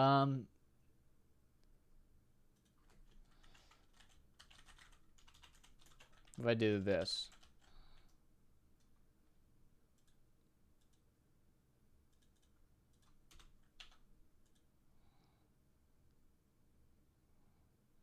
Type is domain. Okay.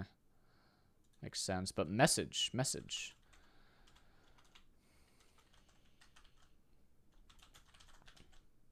Perhaps. Messages. Apply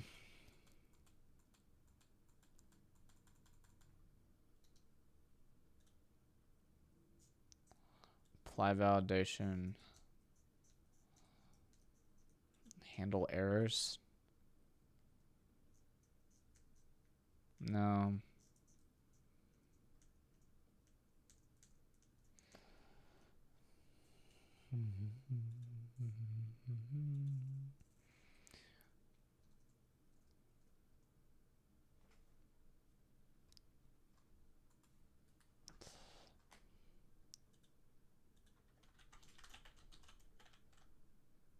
Is it this?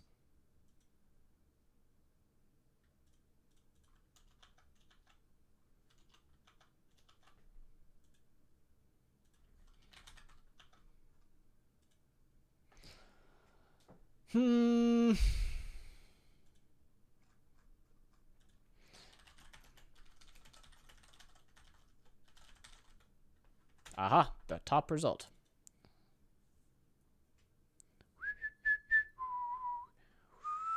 Oh, it returns a string.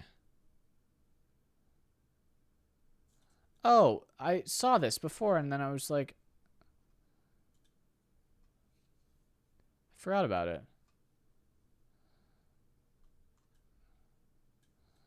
Okay.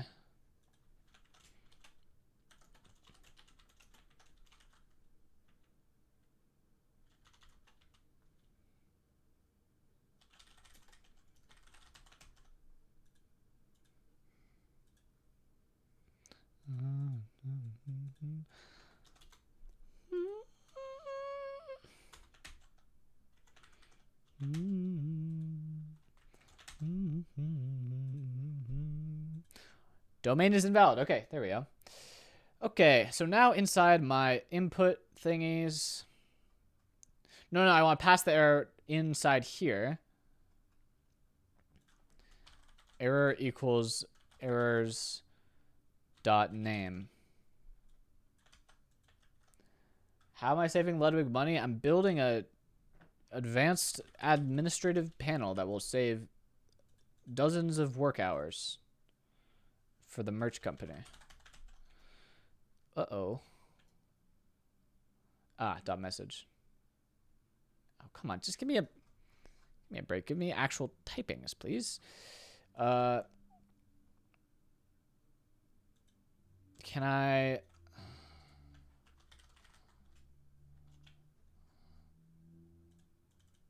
Is this like a React hook or like a form error? Use form set error. No. Okay, we'll just pass a string and then we'll do errors.domain question mark dot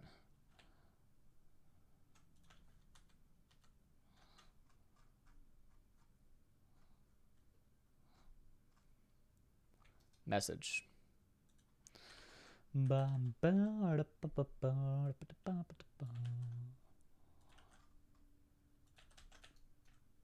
Okay, pause champ. Let's go.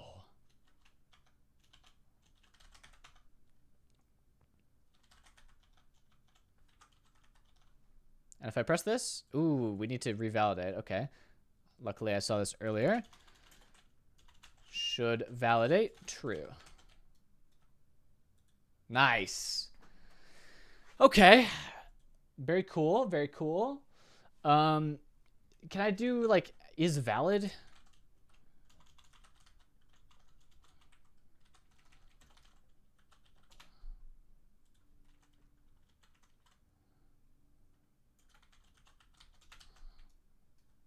true. It's valid true. So now if I clear that, false now. L, true. False. Okay, so is valid is how to do it. So I want to do something like, where's my button?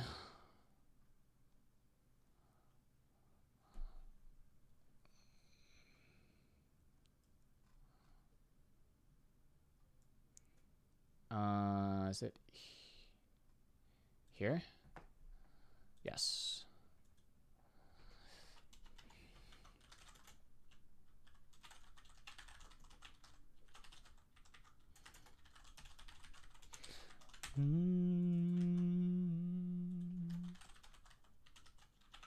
I currently don't have a disabled style for my button. So let's do that real quick.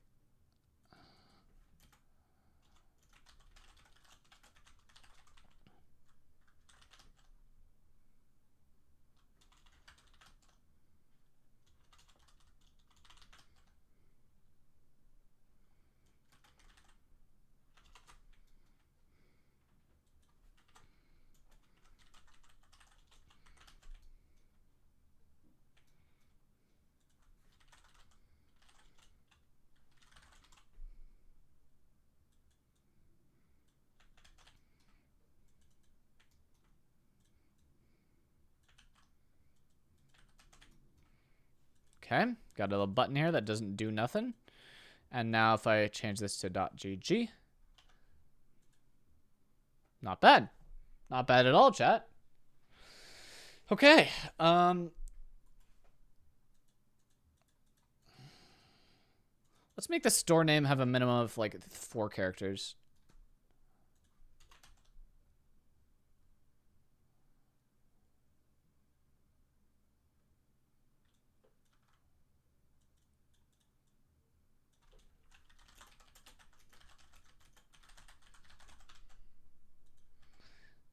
And I might want to go mode on change for this, I think.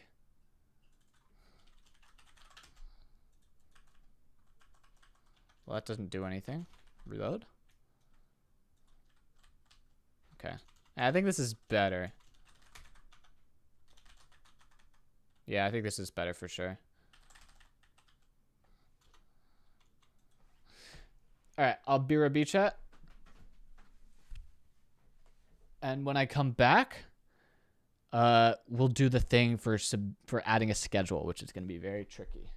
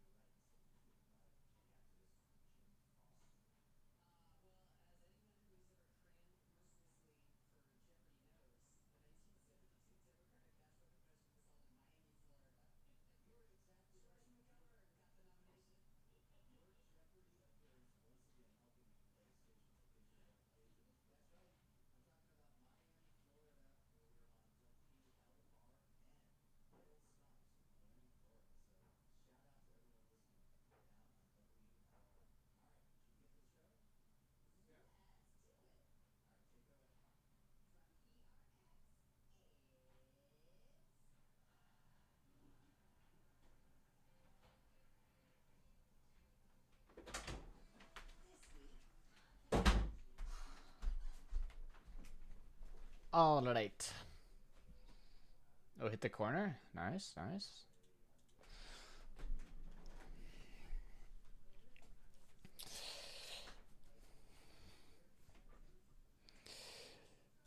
All right. Yeah, schedule time. Any schedulers?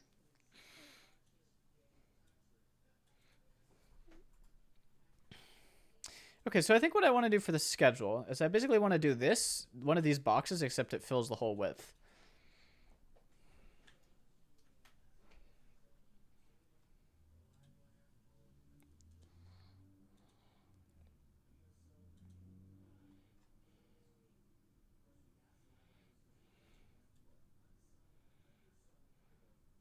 Do I even need this? Let me copy it for now. So we go to schedule. Do this.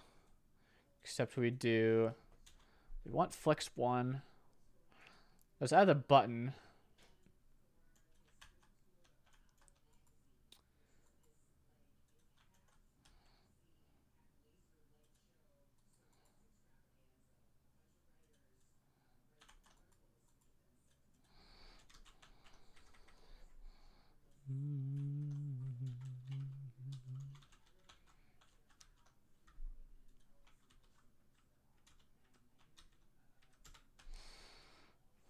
Okay, what's going on here? There's a dot here. All right, button, and then what happens after the drop schedule? Create.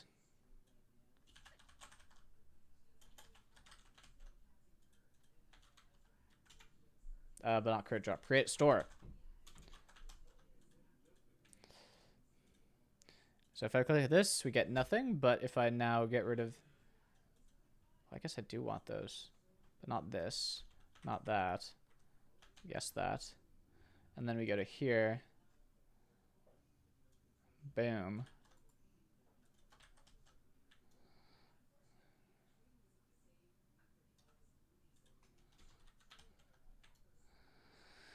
Okay, cool. Looks good. And now this has this.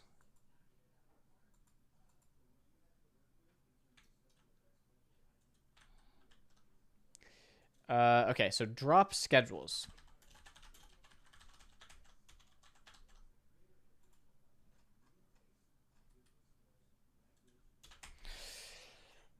Okay, so this is gonna be something like a calendar where you can select a drop. And a drop is just a range of dates that goes from one date to another date, and that's the drop. That's basically a period in which the store is open.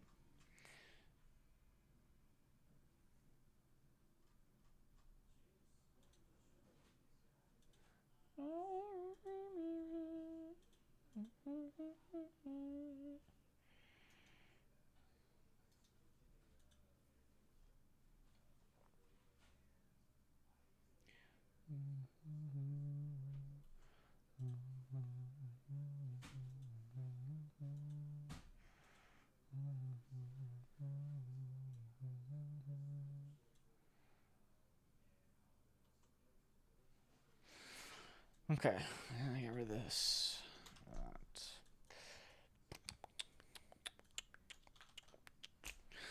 So what did we decide? We're gonna build our own. Do I want to add like a name to these drops? Like each drop has a name? Like it could be as simple as Q2 or something. I think I like that.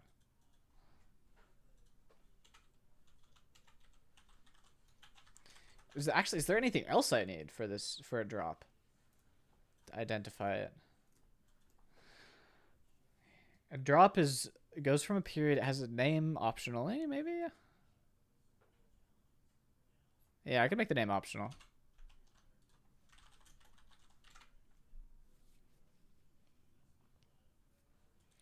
Have you ever tried Svelte? Yeah, I like Svelte a lot more than React, but sometimes you gotta use React.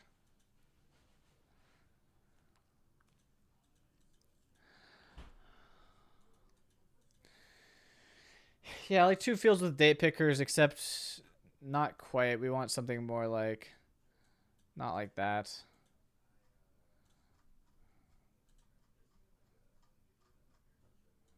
More like this. Something like this, except we don't want to show this thing.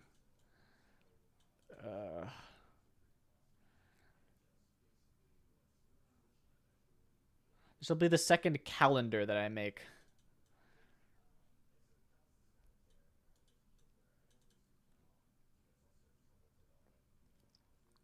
What I want is I want to be able to I want like a transpiler that will transpile or like just some JSX extensions that can do stuff like bind and like stuff like that and stuff like href like that instead of doing href equals href.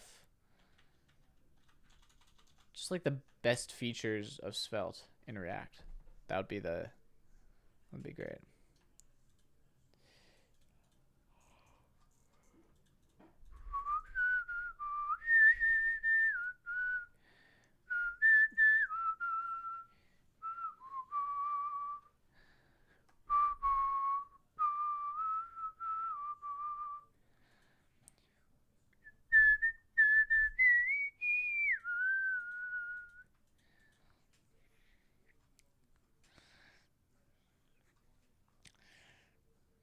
All right, so this is what I'm thinking, chat.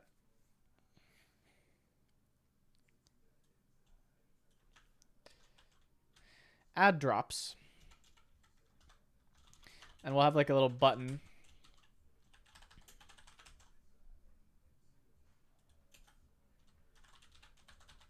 Self-center. Sometimes you gotta be self-centered. Like this button.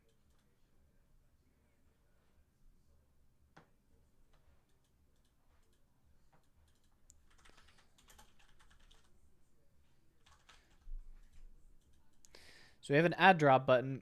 This is like, I kind of want to make this like a slight bit darker so it's more readable. I don't think this is accessible.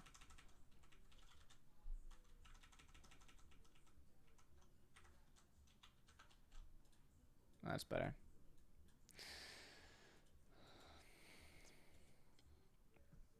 Okay, so add drop. So that's going to add a drop when you click it. The add drop button is going to add a drop. When you click the add drop button, it's going to add a drop to the list of drops. The list of drops is going to have a drop added when you click the add drop button. In case you didn't figure that out. And then...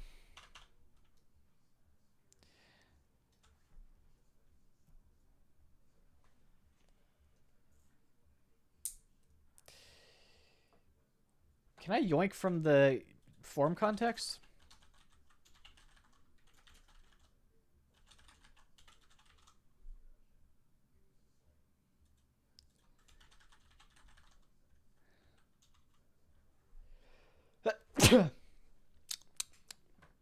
Can I get how do I get values? It's a function?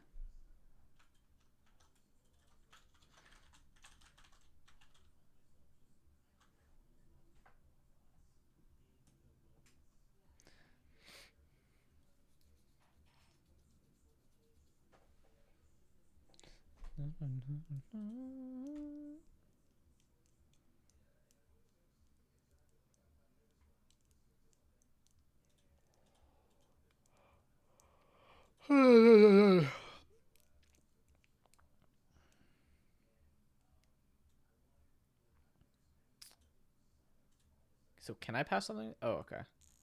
Alright, overloads. Okay, so what do I want to do here? Because I want to do like I wonder if I could just call it here. Is that smart? Get values dot. Oh, come on. Yeah, come on, dude. Return a typed value, please. Unpack nested value. T field val.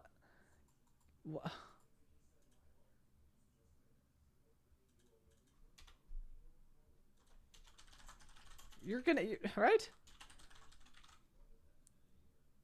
No. No.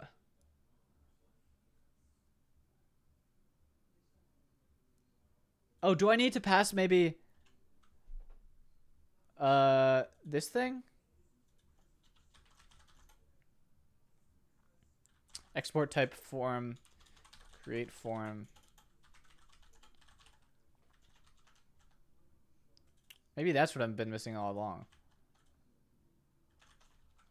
If this solves all the typing issues, I officially love this library.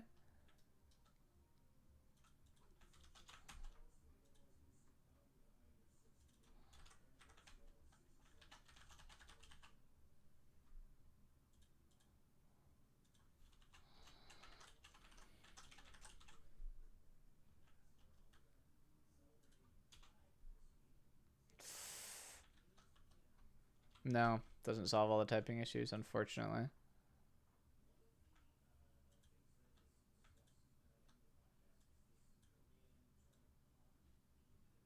Wait, but it should, right? I feel like this should. Oh, I didn't import this. Okay. Okay. Good job. Very PogChamp. I like this library a lot. They actually did the TypeScript stuff I was complaining about. That is very nice.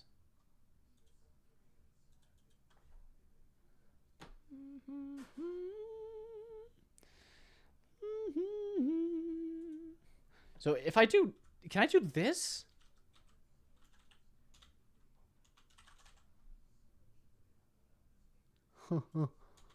Ooh, they really went above and beyond here. Holy shit. Look at that. That is some typing. Okay. Values. So let me do const drops equals get, well, can I just do get values drops? Yes. Dorpers drops. Drops is a list of these things. Okay, so then I do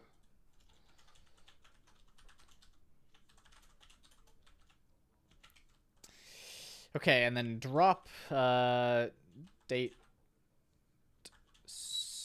drop range selector, maybe.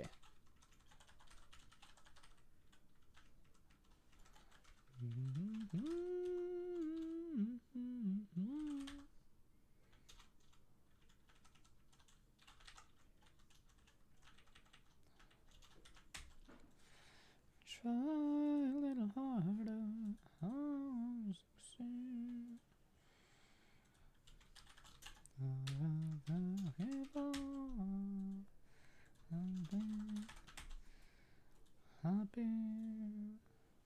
All right, so now we need to create a drop range selector.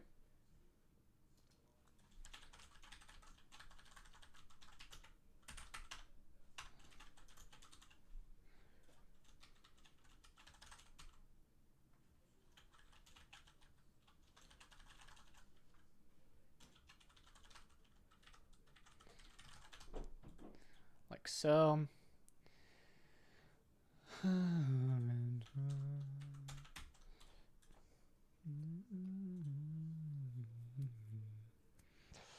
Okay, so we have a drop range selector here.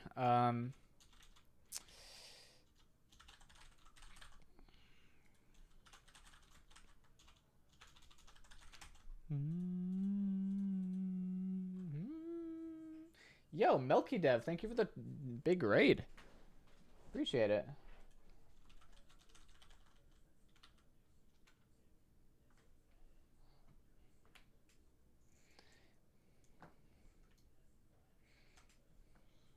What am I making? I'm making an administrative panel for Mogul Merch. Mogul Merch is Ludwig's merch company, and I'm making a thing where I can basically create new merch drops just by filling in some values, and it'll automatically make a new GitHub repo, connect it to Vercel, connect it to our commerce backend and to Firebase, and then just set it up automatically. Very cool. And currently what we're doing is, so we have this concept of a store, which is like a merch store, right? So it could be named like Ludwig right? But then each merch store has a list of drops. And those are displayed in a calendar like this. Pretty proud of this calendar. So right now what we're doing is we're making an interface for editing the drops. So basically a calendar selector where you can select multiple ranges on the calendar. Should be interesting. It's kind of tough. Because, you know, calendar. Got to render the calendar, and then you got to be like, just be able to select ranges. So right now, that's what we're doing. I want to make this add drop button. I want to make it add a drop. So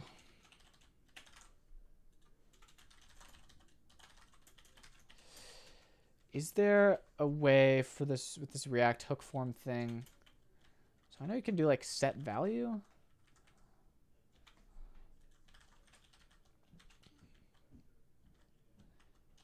Is there a way to like? Okay, well I either need to be able to get the old value, or I need to be able to like say set value but like add it to the end of the array. Is that a thing?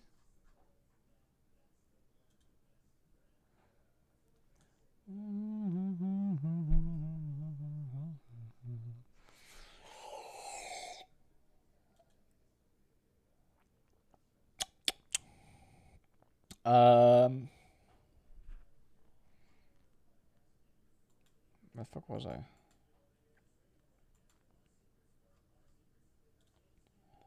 Okay. Set value.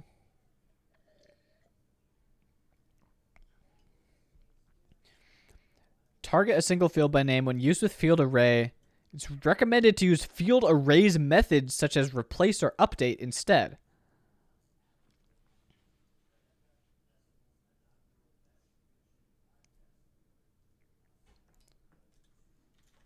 Array. How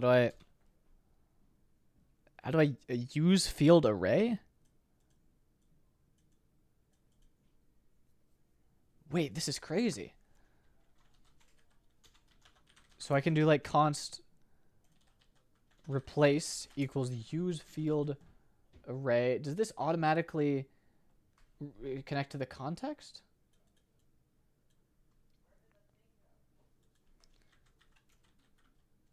Name drops. So then I wouldn't need that stuff. Can I do like value? What does this use field array thing even give me?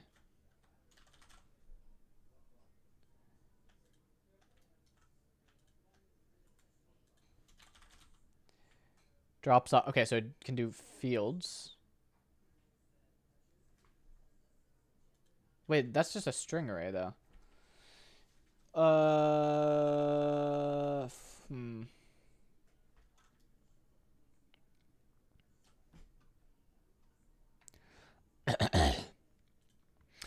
Custom hook for working with field arrays. The motivation. No.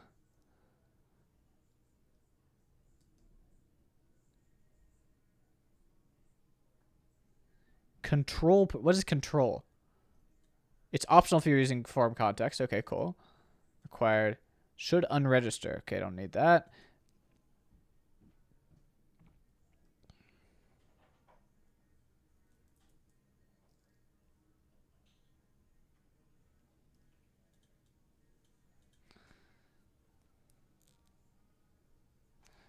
Let's just console log drop, see what we got. Oh, it's going to be nothing, isn't it?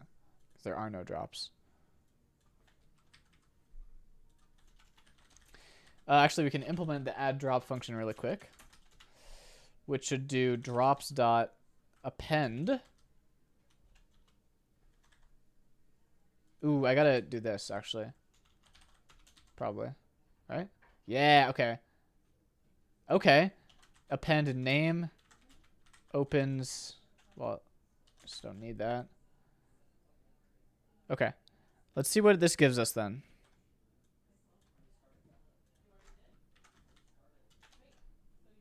Add drop. Okay, this is giving it a fucking ID. A randomly generated ID. Which is alright, I guess. It doesn't really interfere with anything. So then I can do drops.fields. Let's do const fields, name that drops, and then append, like so.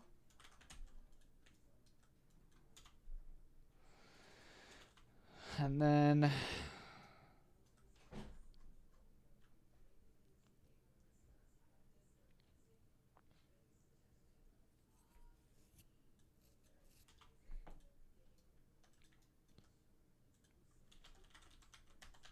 okay. So if I now do that, it doesn't do anything, which is because does this drop range select? Oh, wait, this does render something.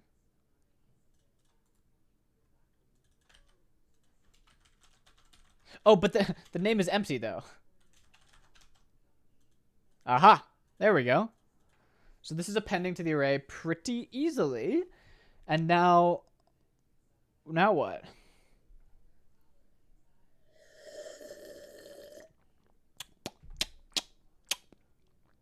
Um,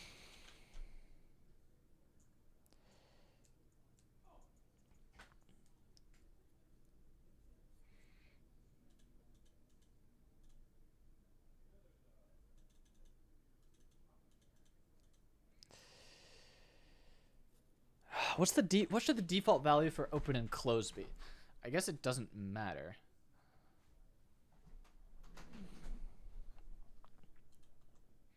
So let's go to the drop range selector. I wonder if this has like a built-in date type thing. I'll be sick.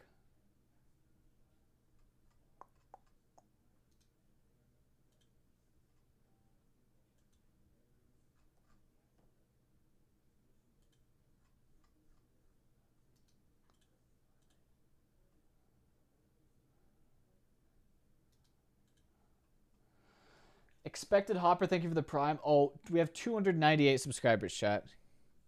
There's got to be 2 people in here who have a Twitch Prime. Come on. I know you do.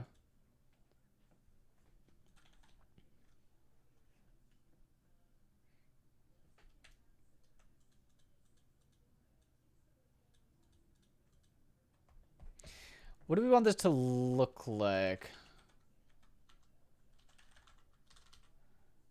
Hey, Eric125, thank you for the 2 gifted. Not needed, but appreciated.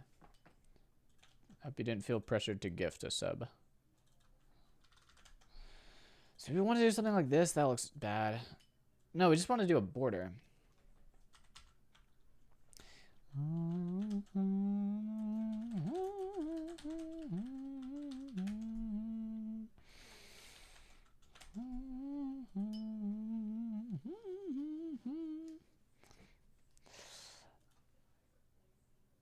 Seshi with the prime, thank you so much for the 2 months. 301 subscribers. Nice, back to 300.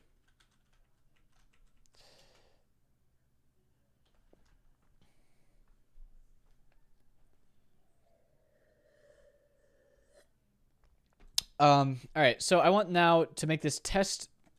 Oh, this would be an input. Label would be drop name.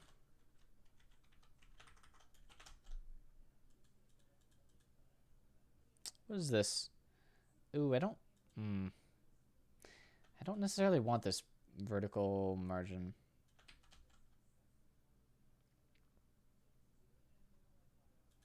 But then on this page, actually, do I even want?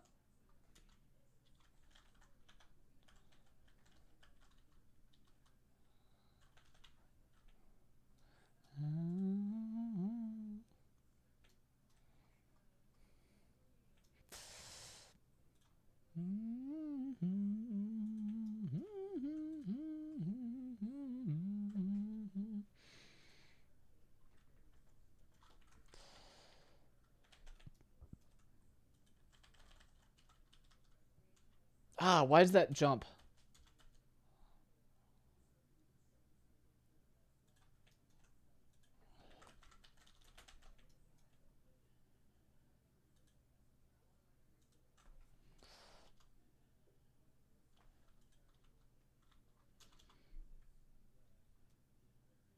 What's jumping here?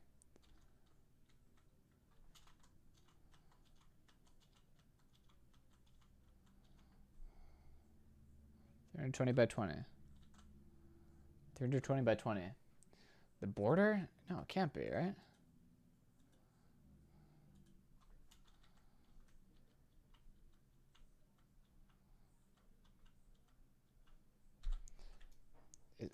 Oh, wait. I do have a conditional here.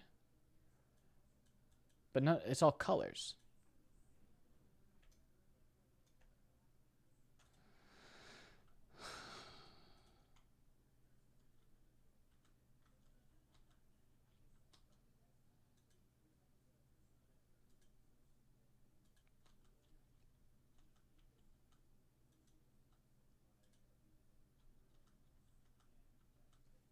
What is going on? If I just add, is it the text in the span? Test. It is the text in the span. Wait, but isn't the same width and height?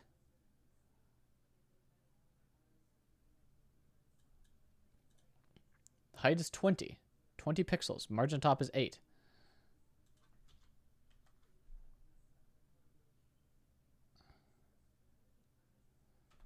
It's the same exact size. Chat, does anyone know what's going on here? Still a margin top of 8. Let's see where the margin top lines up. It's right on like a couple pixels of red. And here it's the same. It's the same size. What if I give this a background?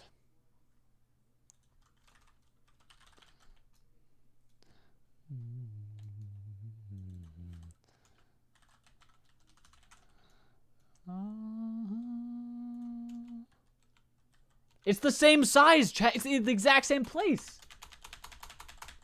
Ooh, you might be right line height wise.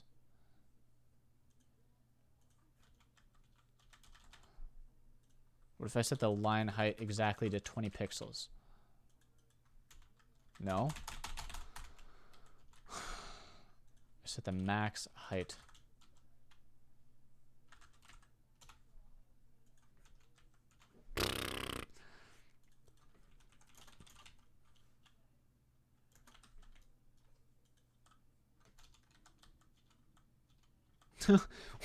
What is going on? So there's a little extra thing at the bottom of the div there. I think that's what it... Yeah, there's an extra space at the bottom of the div. What if I make this block instead of inline block? Aha! There we go. Don't know why that worked. No clue why that worked.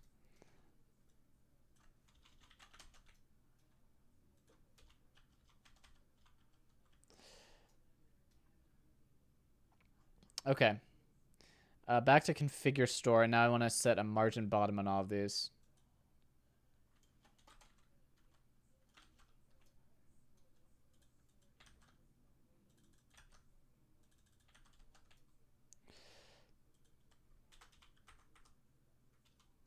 And this looks pretty good. All right. Back to the schedule. Here we are. All right, so we got our drop name here. And what we want to do with this drop name. So I'm assuming that this is now going to be like, can I do like use field? No, I use field array, but like use form probably, or use form context.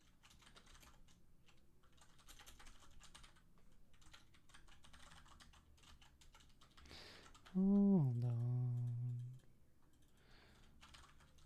And now I can probably register this input the same way I was doing before.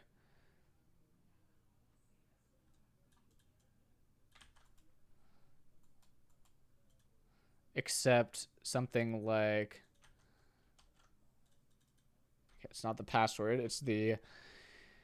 Well, it's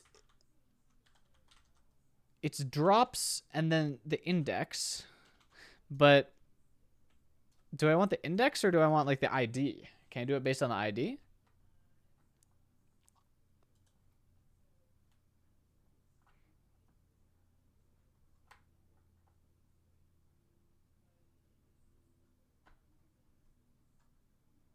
Probably the index is better.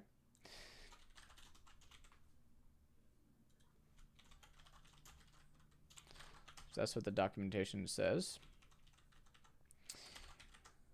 So this is drops.index.name. Fucking, this is goated. This library's goated. I've changed my mind.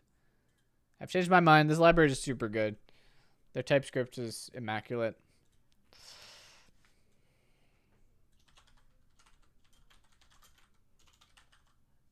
Actually, this isn't a required field, is it? It doesn't have any requirements at all. It could be completely null.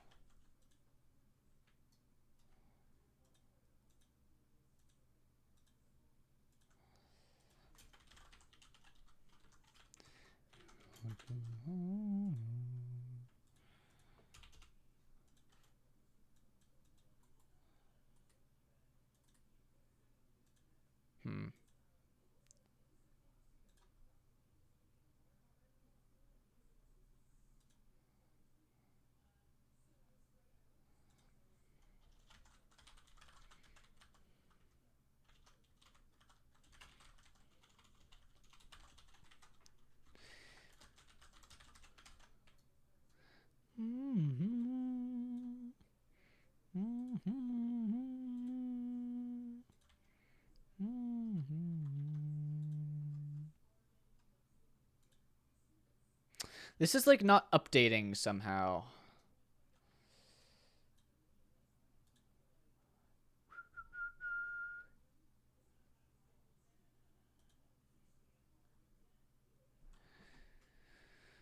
I'm doing something wrong with the registration of this field.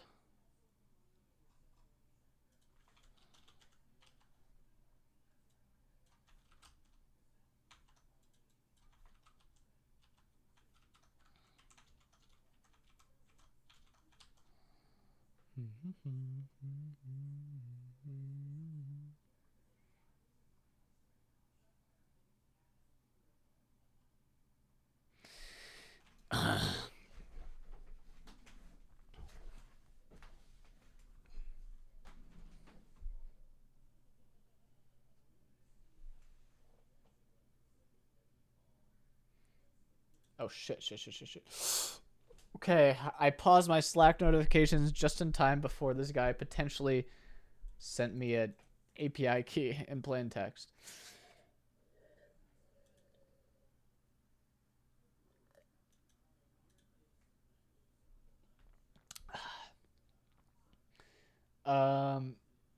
Anyway. Yep. One with the capacity to list all the shops.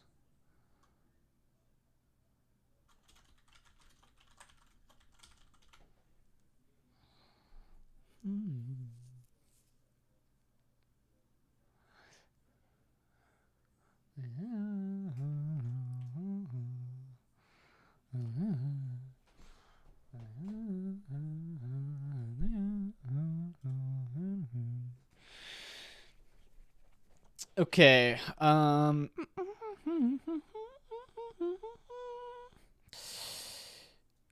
When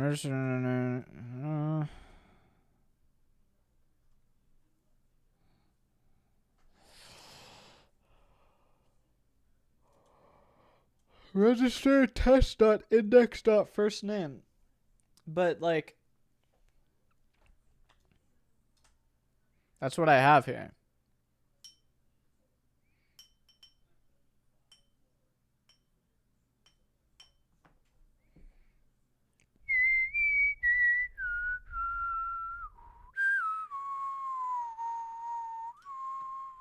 So why isn't typing in these fields updating the form state? They're both named test. And this didn't update it. If I click this, Now it updated it, but it's like,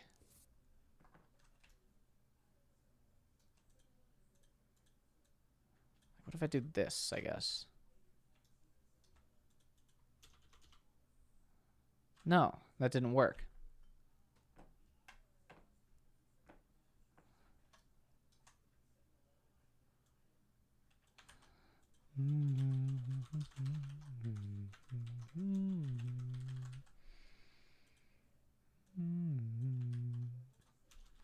It should re-render that component because that is dependent on the value of the form. That's how React works.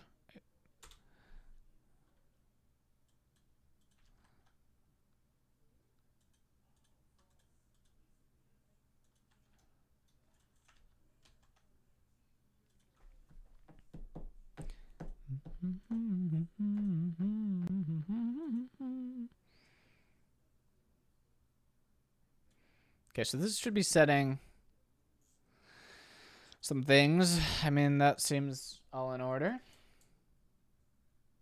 I'm not overwriting on change or anything, right? No.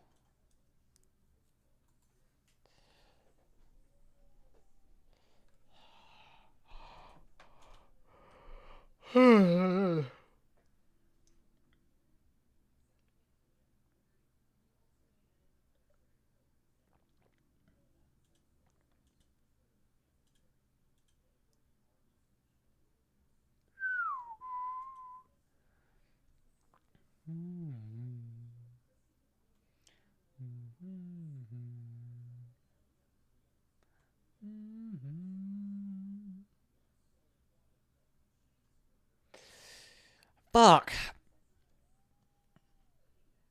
Am I not following the example?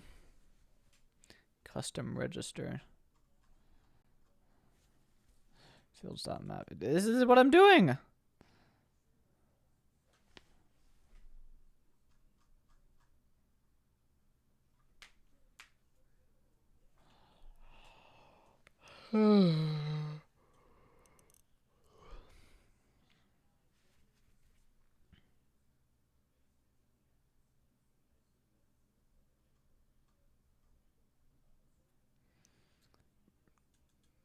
Register touchdown. Okay, what if I just do something easier, like this?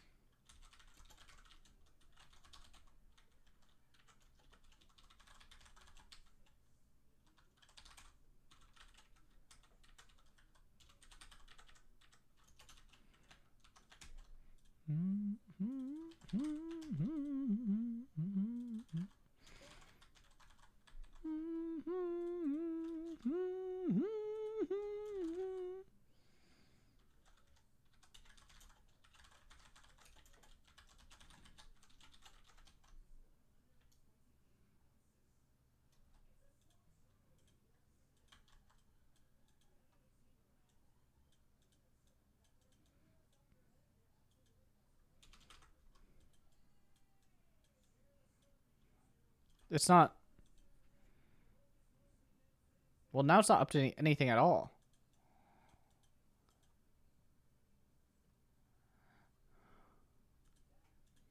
Is get values not reactive?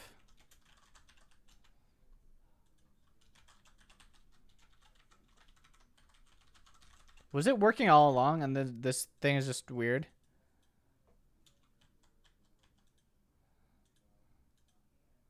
I think it was working all along. Damn, that's unfortunate.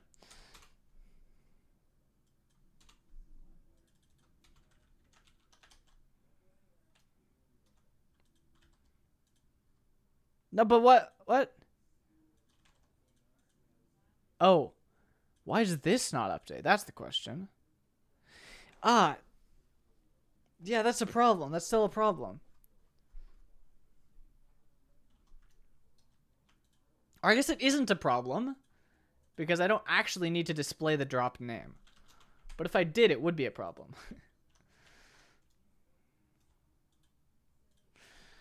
All right, so what's this going to look like? Drop name test. And then we need the The dates. The dates of the drop. So it's gonna look something like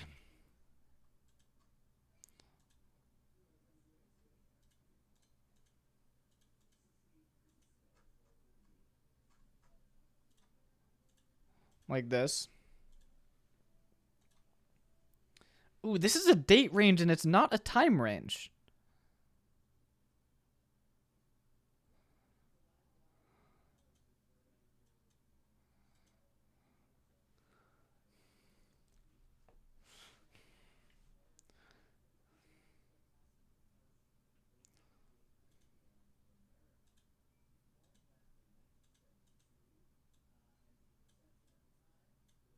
It's a fucking Android timer thingy.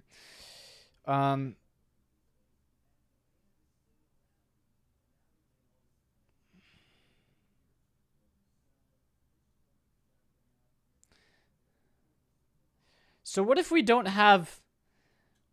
What if we just ignore the fucking calendar? This thing. What if we ignore this thing and we just have two things? Two date time pickers. There's got to be a good date time picker library.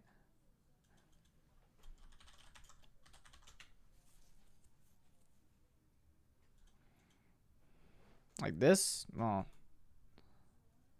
what about this? Maybe. This, 1 million download? I really hate this CSS though. And it's that shit. Okay, no. No. What about this one? Data finesse. Nice, nice. Can this do times though? Can I get an example, please? Oh, it's loading.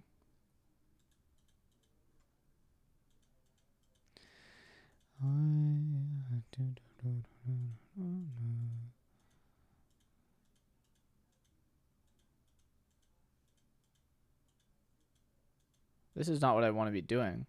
I want to change it. I want to make it start on the 10th, but it doesn't let me. I gotta click it twice. I'm not using MUI.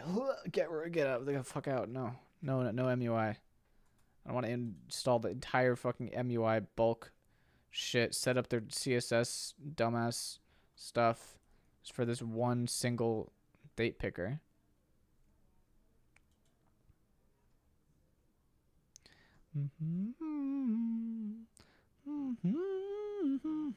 No, don't Moment.js me.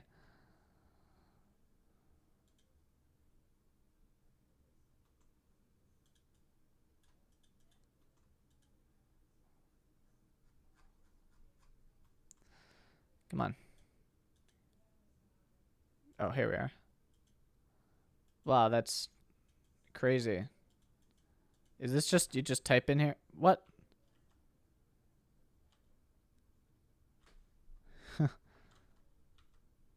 That's crazy that they did it like this. Fucking animate the entire thing spinning to the time.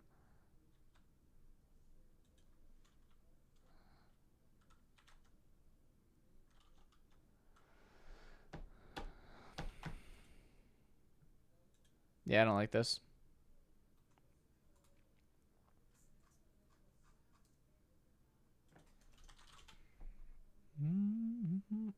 Get out of here. I don't like Moment.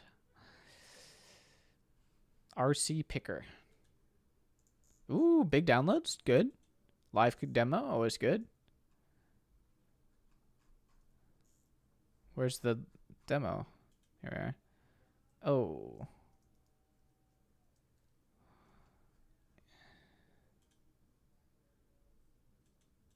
I don't like this a lot.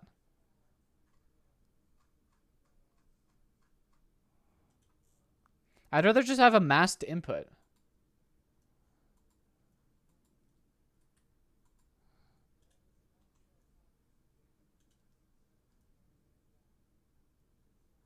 No, stop. Everything needs moment.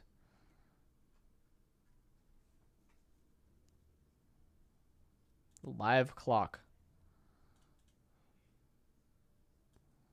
Oh. Yeah, this isn't what I want.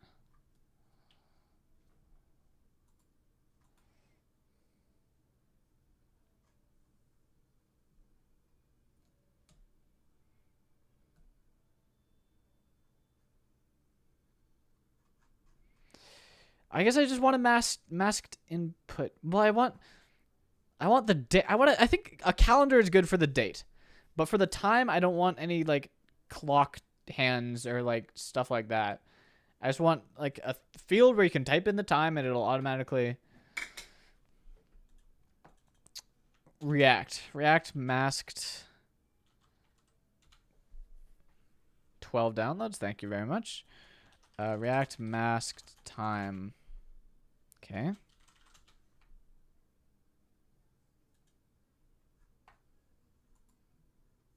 Input mask. This is the one I'm looking for.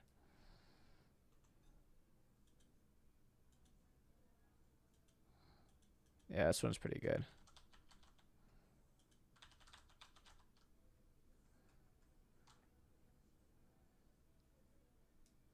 I think this one's pretty good.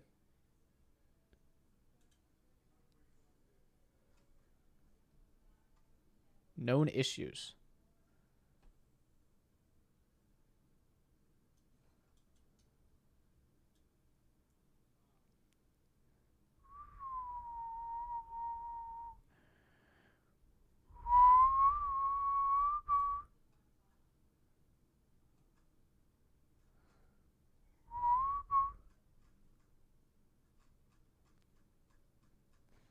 Okay, this looks promising enough.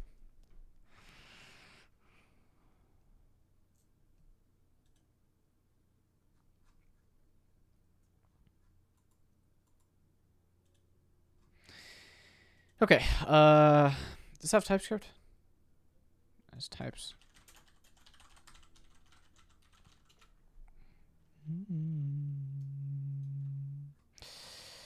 Okay,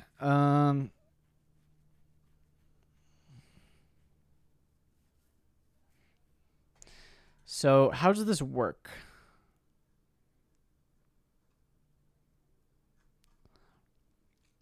And where, wait, hold up. This is a date thing.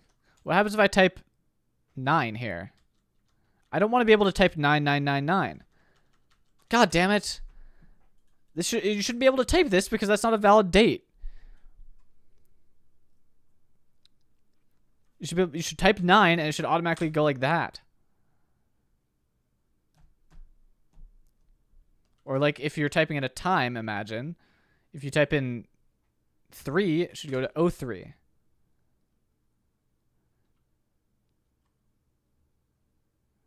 might be able to do that with this stuff.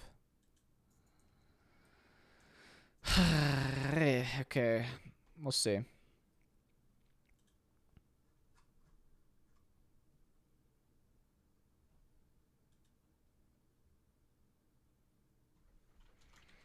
Okay, input mask. Mask equals 0000.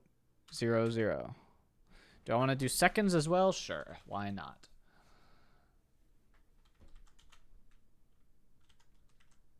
Okay, and now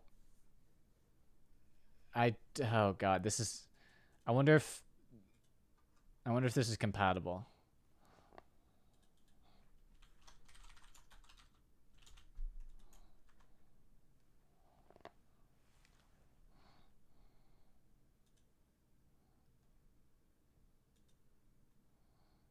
Okay, is there a search on this website?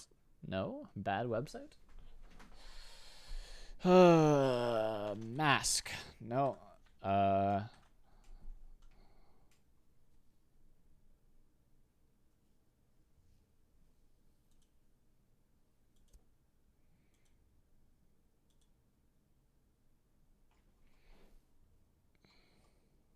Okay, let me do this.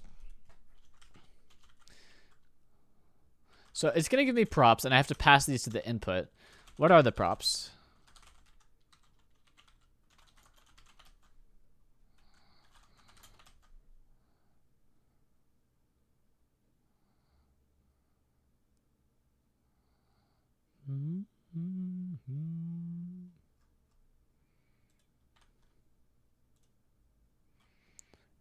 Component didn't contain input node. What?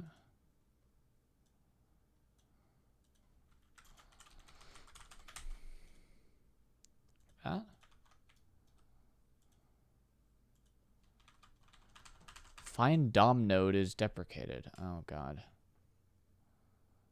Find DOM node. You're using deprecated shit.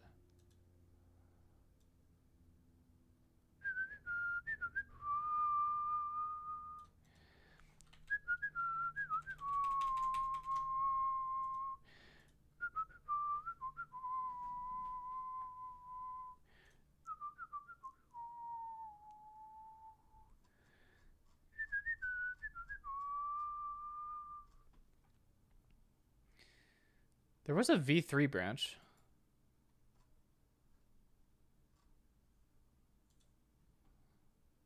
It last published was 4 years ago.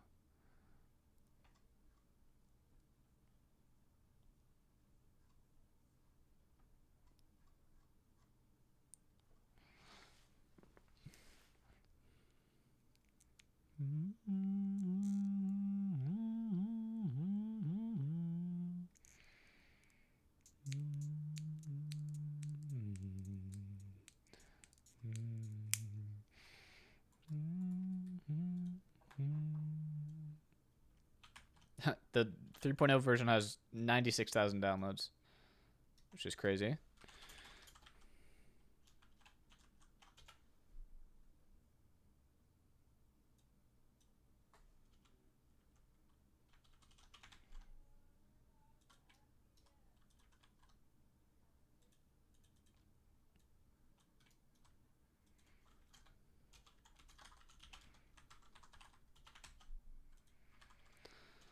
Okay.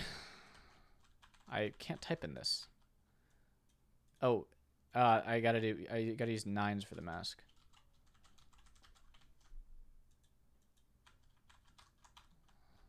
Okay.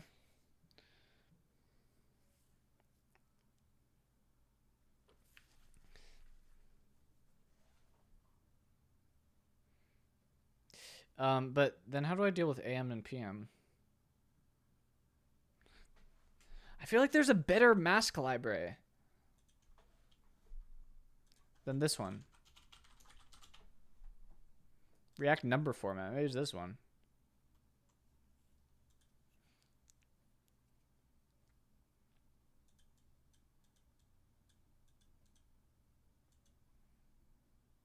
What the fuck?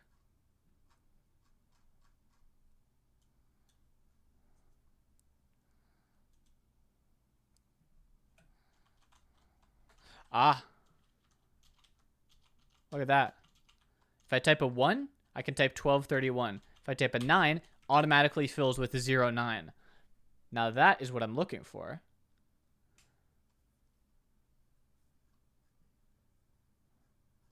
Yeah, let's use this. Much better.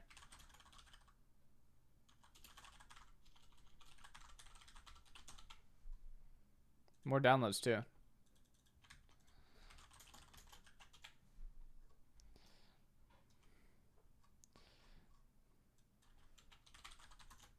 Mantine is also goated. Mantine. Oh. I'm good.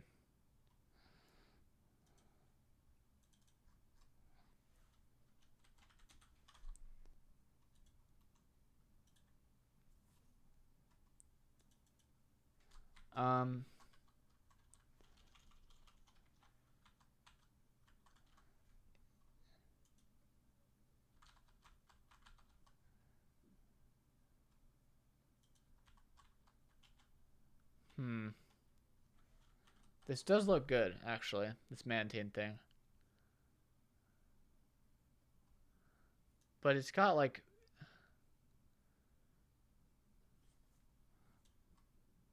It's got its own styling.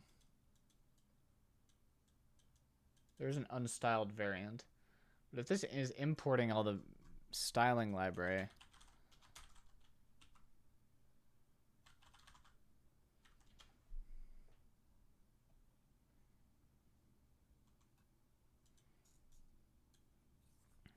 Yeah, I don't want a component library, really.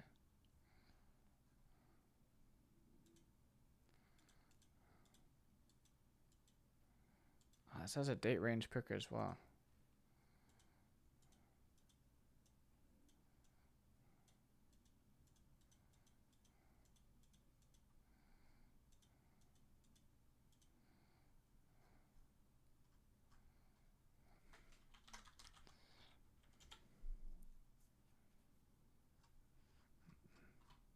Yeah, so this is the one I want. But I don't want to install Mantine, really. So can I instead just yoink the code?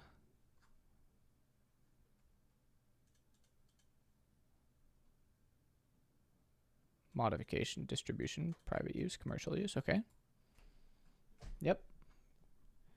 Sure can.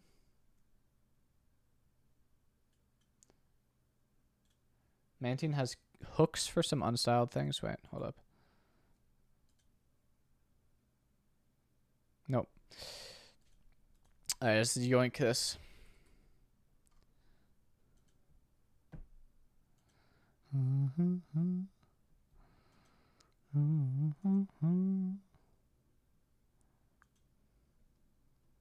Oh god, so much stuff here.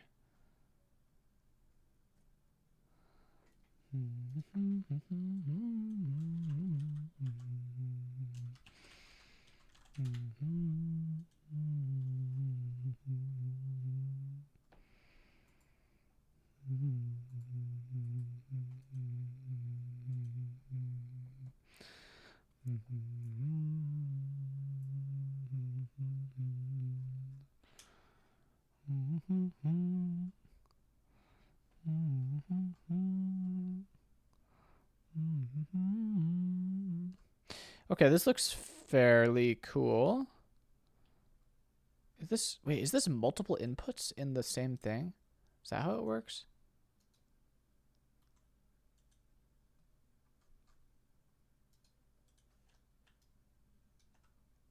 Ah, it is multiple inputs. Okay, good to know.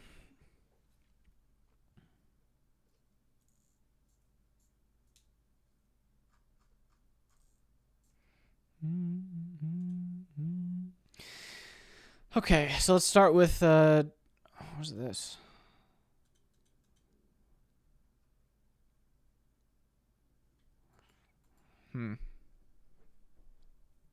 Time field. Does this have all the inputs in it?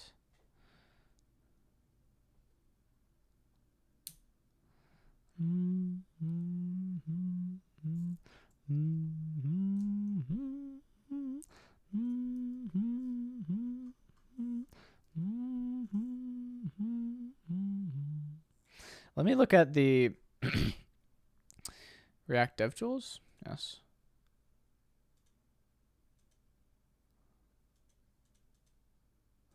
Okay, so I got it. Okay, so both of these are time fields.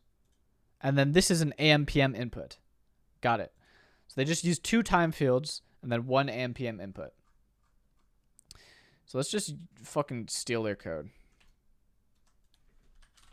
Or at least the concepts behind it. So I have a time field.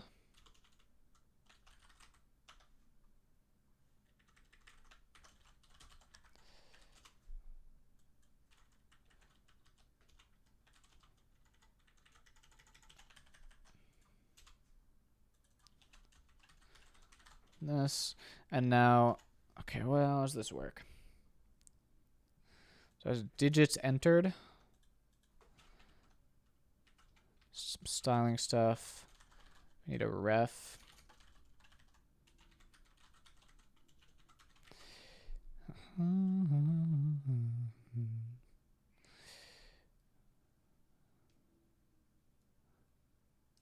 Okay, so when it focuses, set digits enter to 0. Okay.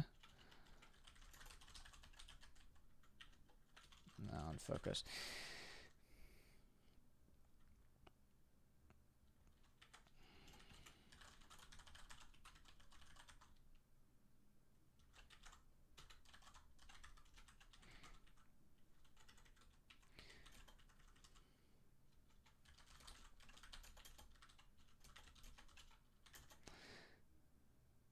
Okay, on blur.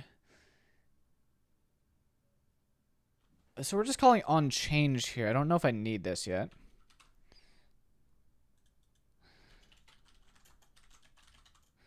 Okay, and they have an on click which just selects the input.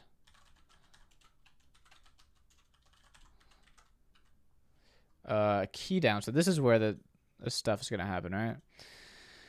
Wait, this just has arrow up and arrow down. I don't need to handle that really. And then handle change. That's where this stuff happens.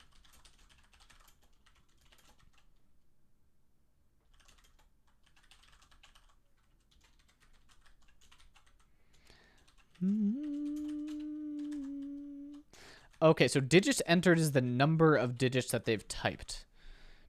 Do I even need that? I don't think I do need that. Oh, no, I do need it. I do need it.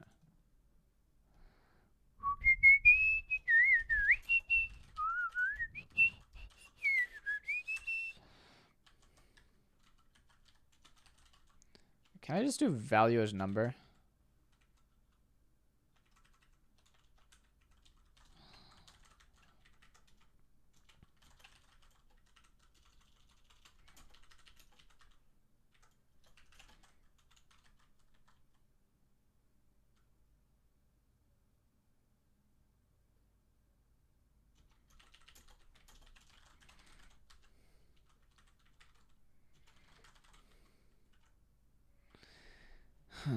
On change. This is interesting. This on change thing must be handled by the parent.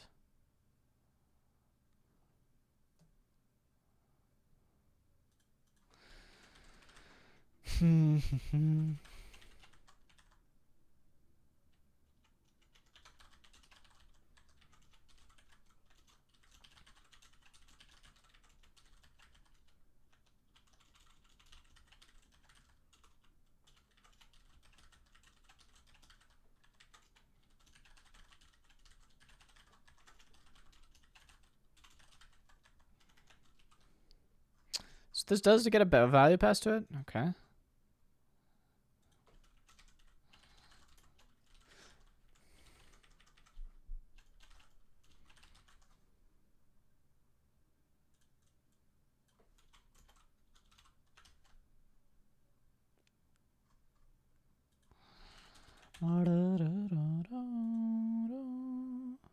Oh, and a set value as well. Is value a string? I think so.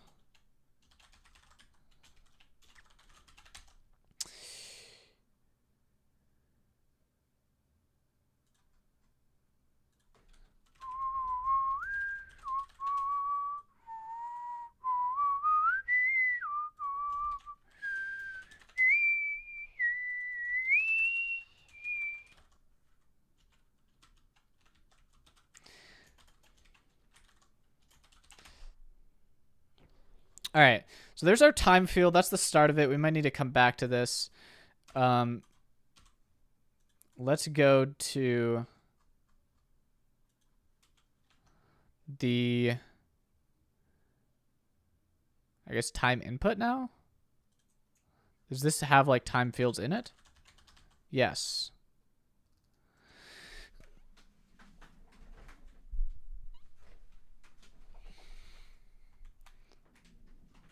So it's got a value of time.hours, on change, handle hours changed, set value. Okay. Why don't we just use a state for hours and minutes and seconds?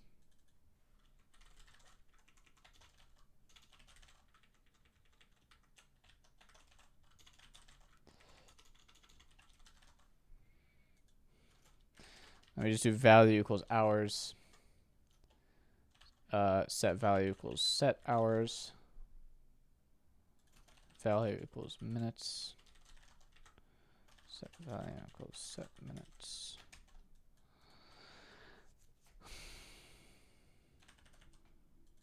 And I guess we'll add seconds. Okay, and we'll leave out the AM PM thing for now.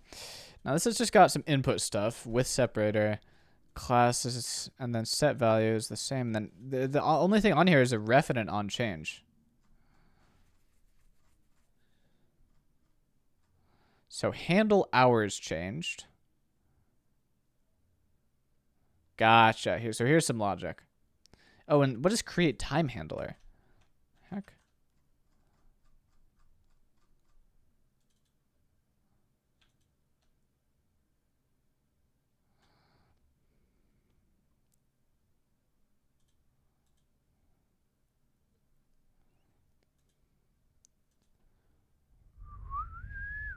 Oh shit, there's some fucking stuff in here. Okay. I'm hungry, chat. I'm hungry.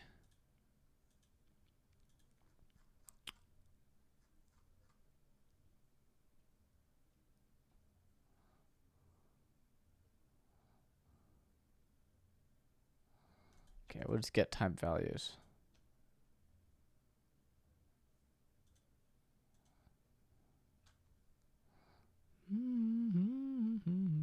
Okay, so we just want to default this to empty strings.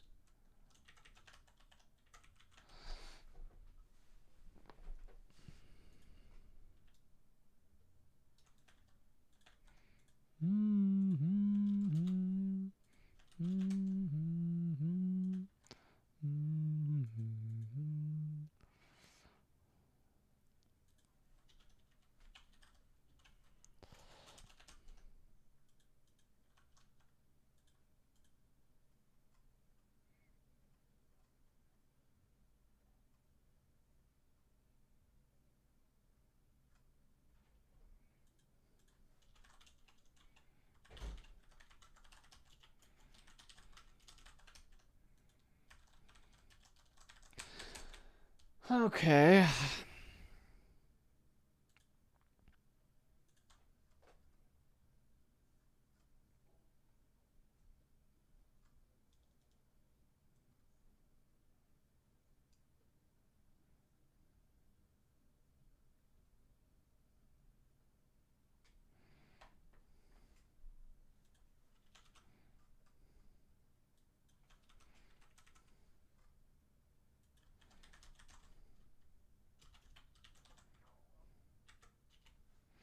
So I need an on change, don't I? On change, what is on change? Okay, it's this fucking create time handler thing again. What's this doing? Parse the value. If it's not a number, return. If parse is greater than, what is all but last digit? Or force trigger shift last digit. Get the last digit.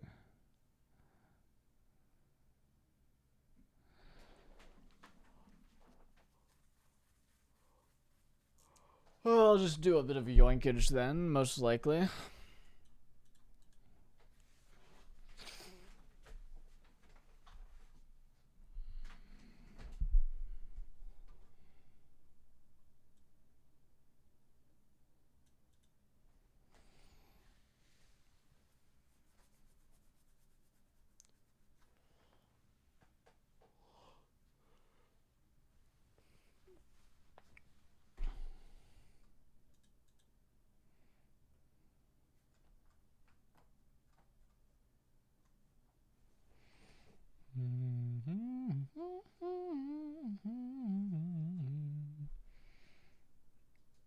Wait, there's two on changes now.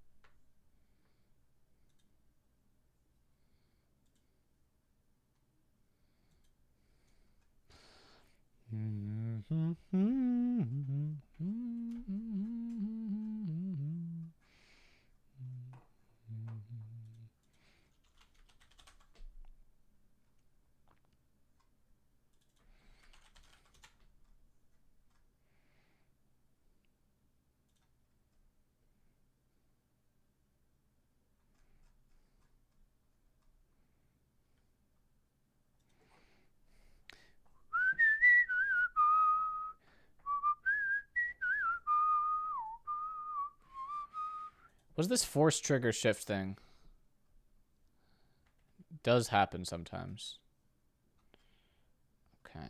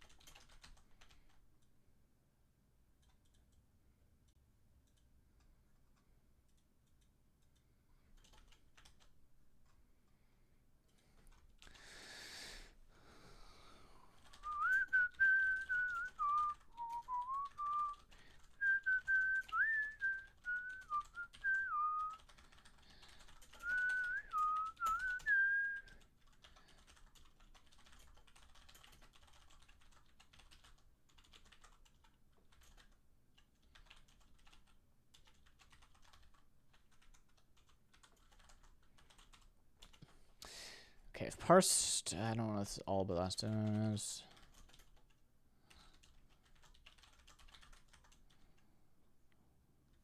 What is max?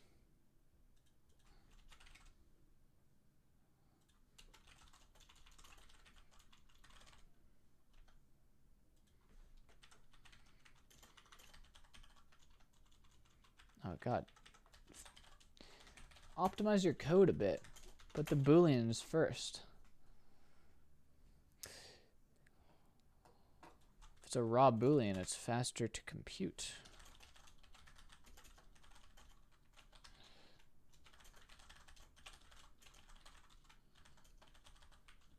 I see what it's doing here. Carryover is like what's going to go into the next field.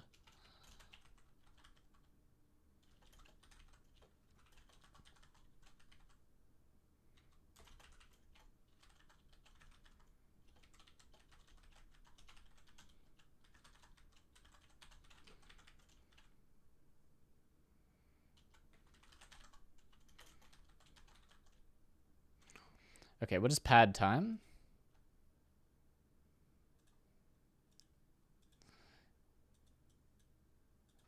It is literally just...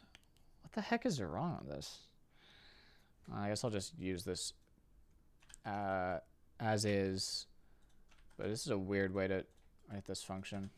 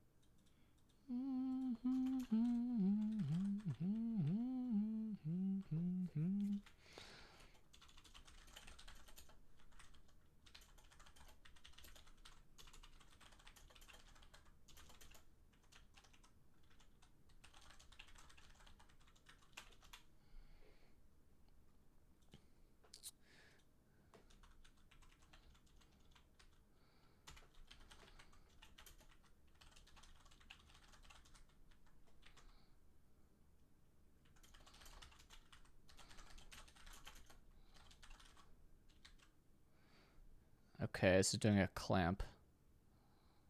Let's just do math dot min, and I want the minimum number between max and math dot max min and parsed.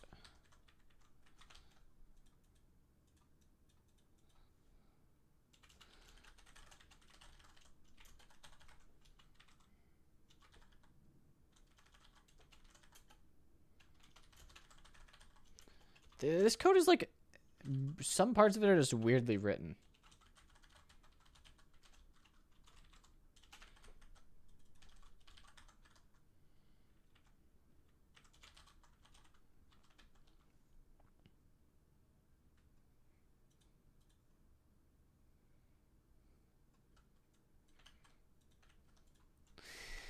Okay, I basically understand what this is doing, chat. It's like, this trigger shift is like whether or not when you press the button, it's going to go to the next thing. See how, like, when I press 2, it triggers a shift because it's going to the next input in the list. So that's what trigger shift is. So this is calculating, like, if I type 2, or if I type, I don't know. That's related. But I do need a min and a next max and a next ref.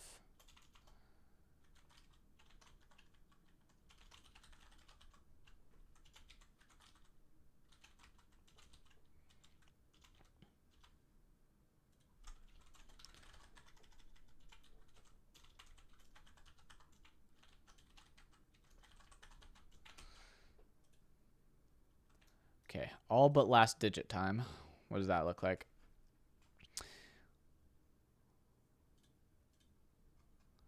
But this is all but last digit is? Seriously? You made a whole nother file for this, and you made a test document for that? I guess that's fine.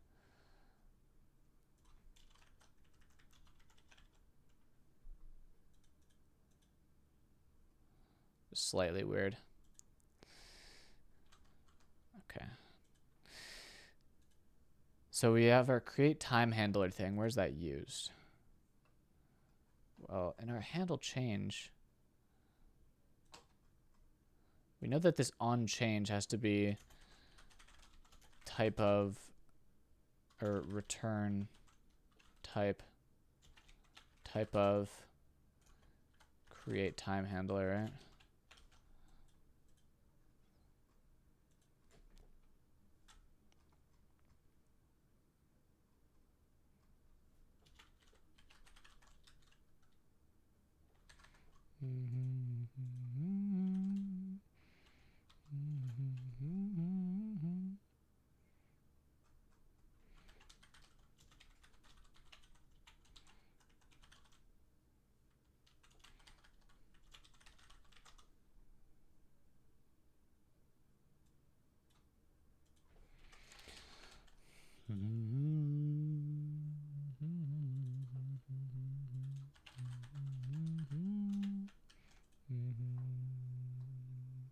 That looks good.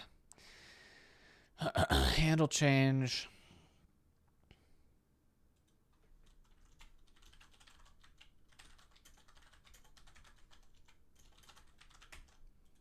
Okay. Now up here, to pass on change to all these shits.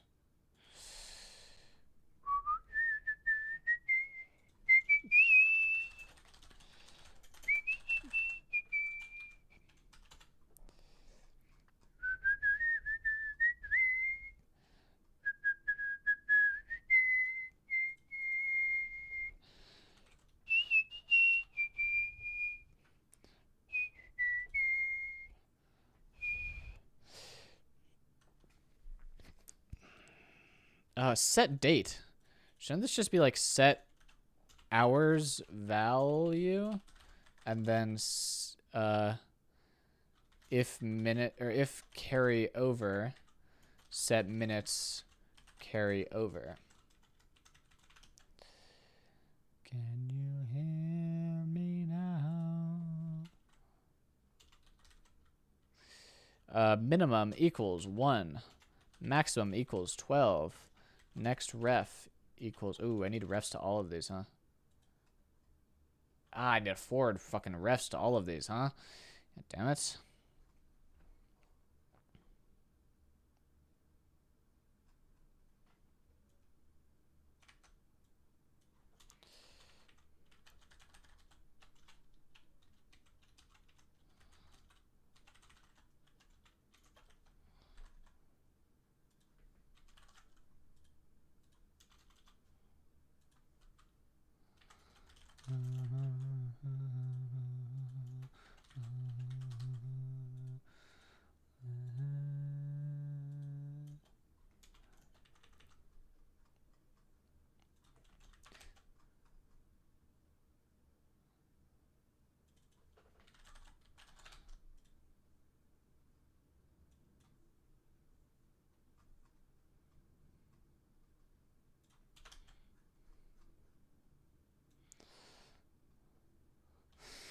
Okay, so I need to merge refs, I think.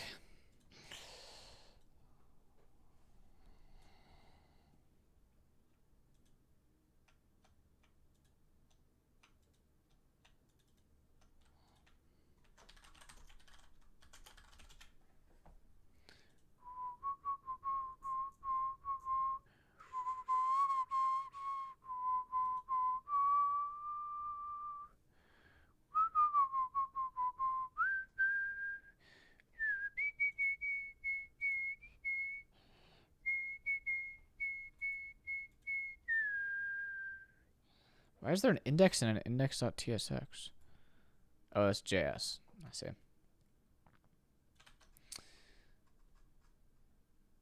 Right, we're just going to cram all this code into here.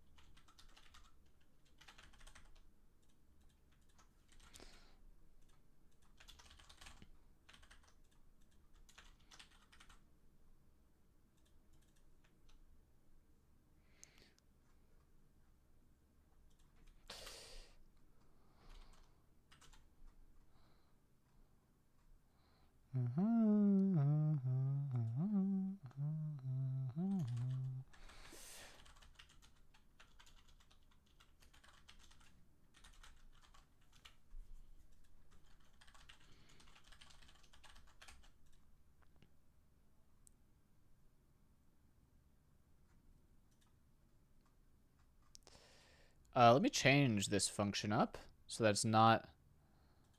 There's like something like this.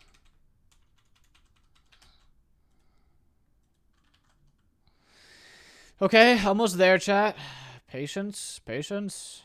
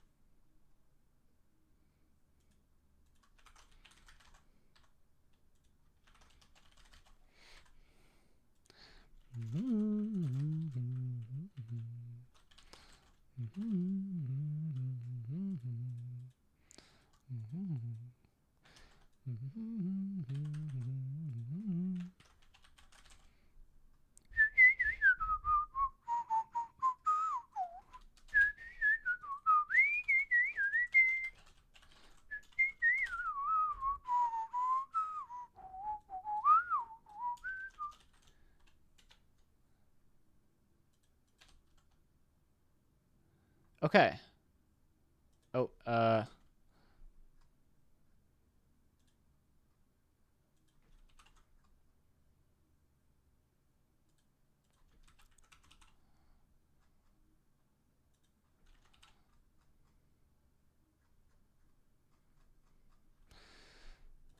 what's this next max?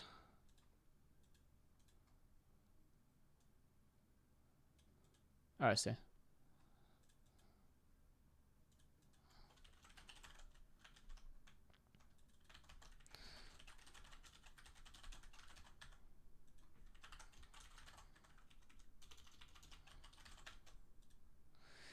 Okay, this compiles. Doesn't work. Okay, why doesn't it work? Let's find out.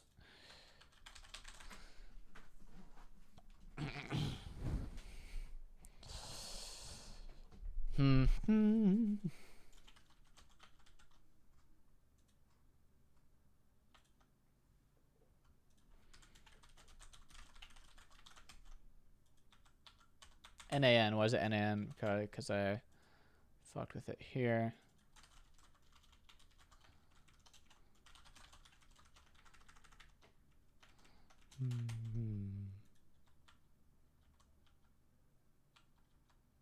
It's doing something.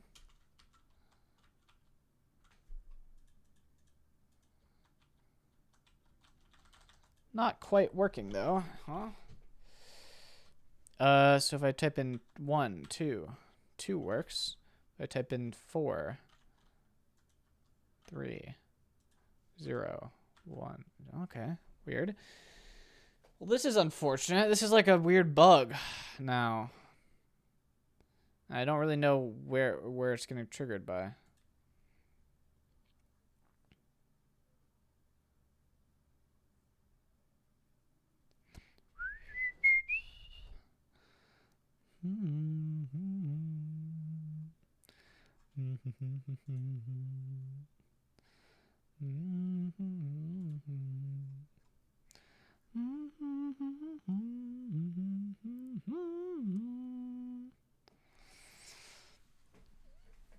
On change equals handle minutes change.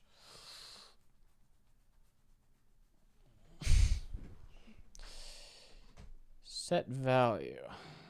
Set value. Am I doing that?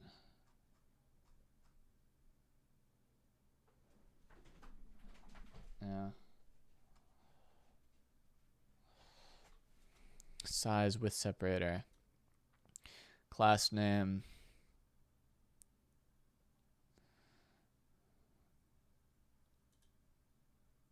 If I type a 3 in here, it sets it to 03 and it jumps to the next. If I type a 3 in here, sets it to 03 and jumps to the next. That's correct. Maybe I default this to like 0, 0, 0, 0, 0, 0. If I type 3, 03 jumps to the next. If I type 2, nothing happens when I type 2. Okay.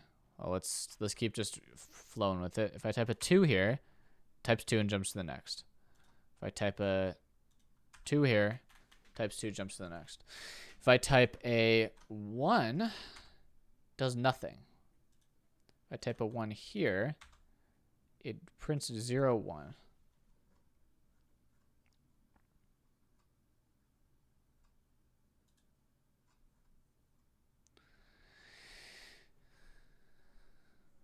Ooh, am I missing an on change?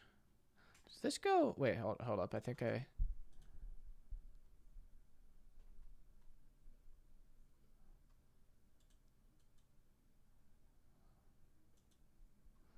Yeah, wait, hold up. Oh, this goes out here. Hold on. If I type a 1, okay, I can type 12. If I type 1, 14, I can type 14. I should be able to do that.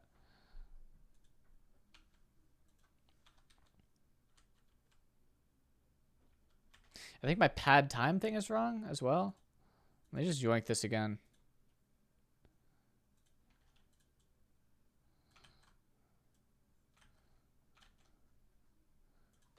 La la la la la la la la la la la.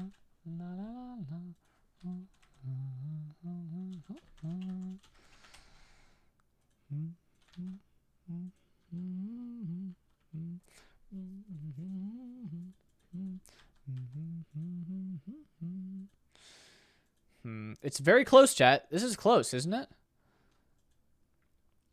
I just need to, if I type 1, can I type 19 here? I can. 12 hours for it. If I type 19, it caps it out at 12. So that's what this line of code should be doing.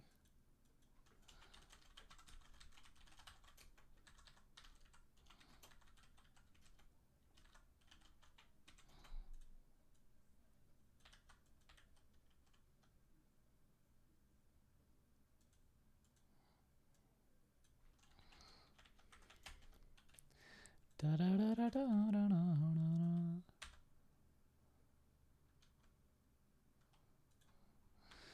19.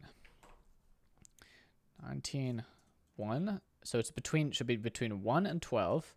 Last digit is 9. Next max is 59. All below is 5, so it doesn't transfer over, right? If I type 19, it doesn't transfer over. But if I type 1, 2, if I type 1, 3.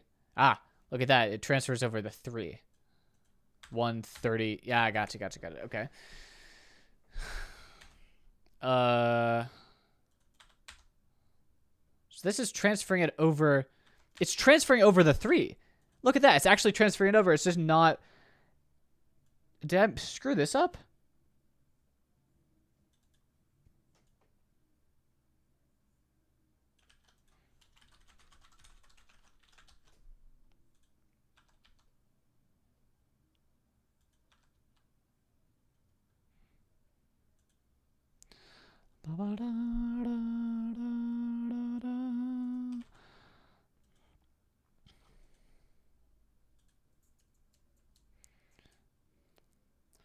Parsed is greater than max. So parsed is greater than max, yeah. Updated value, all but last digit parsed.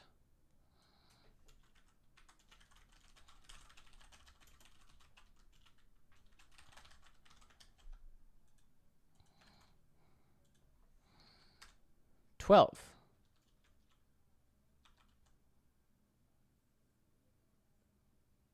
Wait, all but last digit parsed is nothing.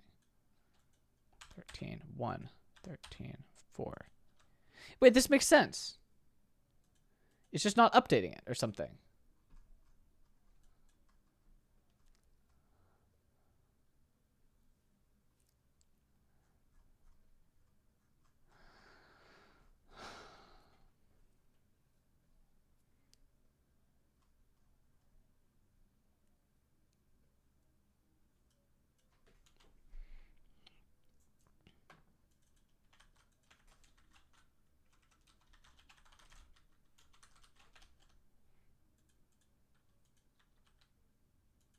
It's 0. It should be doing 0, 1.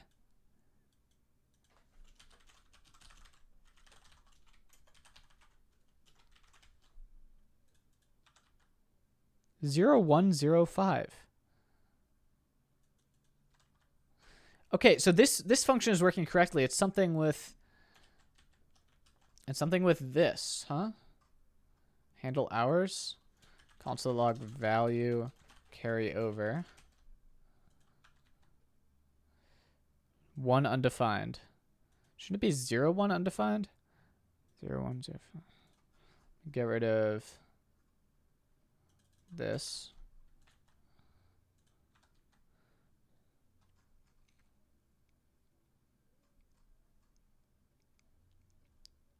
It has 15 undefined again. So it set it to the correct thing, and then it did the wrong thing after that. So onChange is being called too often. Is it because of this? Yes. Why is this getting called? Oh, this return goes here. Okay. Hold up. I think this is it, chat. 1, 5. Okay. 2. Okay, that does work. So if I type in 152, it types in 152. If I type in 125, it types 1205, but it should be 05. This should be padded. Wait, hold up. Is this padded? Did I just miss the padding? No.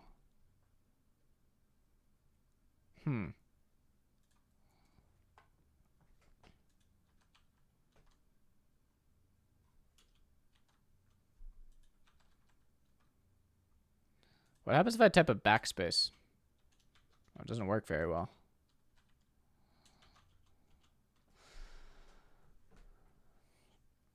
No, but it should be 05, not 5. Can I just pad this? Pad time?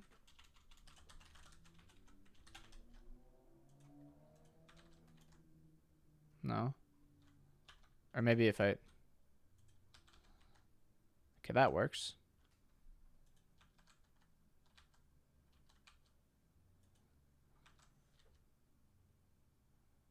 Fuck.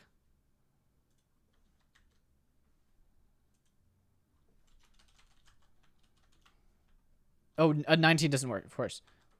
12. No. 16. 15. No. 15. 16. 16. Oh, yeah, you can't have anything bigger than... Okay, got it. 9. Oh, yeah, and that works. 34. I think this is working. And I just have to add the AM PM one.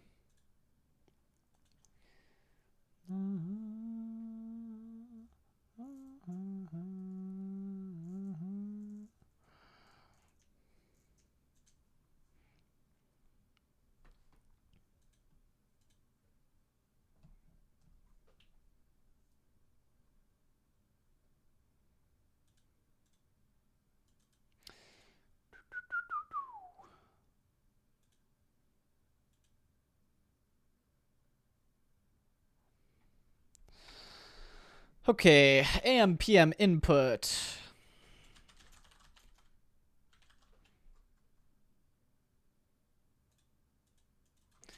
Gotta forward some refs.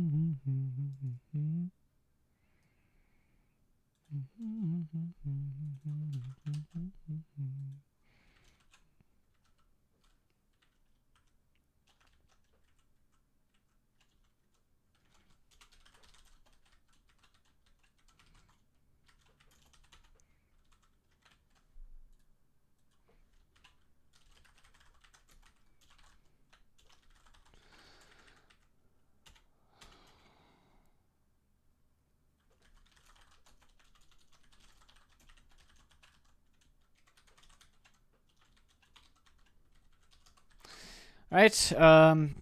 Okay, we got a handle focus. Makes sense. This is the same as this, right? Mostly.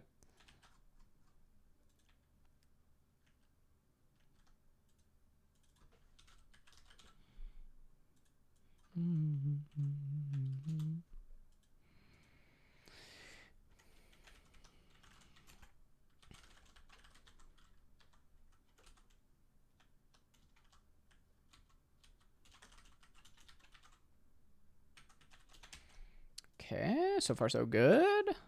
What is with this? Oh, yeah, okay.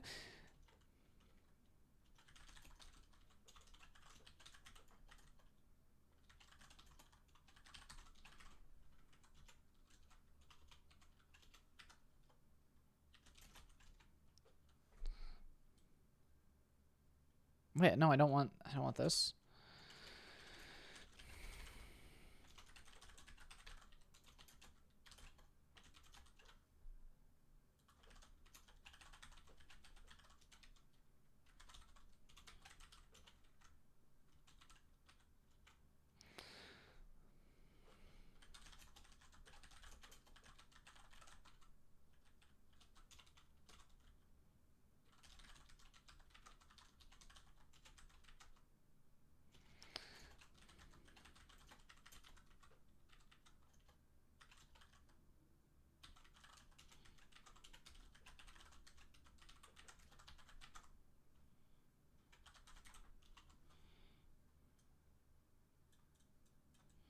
Okay, so this is just checking if we have AM or PM.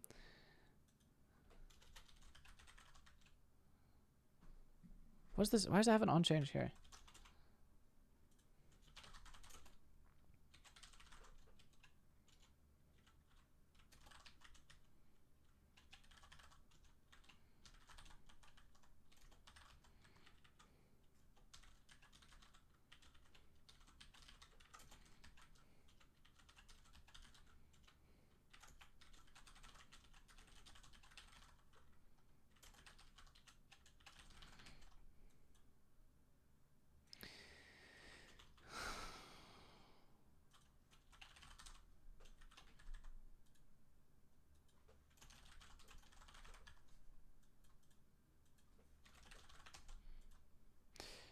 All right.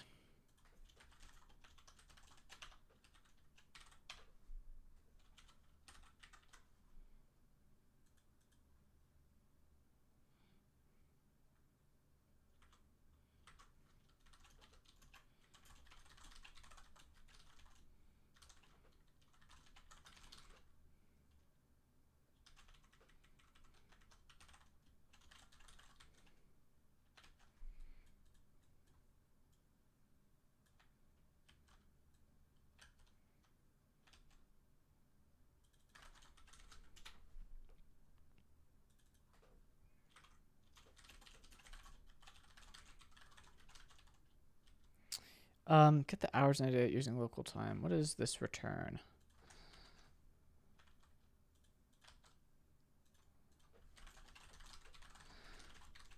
It's 13, so that would be just greater than 12. Greater than or equal to 12.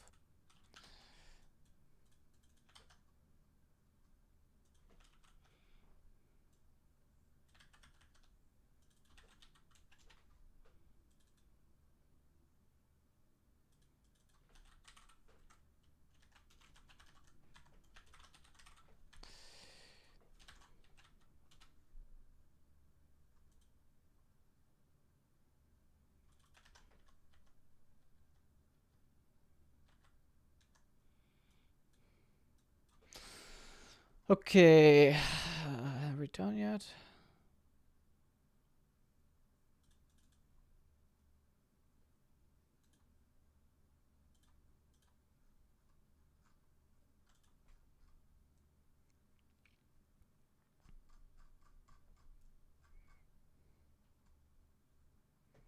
Oh, there's a fucking whole nother handler for this shit?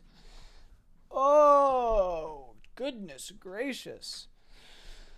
What does this do?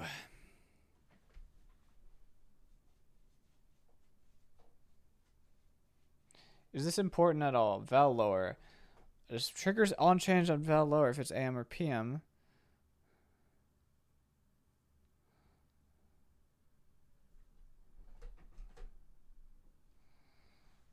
I don't need this shit. Handle AM PM.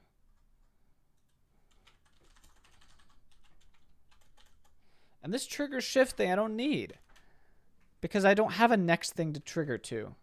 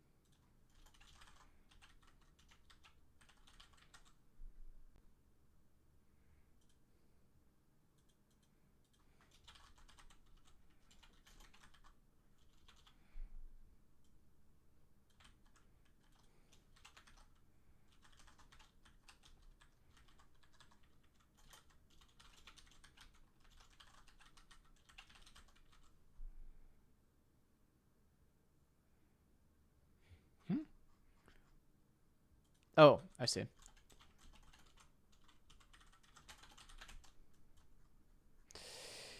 Okay, close, so close, so close. Do I even need this thing? Probably not.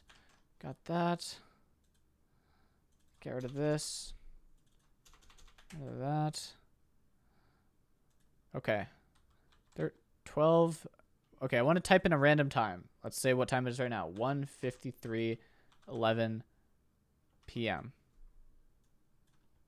a.m. p.m. Okay, I think it's working. Now I just have to do the styling, which compared to this is fucking nice and easy. So,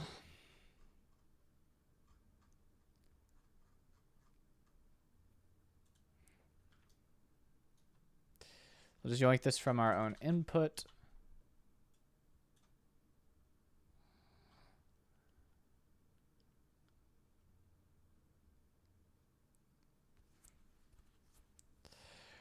How wide should each of these be?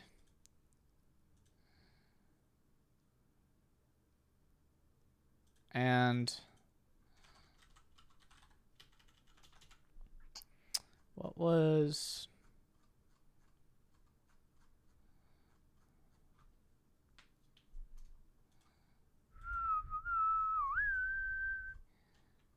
Yeah.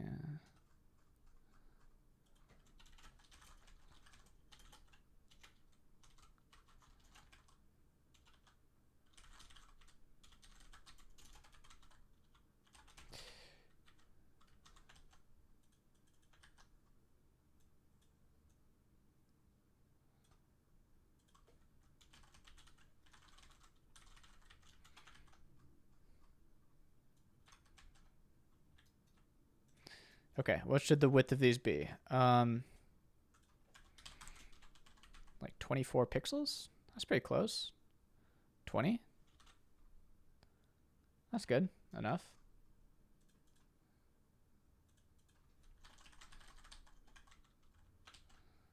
Okay.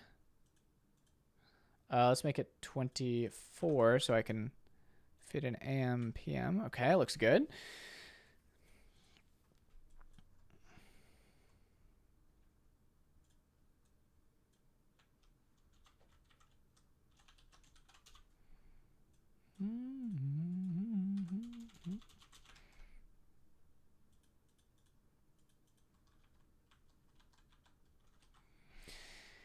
Oh, I'm so glad this is done. Okay, let's put a thing around the...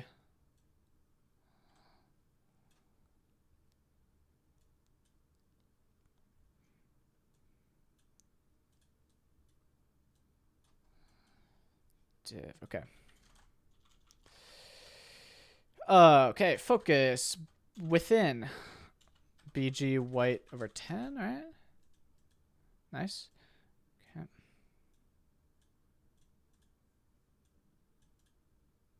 Let's grab this whole thing and then take out what I don't need. Which is this I don't need, this I don't need. Don't need that. Do need that. Do need that. Don't need this. Okay. Getting there, chat. Getting there.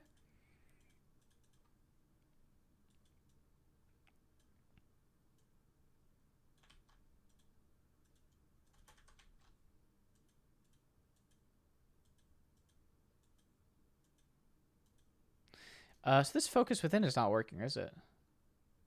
Oh, because I didn't do it for everything.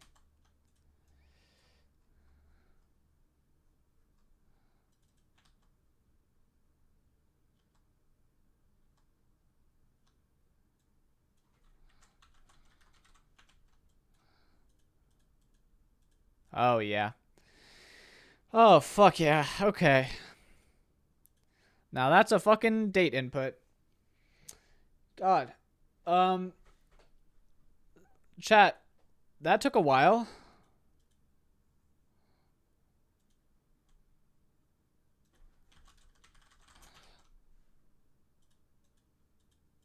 Was it worth it? Probably. I think this is clean. Okay.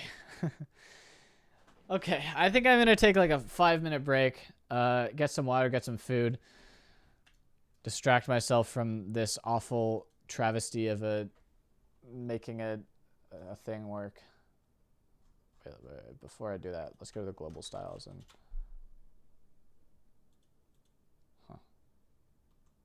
never mind. All right.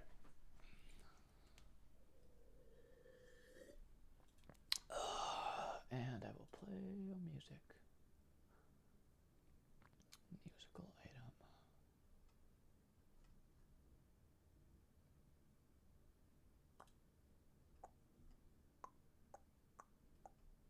What is this? I've never heard this song before, but it's released by one of my favorite artists. So maybe it's good.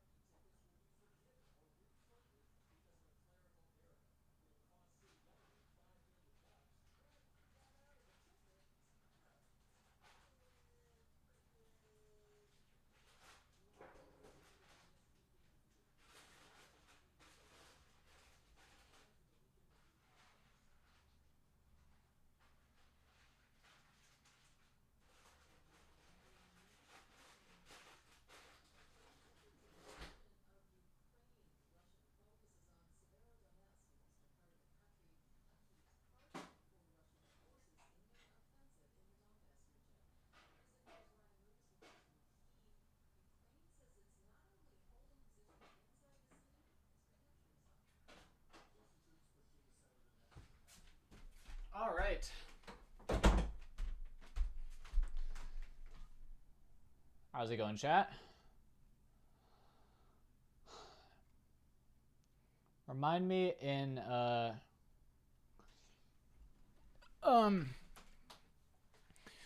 10 minutes to flip my food.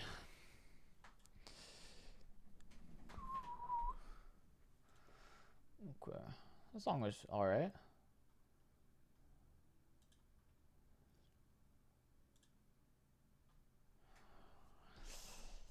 Okay, let's see here.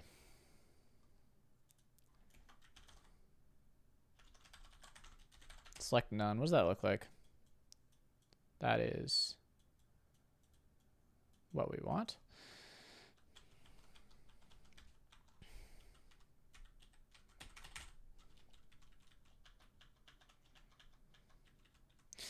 Okay, and now that I have this whole ass, you know. Now I was gonna say something, and I'm not gonna say it because that would mean a lot of work for me. Okay.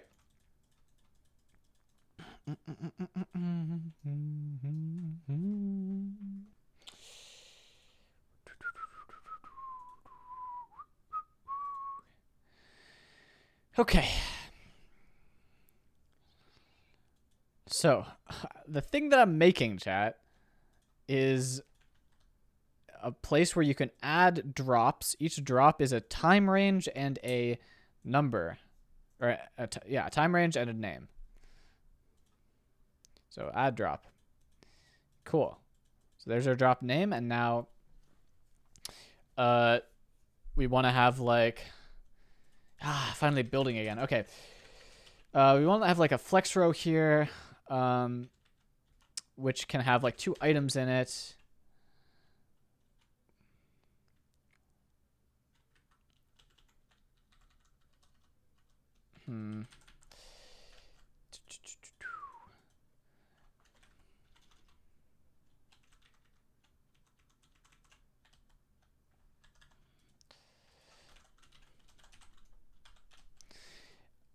Two divs, and then each one can have a label, and then inside the label can be like a... Well, we can yoink the label styling from here.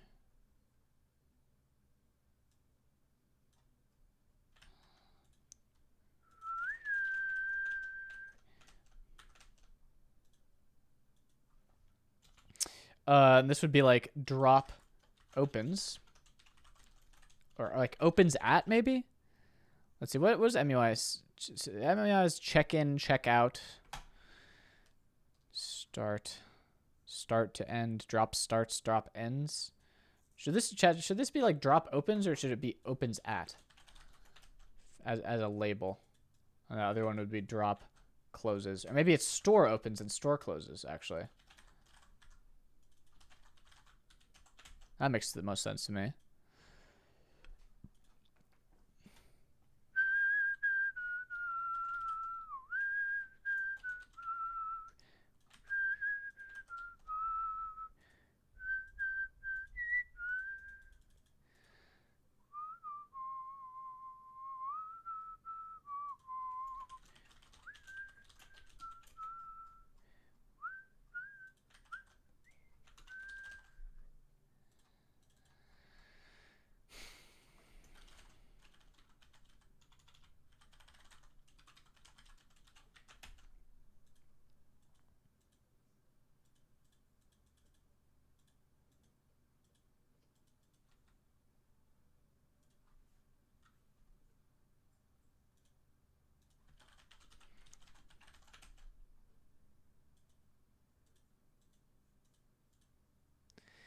Do I want to do like...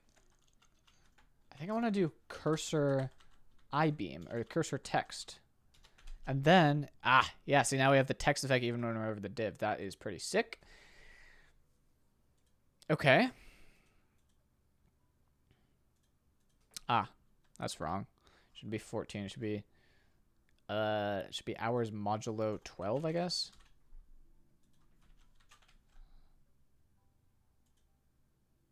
But what if it's... Whatever.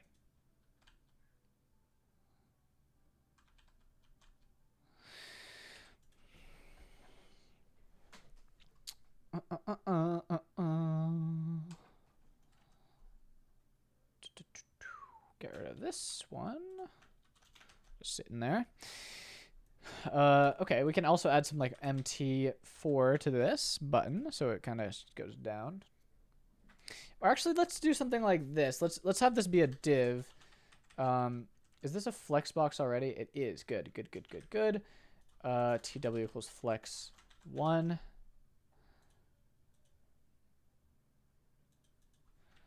Overflow Y auto. And where does this go? Black? Yeah, perfect. Am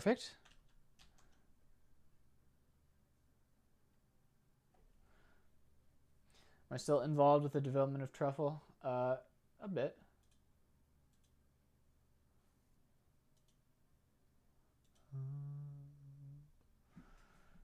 I'm a consultant, I think, officially.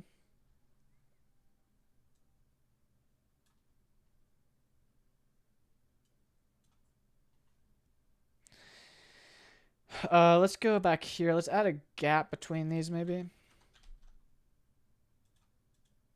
That didn't work. Right here. Okay, gap 2, probably. To match everything else. Okay, cool. So this looks good. I now want to have... So I have the time, but I don't have the date. And for the date, I am 100% for sure not copying another library again. I just want something that works, man. That I don't have to install a fucking huge library like Mantine. Like, yeah, what was the most promising date picker I was looking at earlier? This one's pretty good. I was considering making my own, wasn't I? No shot.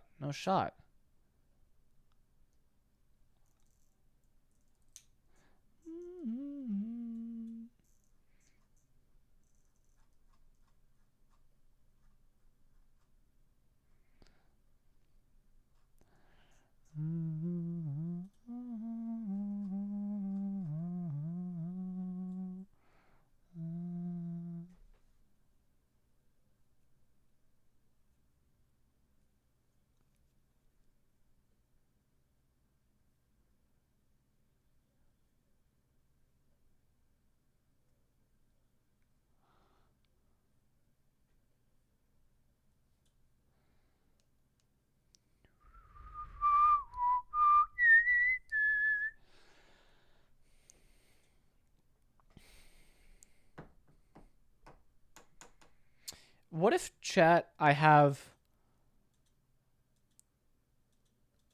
Like, instead of having...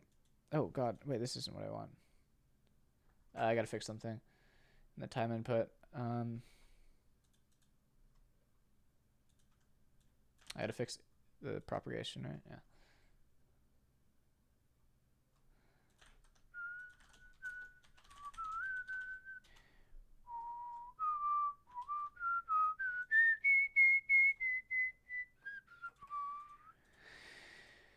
Okay. Yeah, so what if instead of having like this picker, this date picker, which when you click on it, it like opens up a calendar. What if I just like show... No, I guess it would still be the same thing.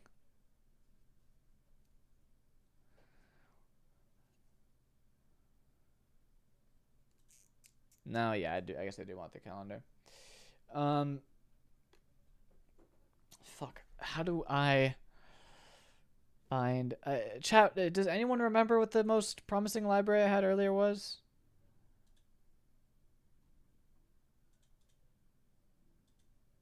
I totally don't remember.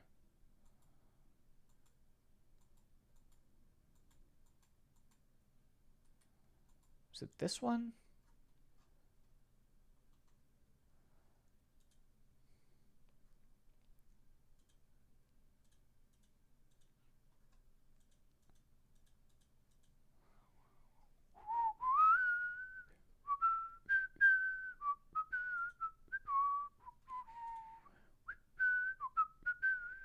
So this looks fine. Oh, this was the one that kind of is unintuitive, I think.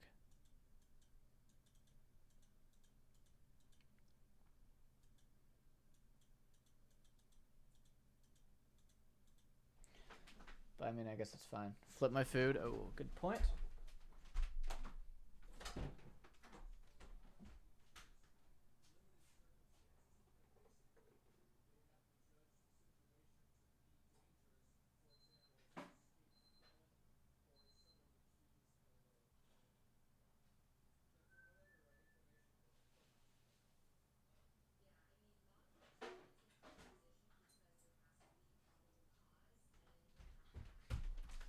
Alright, remind me another 9 minutes. Custom multiple select. What is this? Okay. This library is okay. We'll keep this in our back pocket. It's not my favorite of the libraries that are out there. Is this the one that uses moment? This has... How does this have no description? Oh, it's a bug. Wait, that's weird. I think NPM has a bug.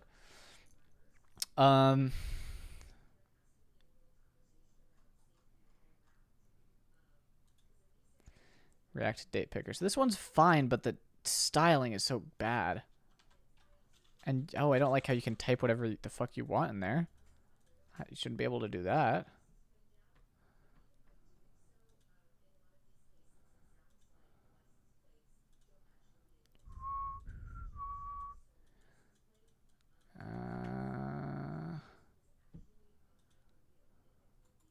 I don't like that one too much. What about this one? No moment.js needed. Okay, cool, cool. What's React date time picker? We already have our time picker.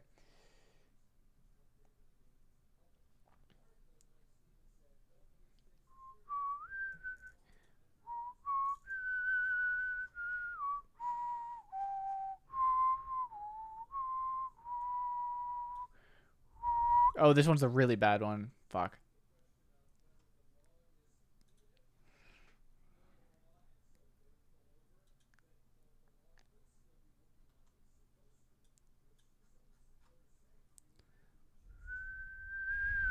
Oh, this one was pretty good, I think. Yeah, you can like select ranges. I like this one a lot.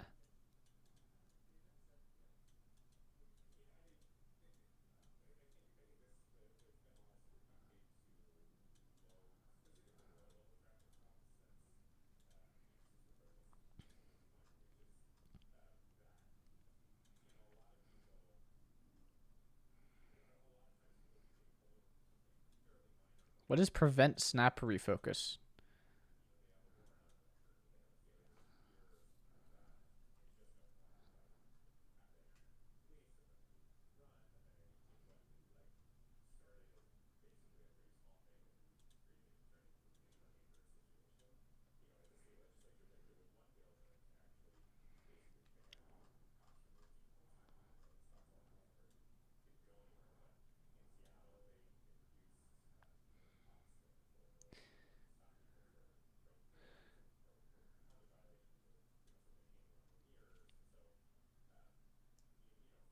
I could be lazy and use the native date time picker. Really?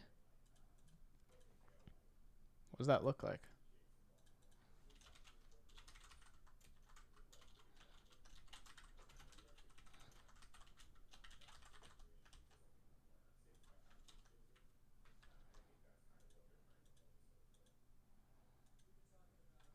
It's not bad.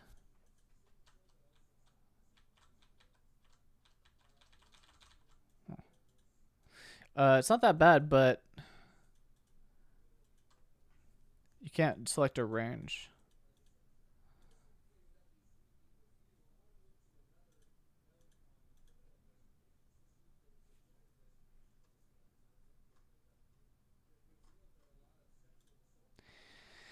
I think this one's the most promising so far, chat.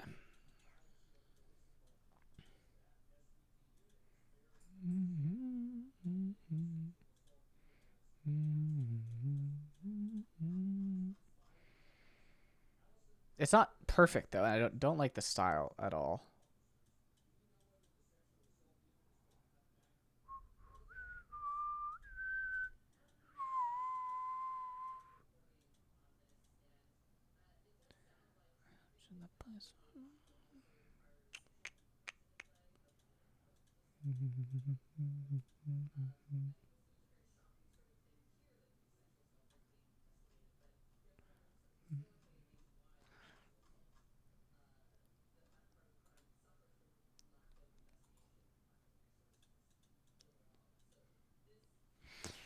Let's try it.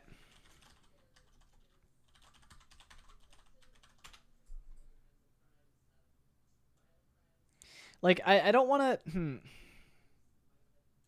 I guess let's just look at the API. Why is it class component examples? Probably use its class components then.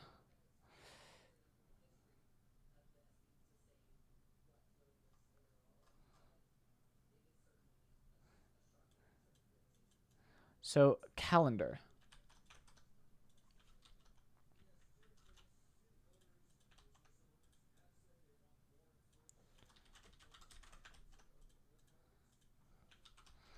What does this look like?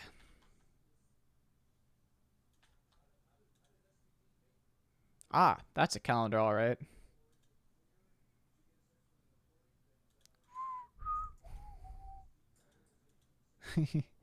That's a fucking calendar if I ever saw one. So this has like class names, I guess.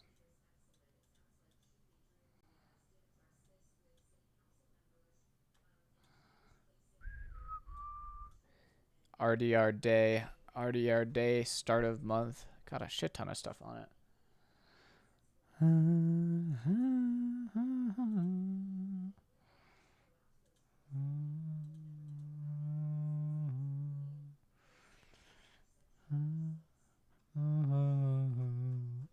So can I make this calendar just select a range? I guess I just want this whole thing. No, I don't want the whole thing because it... Let's look at it, actually.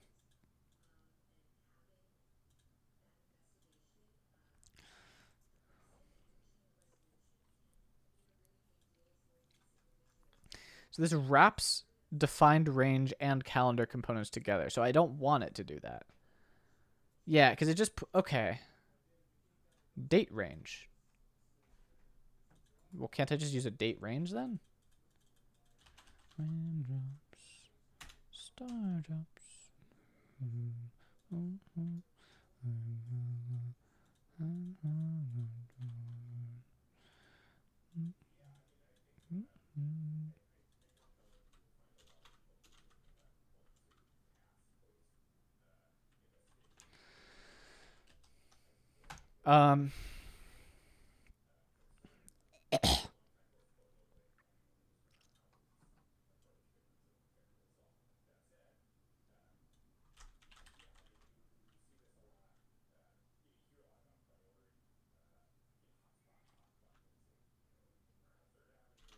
On date range or on range focus change.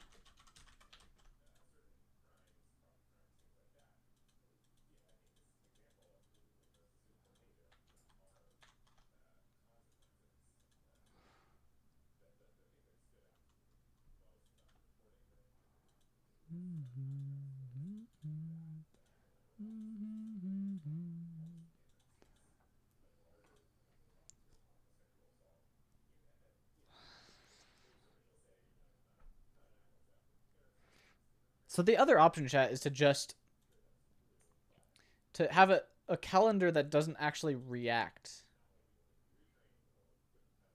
Actually, it could work. Like a calendar that doesn't, you can't click on the calendar. You just type in the date like you type in the time, and then the calendar updates to show that. But you can't click on the calendar to change the date. Okay, I'm gonna get my food.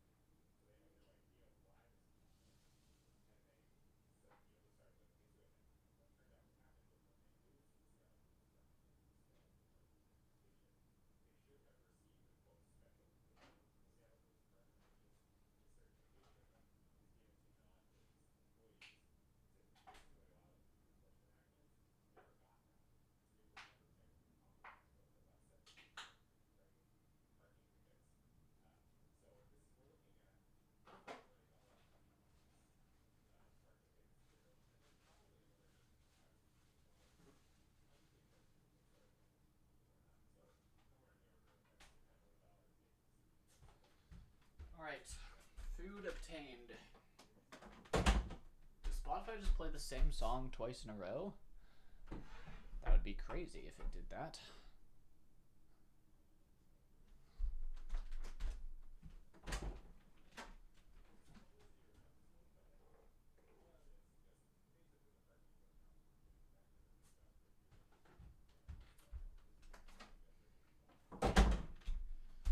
Okay.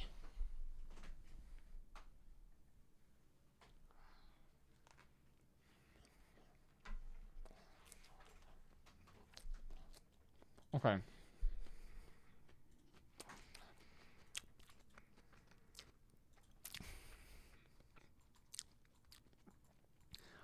Let's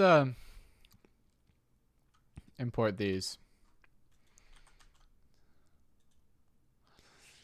Okay. What the fuck is wrong with this? This works not at all.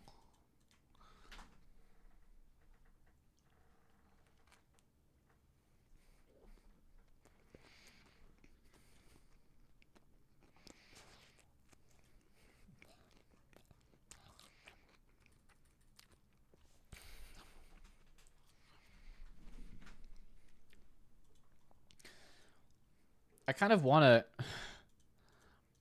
I kind of want to now just not use this and instead use a custom thing that just has dates.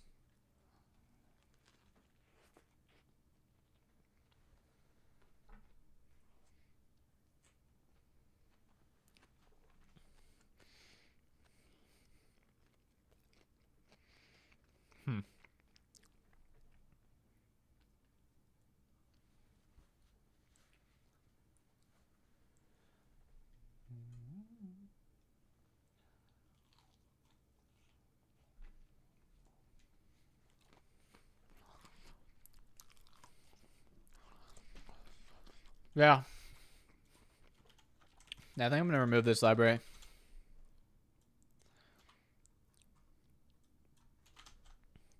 I'm just going to have a date input.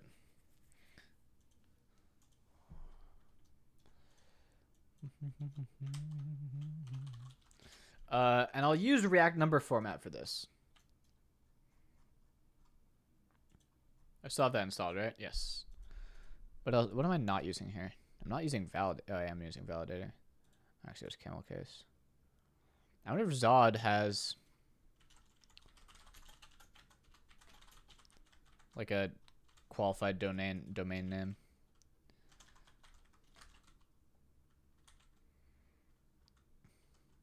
Is URL, but not okay. Cool.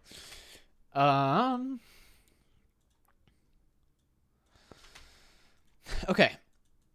So time input.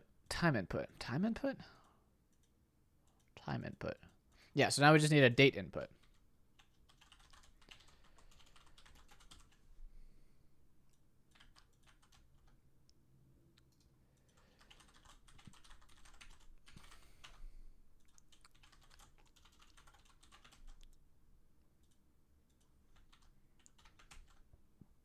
Okay.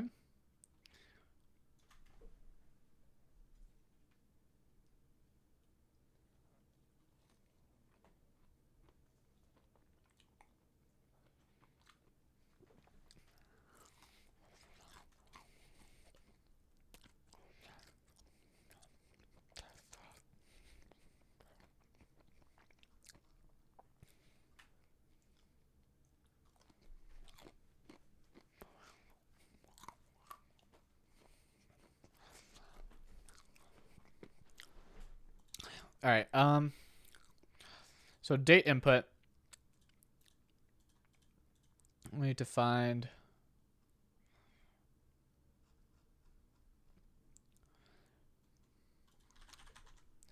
number format.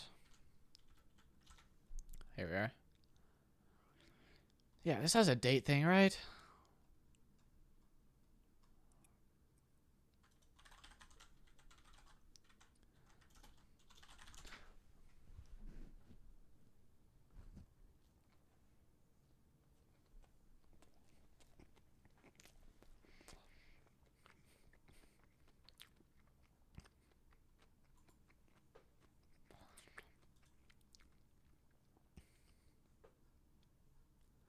What is this shit?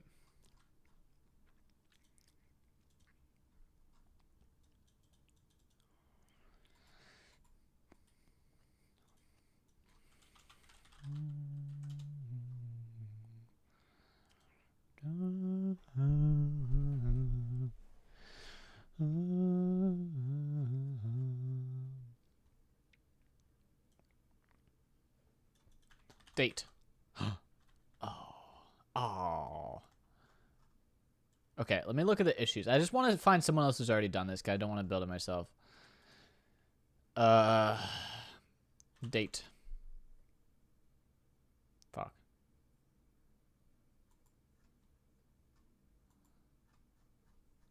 Nobody's done it ever in their lives. That's unfortunate. Okay.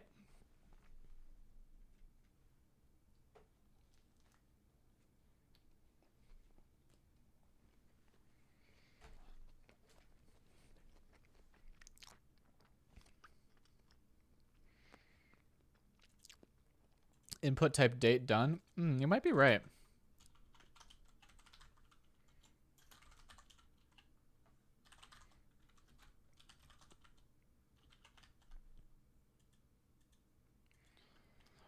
But I don't want the I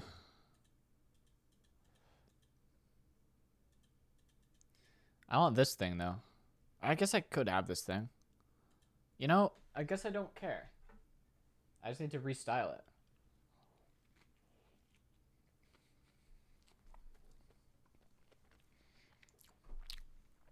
Type equals date time local.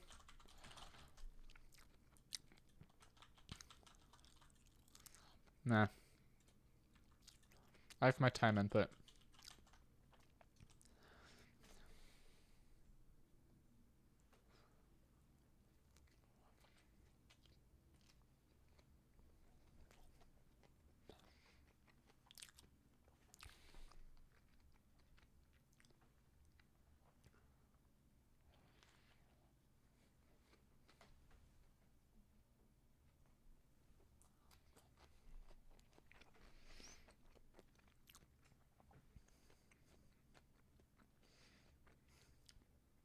How's food? I'm still eating it.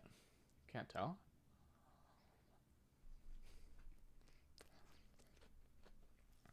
Thought my mic would pick it up for sure.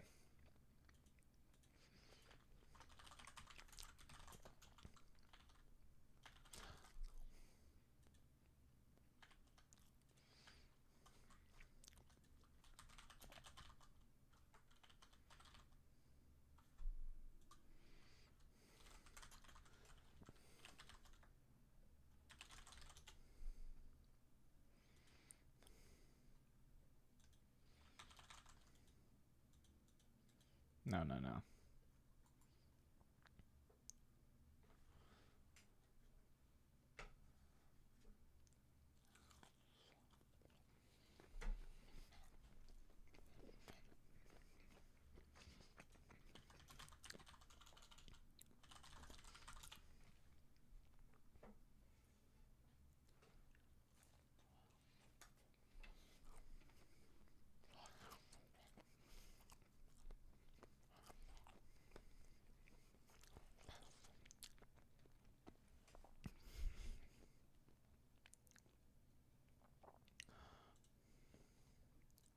Oh shit. Wow, so much stuff here.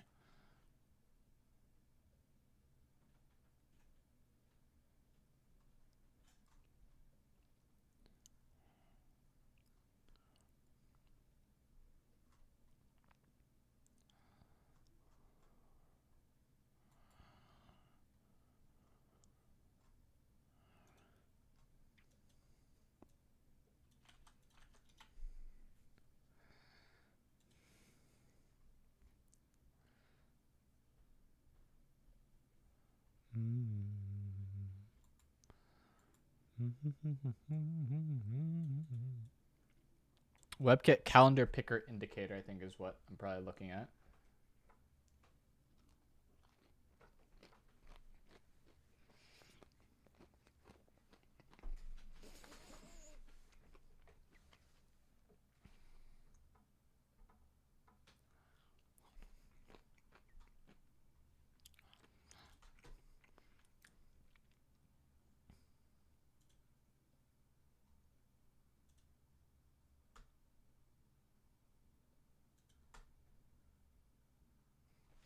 All right. Okay. Input or WebKit calendar picker indicator.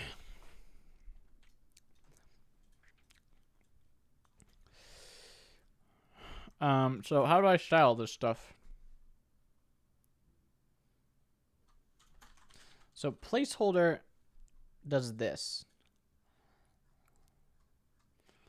So I could probably add custom Tailwind things. Shadow DOM. Pseudo classes.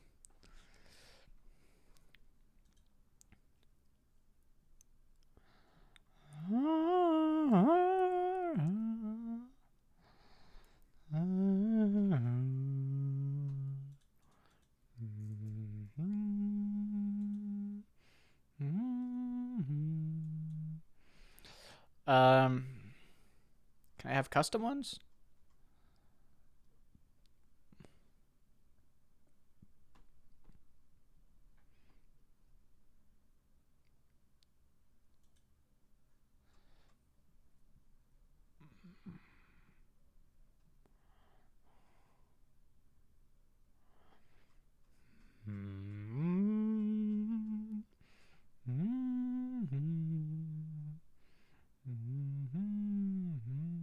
All right, I guess I'll do.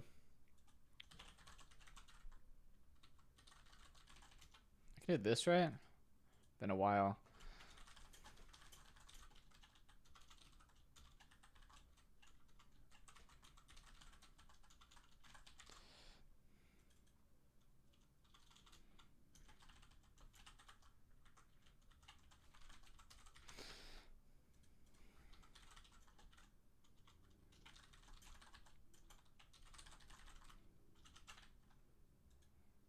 Okay, so this does work. So now I just need to figure out all these things. So calendar picker indicator, right?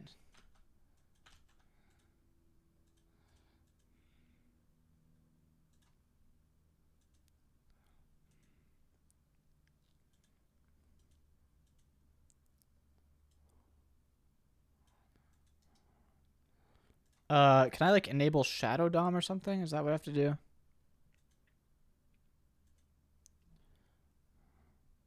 Show user agent Shadow DOM. Aha. Aha.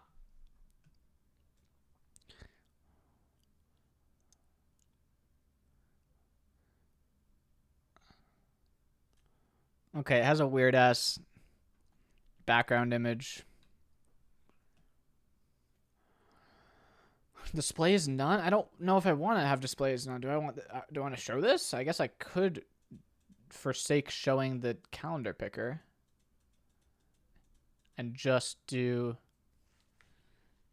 typing.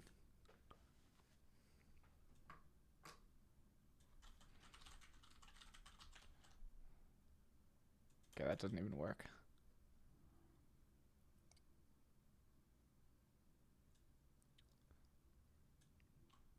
Does it?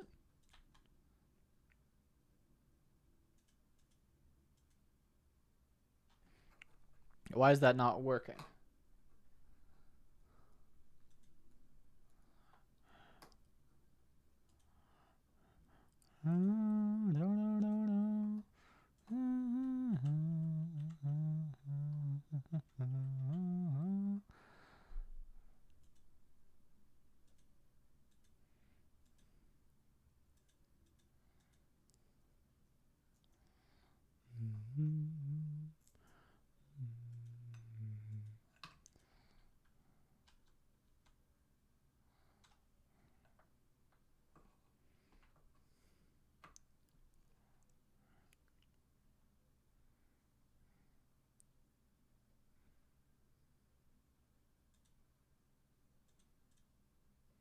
No, you're wrong. Bad suggestion.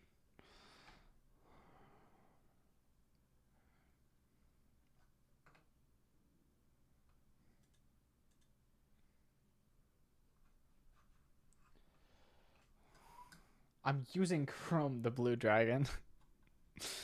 Bro. No, no, it's fine. If I do like appearance none. Isn't that supposed to hide the things?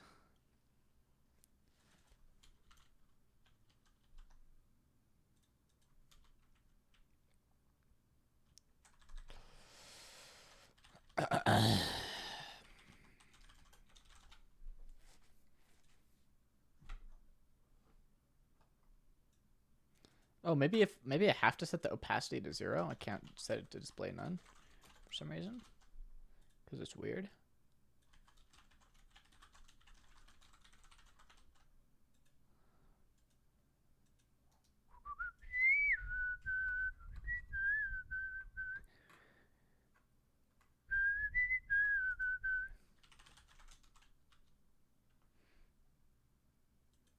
Okay, I can set the opacity to 0 manually.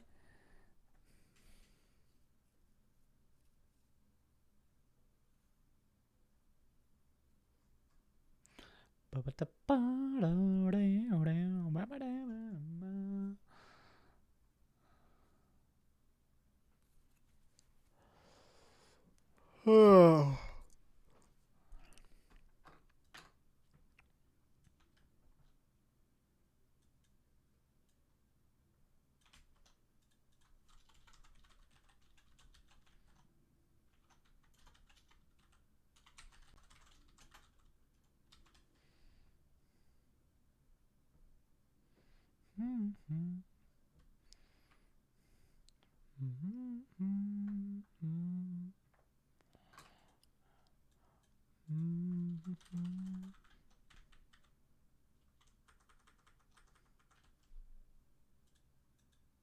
Okay, that worked. Do I just need a space here? Is that what it was? Uh-huh.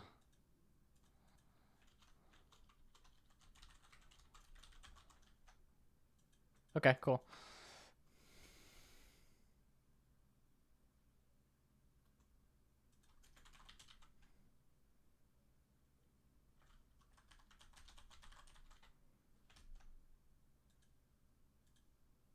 What?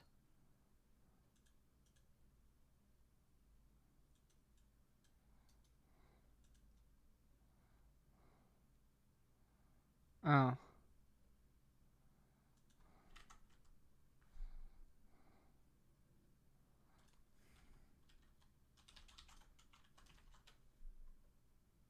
Wait, what the fuck?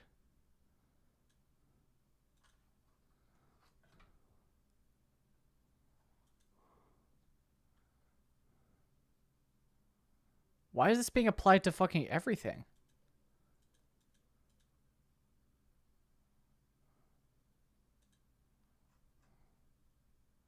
Wait, these are different things. No, they're different. Okay.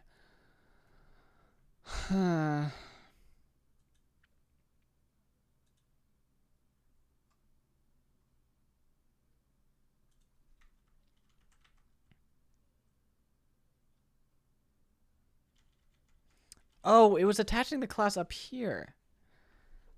Oh. Hold up.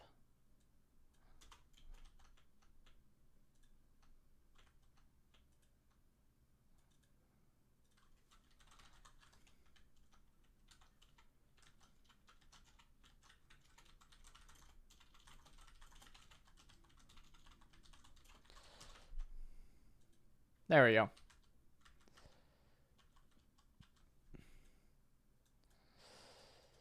Okay, this is looking pretty good. I wonder if I can change the highlight color on this to match this. Or change the highlight color on both to match what I want it to match. Look at the sky.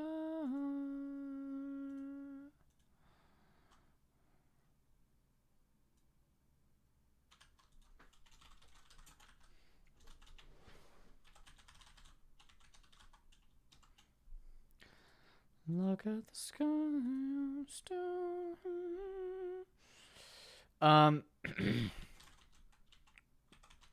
Something like BG Green 300, right? 500. Oh, 300 actually works.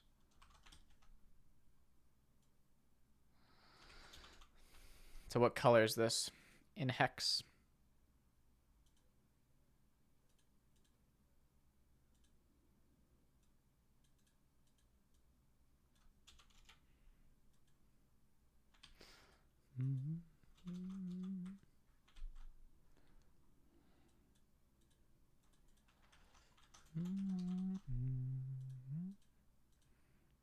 That didn't work. Why not?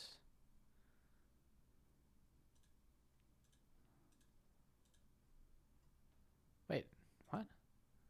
Is it a different class?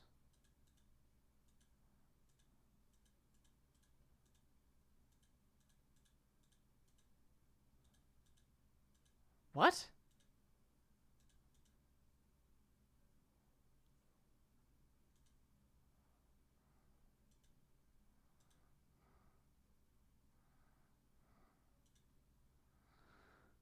Oh, it's edit month field versus edit day field.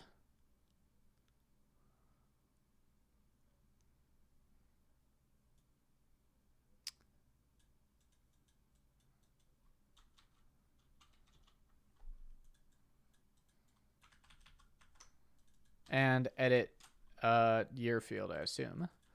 If it was not, I would be quite surprised. Okay, it doesn't work still.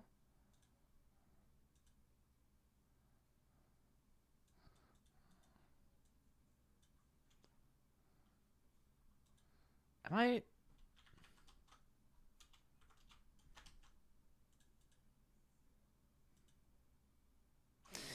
What am I doing wrong here? I guess I'll just copy this whole thing because I am forgetting how to combine them into one. Okay, that's better. And now I want to do the same thing for these.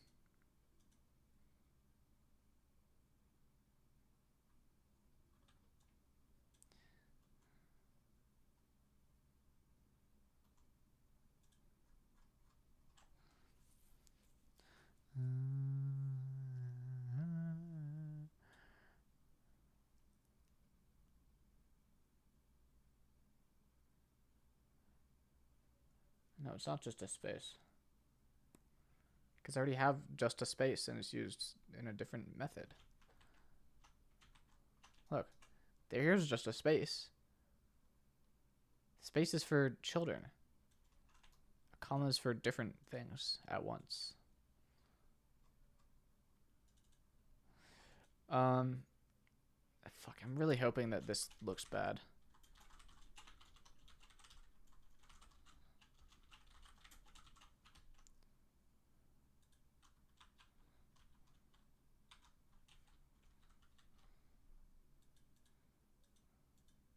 Okay. Doesn't look great. Good.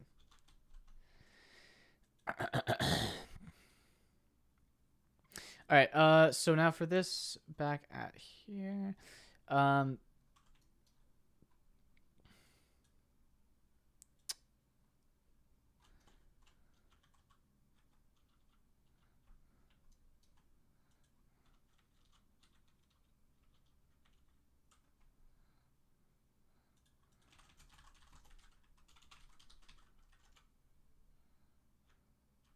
I guess I could just do that. Focus. You can't see it under the...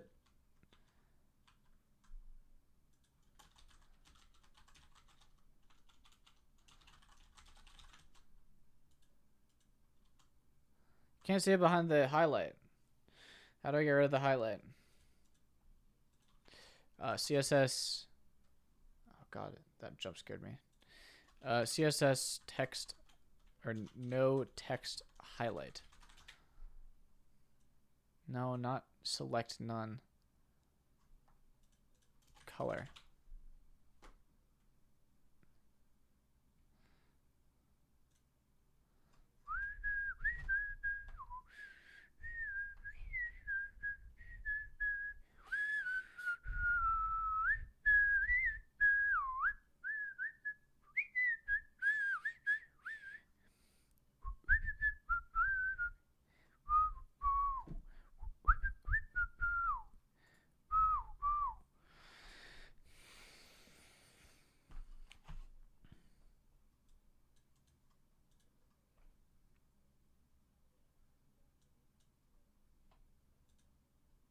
Selection?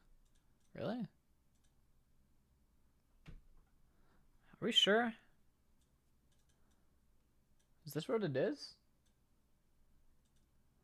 Can Tailwind handle that?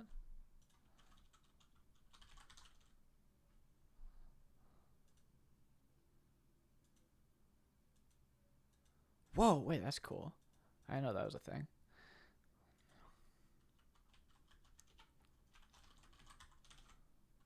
Aha! Aha!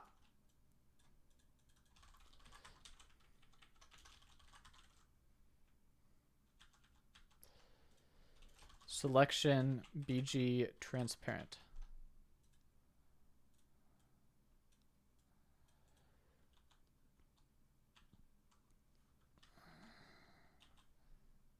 Okay. That looks pretty good.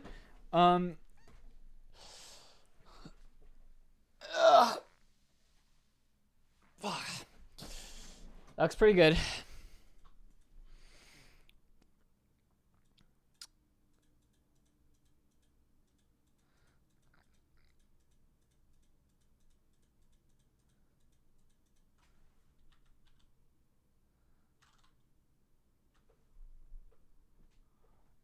Yeah, I don't want select none. Also, it doesn't work on inputs.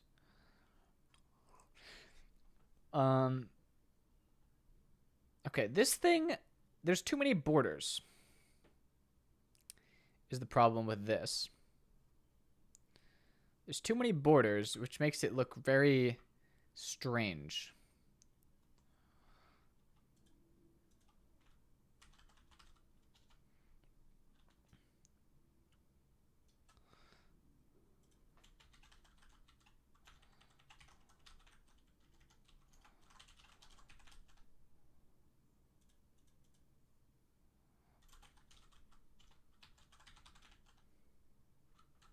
Wow, what the fuck is this?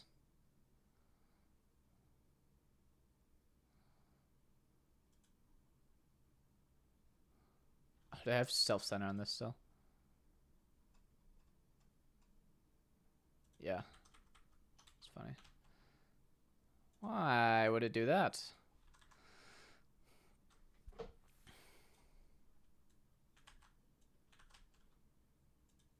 Why would it do this?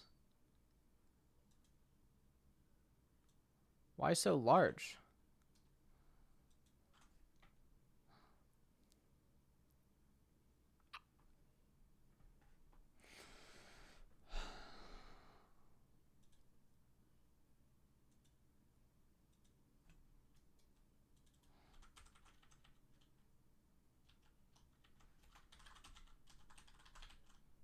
There we go.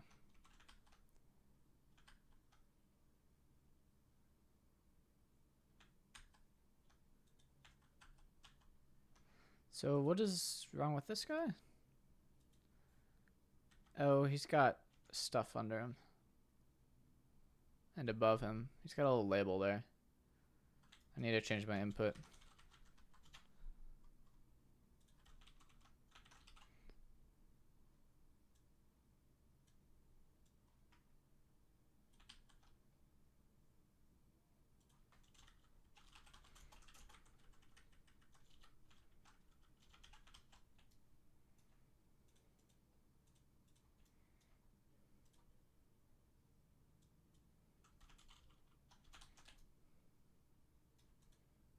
Okay, I understand now.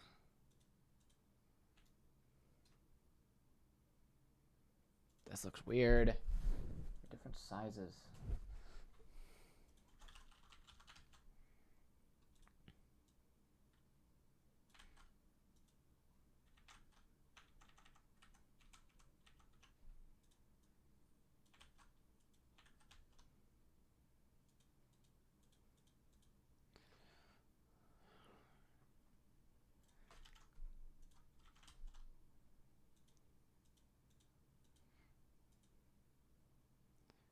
By 36.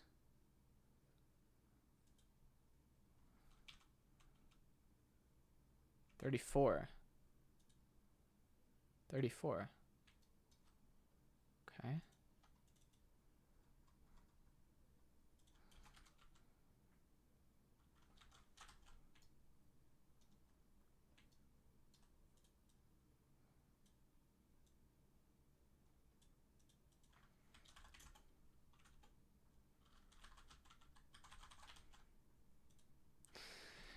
Okay, that's better.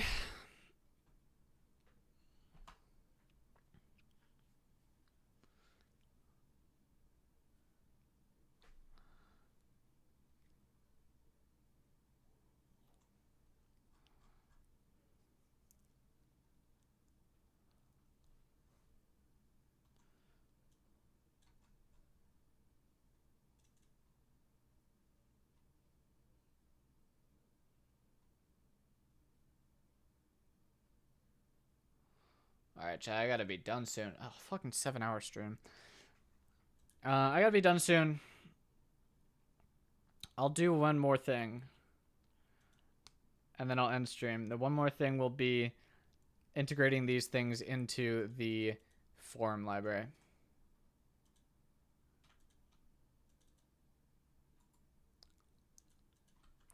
This one should be easy. Except, no, it's not going to be easy at all because neither... I have to use the controller thing for sure.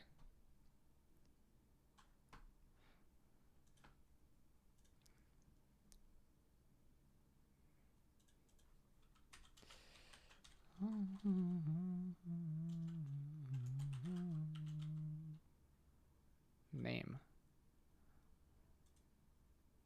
What's name?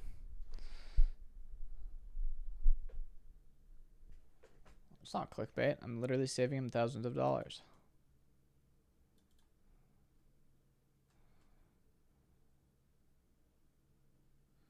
So name... Wait, but doesn't name have to be like...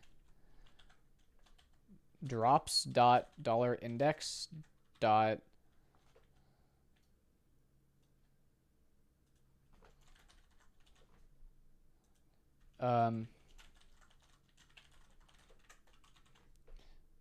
Ooh, does this... Oh my gosh, this is so nice. Dot opens, right?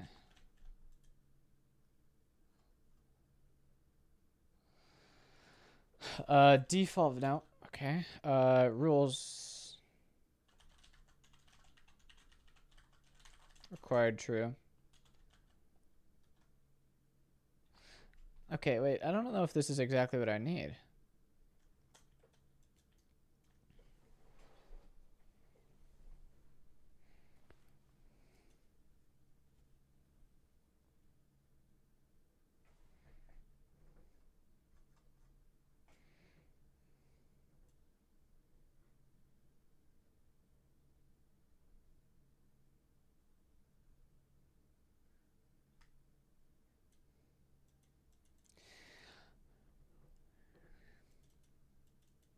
On blur, on change, on check, or checked. No, value. Input ref.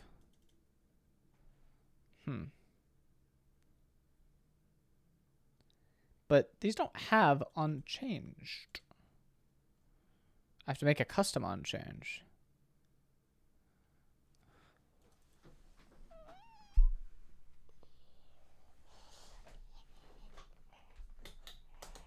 Hey.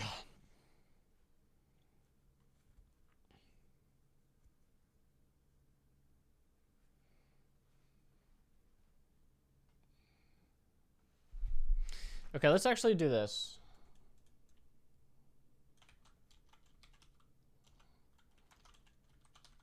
Stop.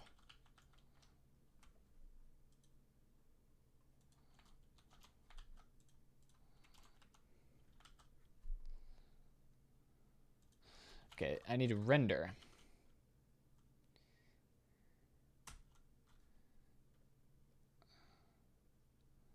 We'll do date input. Now.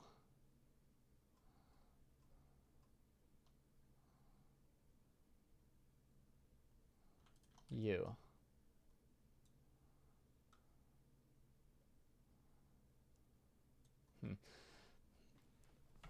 I need to set the types of this the types of the date input, the props of the date input, equal to form render controller render props. Controller render props. Now I can access like field or not. Controller render props create form. Now Now I can access this field? No? Okay.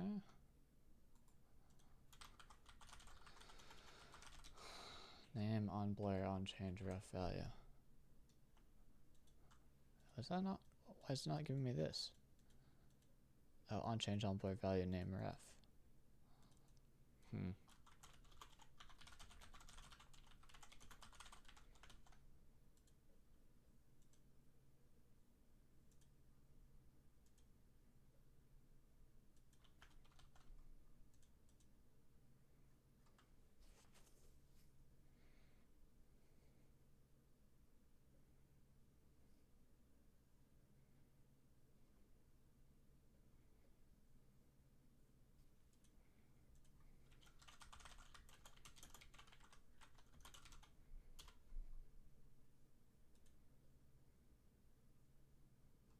Ah. This is more than just the controller render props. I guess I can do this. Now I should be good. And except I'm not. I need to forward a ref once more. Fucking refs.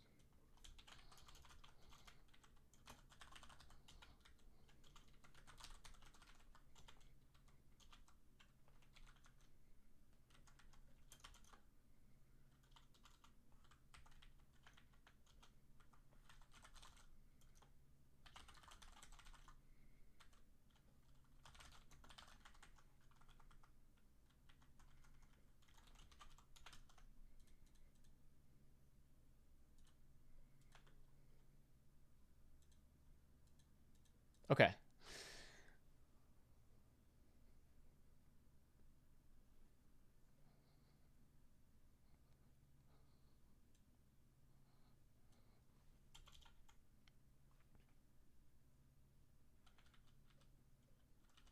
Okay, so let's store two states, I guess. One is the date.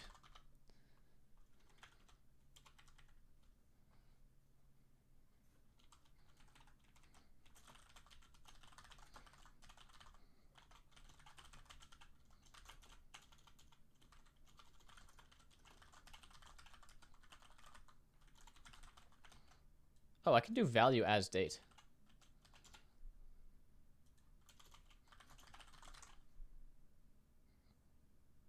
Huh?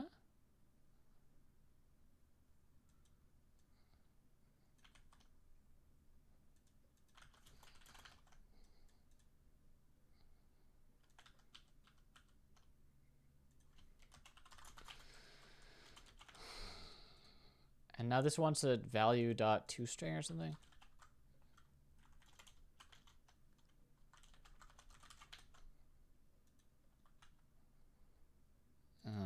Okay.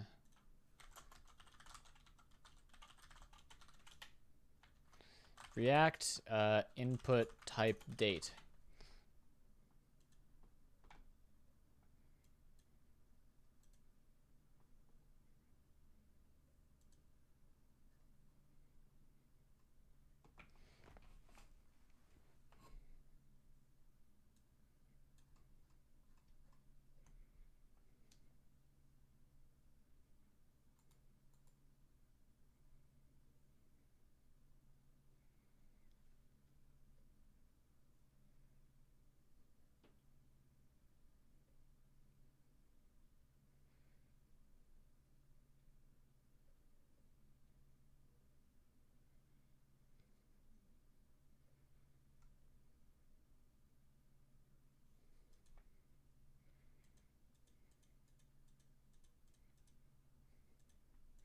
Can I format a date in this thing that it wants?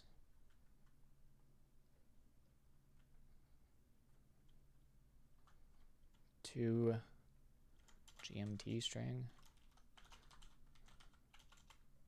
I mean, that's kind of it.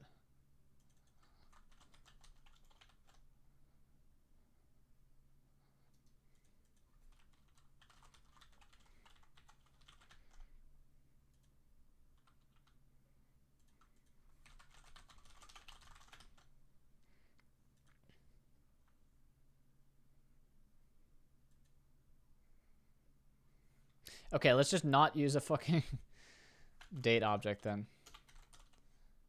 Or let's not use value as date. Let's just use value.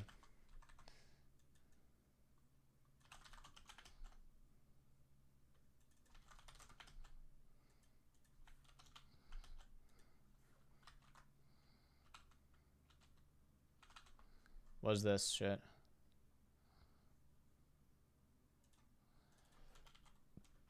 No, let's use the date.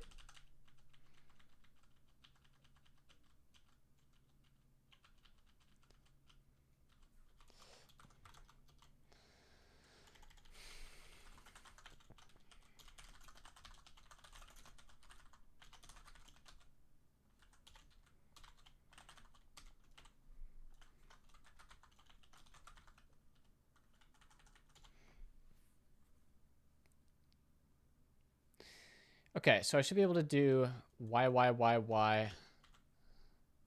What's the expected thing again? Y MMDD.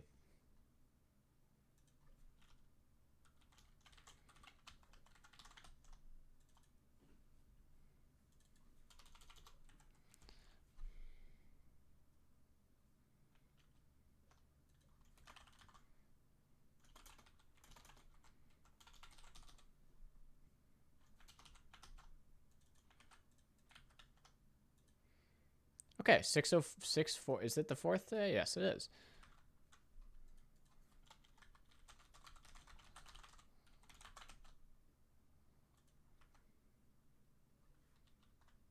I can't change this to 5. It doesn't work.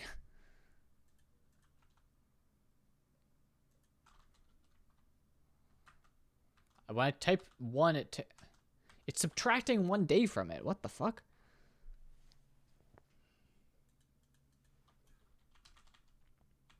This is bugged. I thought the browser one was supposed to work.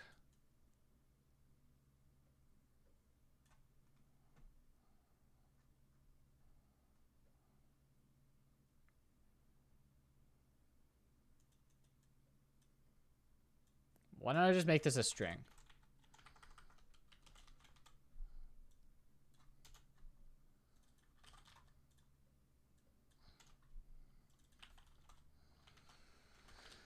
And do this.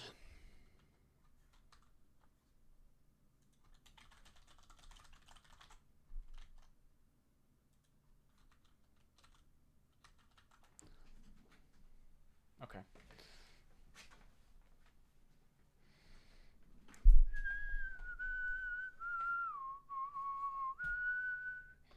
I wonder why the React DevTools is doing this.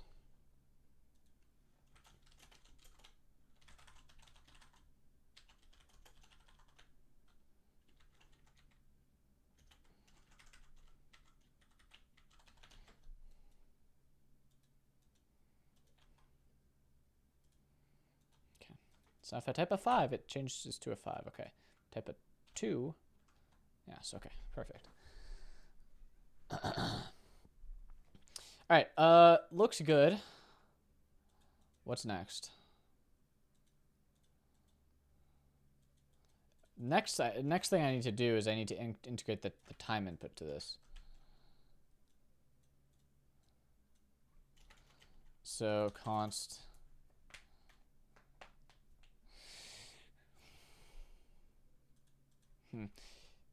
How do I do this? Time input.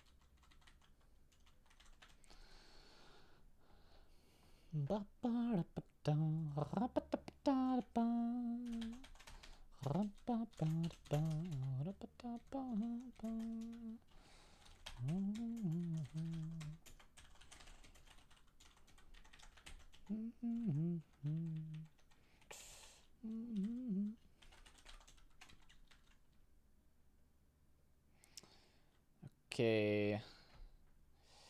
So I want to.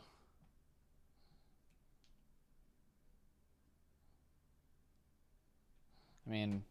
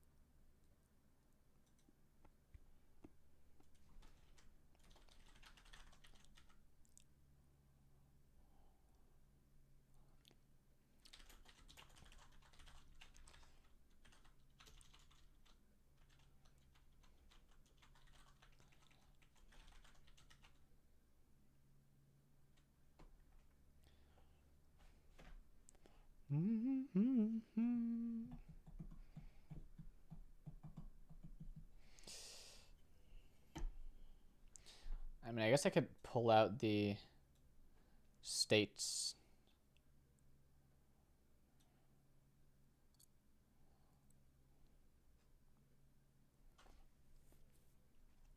Yeah, you know what? I think I will.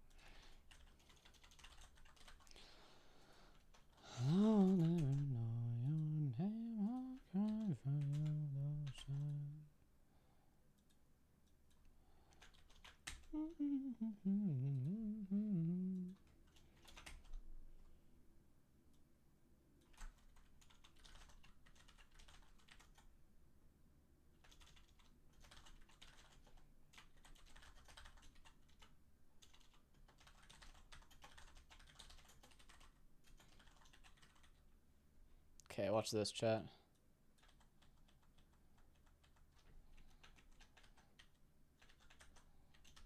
Boom. Easy.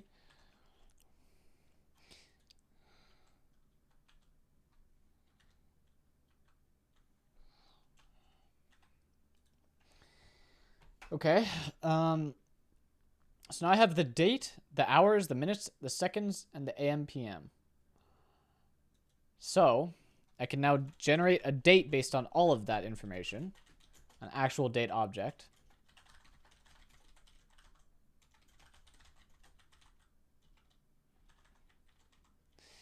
So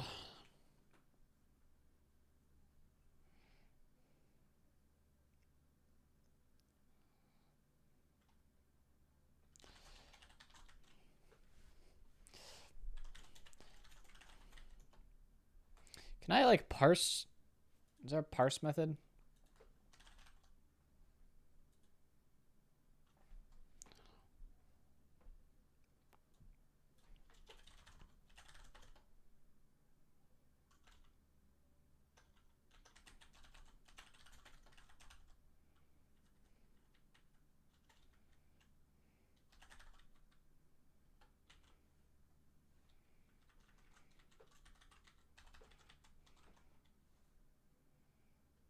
Okay, so I have this parse date, and that has almost everything in it.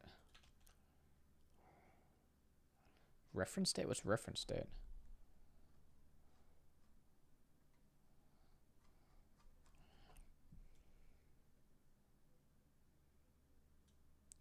Defines values missing from the parse date string. Okay, well.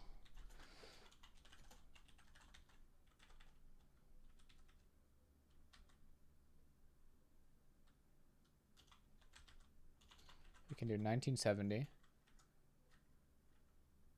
1 or 0, 1.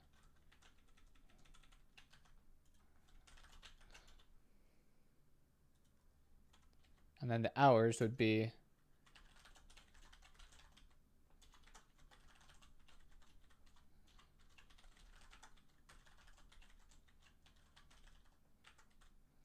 0 milliseconds.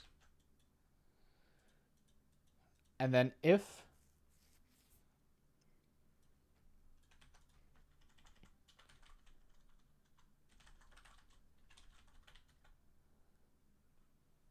I get the date value directly, don't want to do that.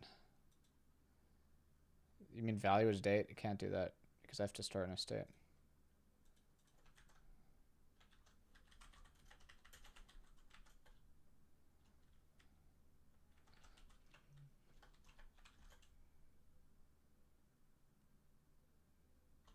How do am I gonna, yeah, I want to convert 12 to 24 hour time.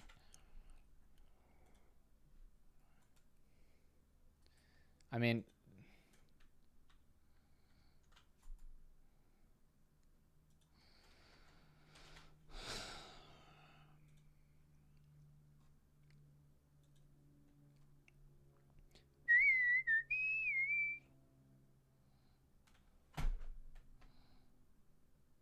okay, so yeah, there's just a quick gimme for the noon case, or midnight case, I guess.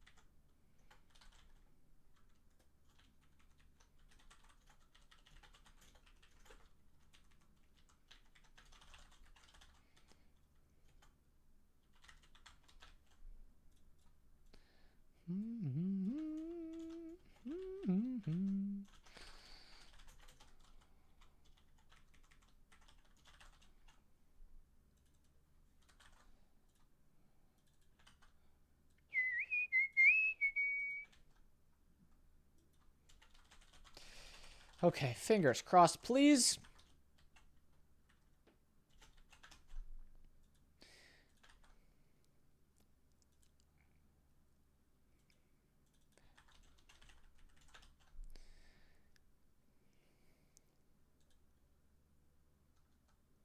That did not work.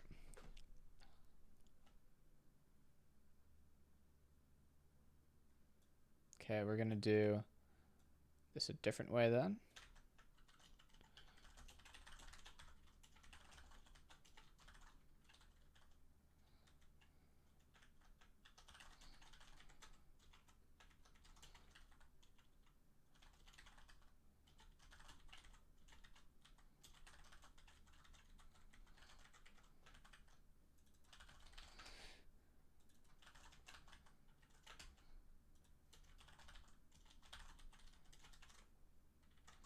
Okay, 2:03 p.m. 2:03:02. No shot. Huh. Let's go.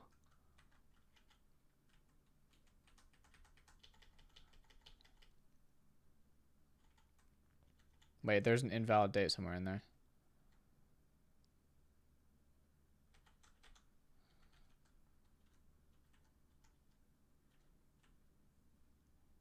Well, that's fine, I guess. Oh, this is just not very good.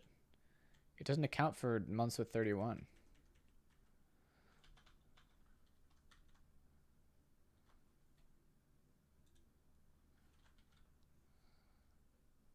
For 45 and 30 or 24 seconds. AM. Okay, let's check noon and midnight. Okay.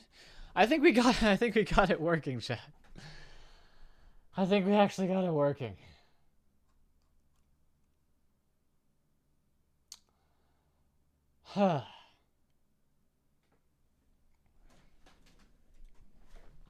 um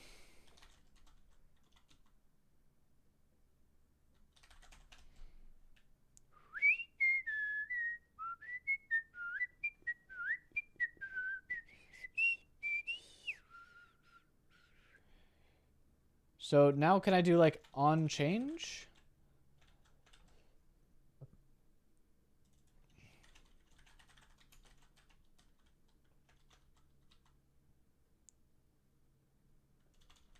Okay, so I have on change, on blur, and then what other things do I have here? I have ref.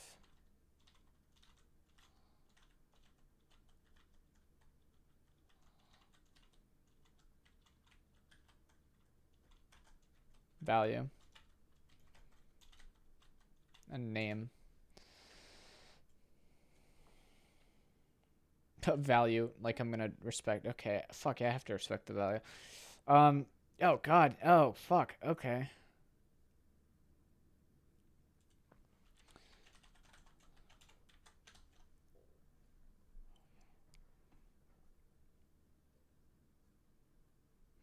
I'm not gonna pass this ref down though because there's two inputs.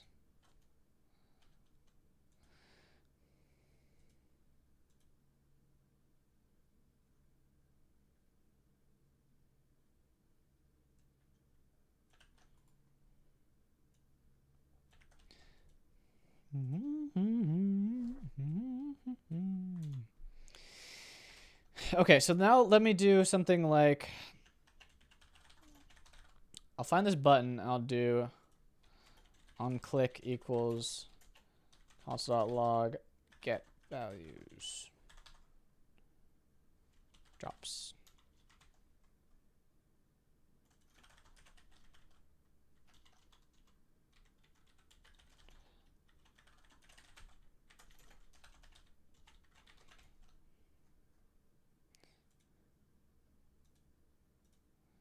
I'll just print out .0. Okay, name test opens on Saturday, July 4th, 2022 at 15:23. Okay. And now at 16:23, correct? And now at February. Huh. Okay. Now, this is not going to react to value changes, though, still.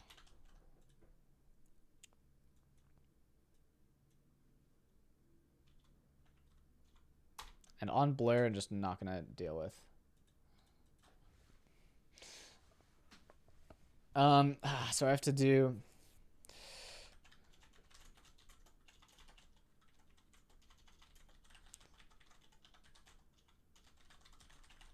this.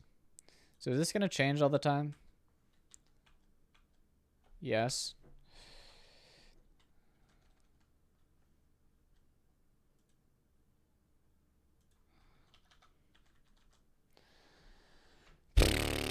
Fuck. But isn't this going to do like an infinite loop? If I just do like set hours, like date dot get or value dot get hours mod 12 or whatever this is.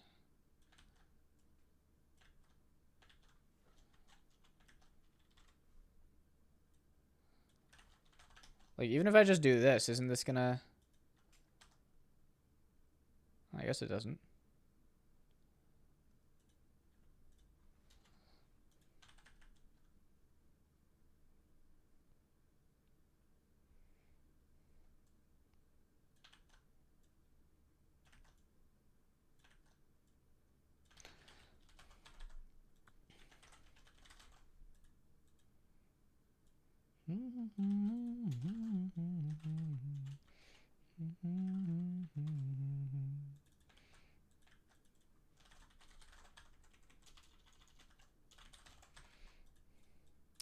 And then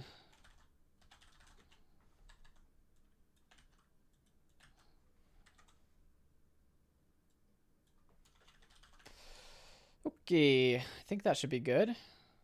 Then, does it work?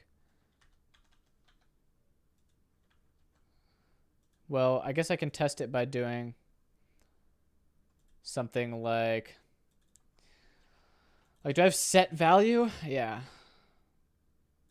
So I can do like set value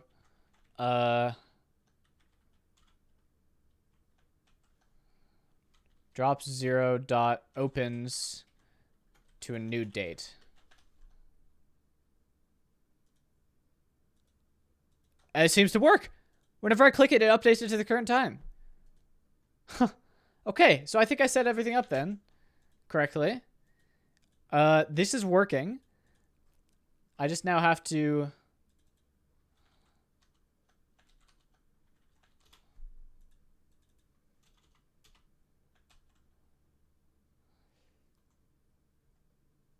fix that. And then put this here. Put that there.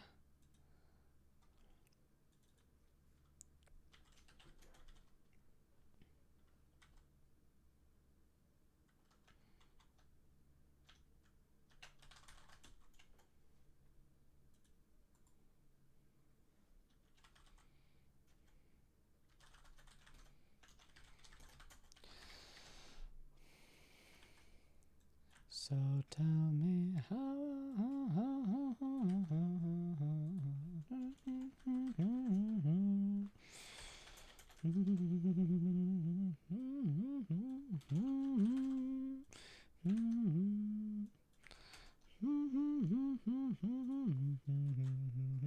Oh no, this is exactly what I was worried about.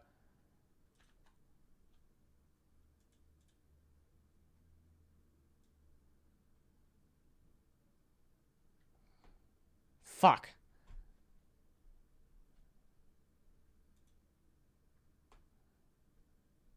It's because it's undefined here now, right? So I need to do something like...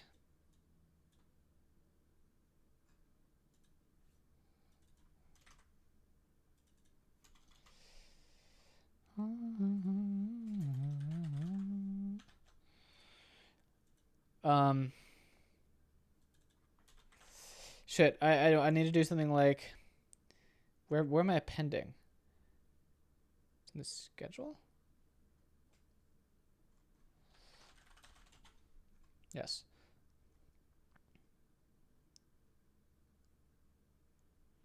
Add drop here. So I need to do opens. We'll do new day, and then closes. We'll do just like add days, new date 7.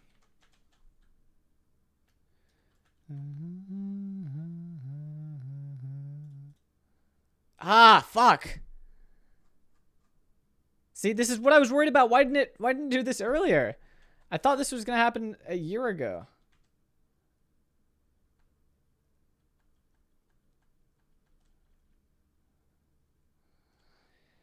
It's in an infinite loop.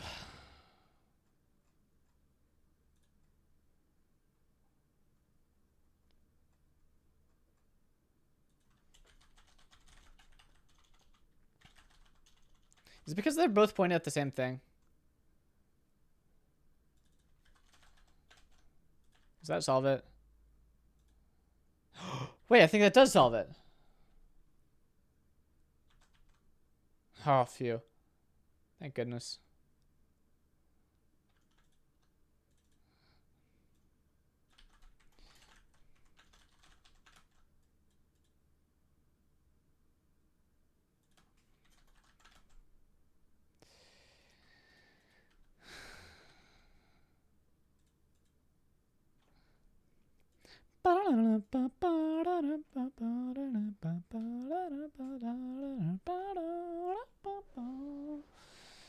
Okay, now we're done.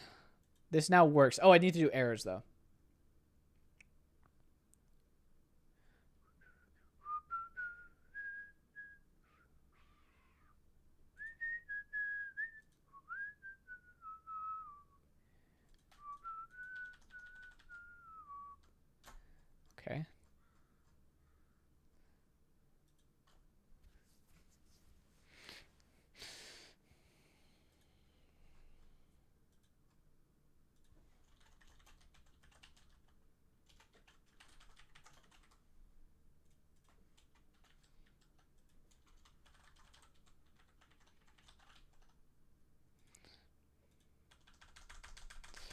Uh-oh, it brokey because it's wrong. So what now? I want to do...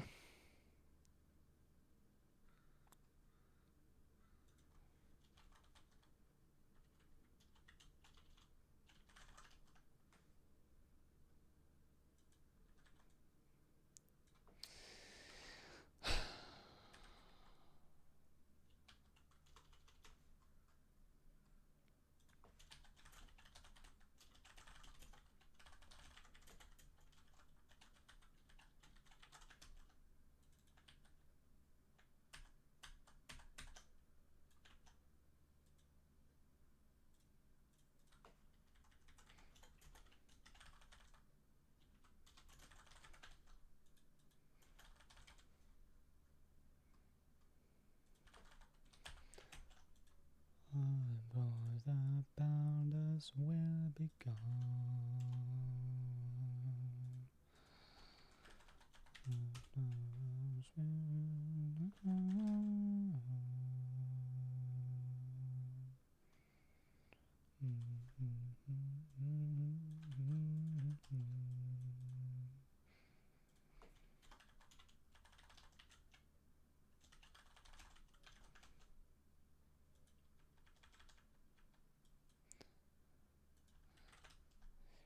Can I do something like...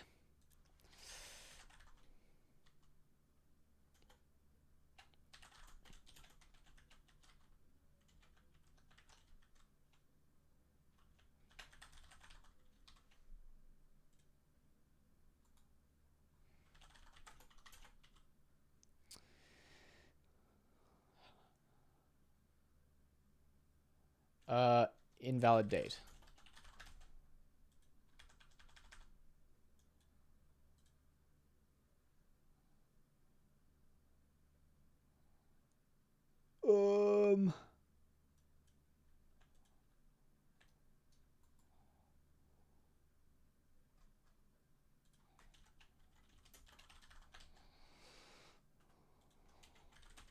Console.log errors.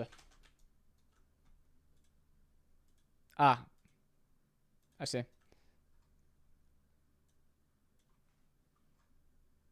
Ah, you're gonna... Wait, I'm literally already using the form context. I don't need to do this twice.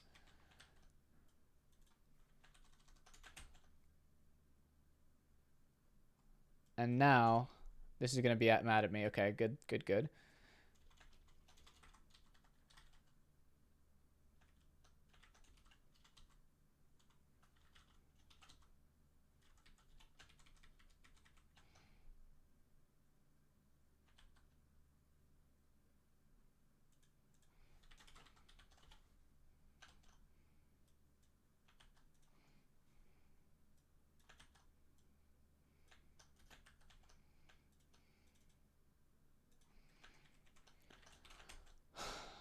Okay. Now, finally, it works. Ha! Except for that one, because I made it opens instead of closes. Finally, it works. Nice. Fuck yeah. And if I add an...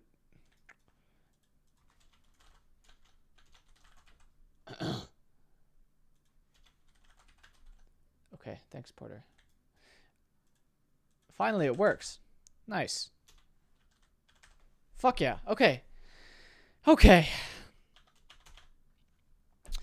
Yeah, okay, that's great. This was a very, very involved and difficult problem to solve. Oh, but luckily now we can reuse this later for whenever we need to edit schedules. It should work. That's good. That's pretty good.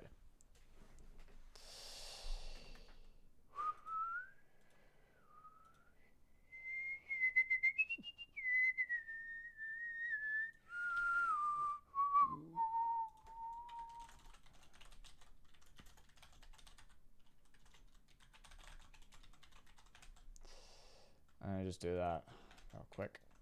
No, don't forget. All right.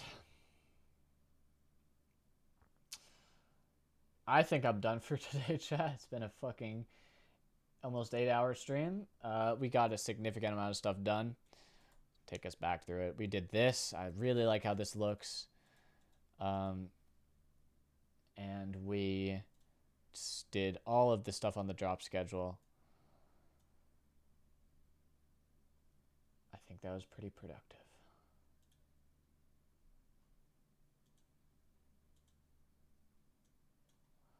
I'm going to end stream now. Finally. Oh, I gotta watch the Valorant game. Oh, I missed the Sentinels game. Fuck. Who won? Anyone know?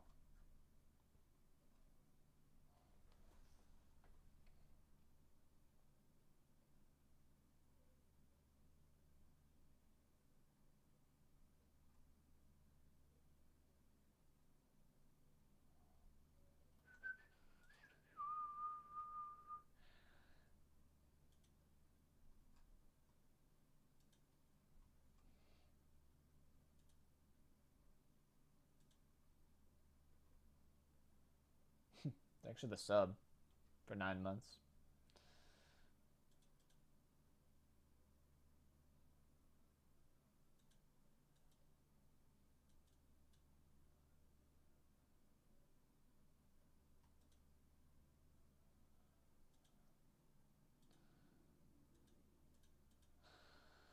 Okay. Time to sleep.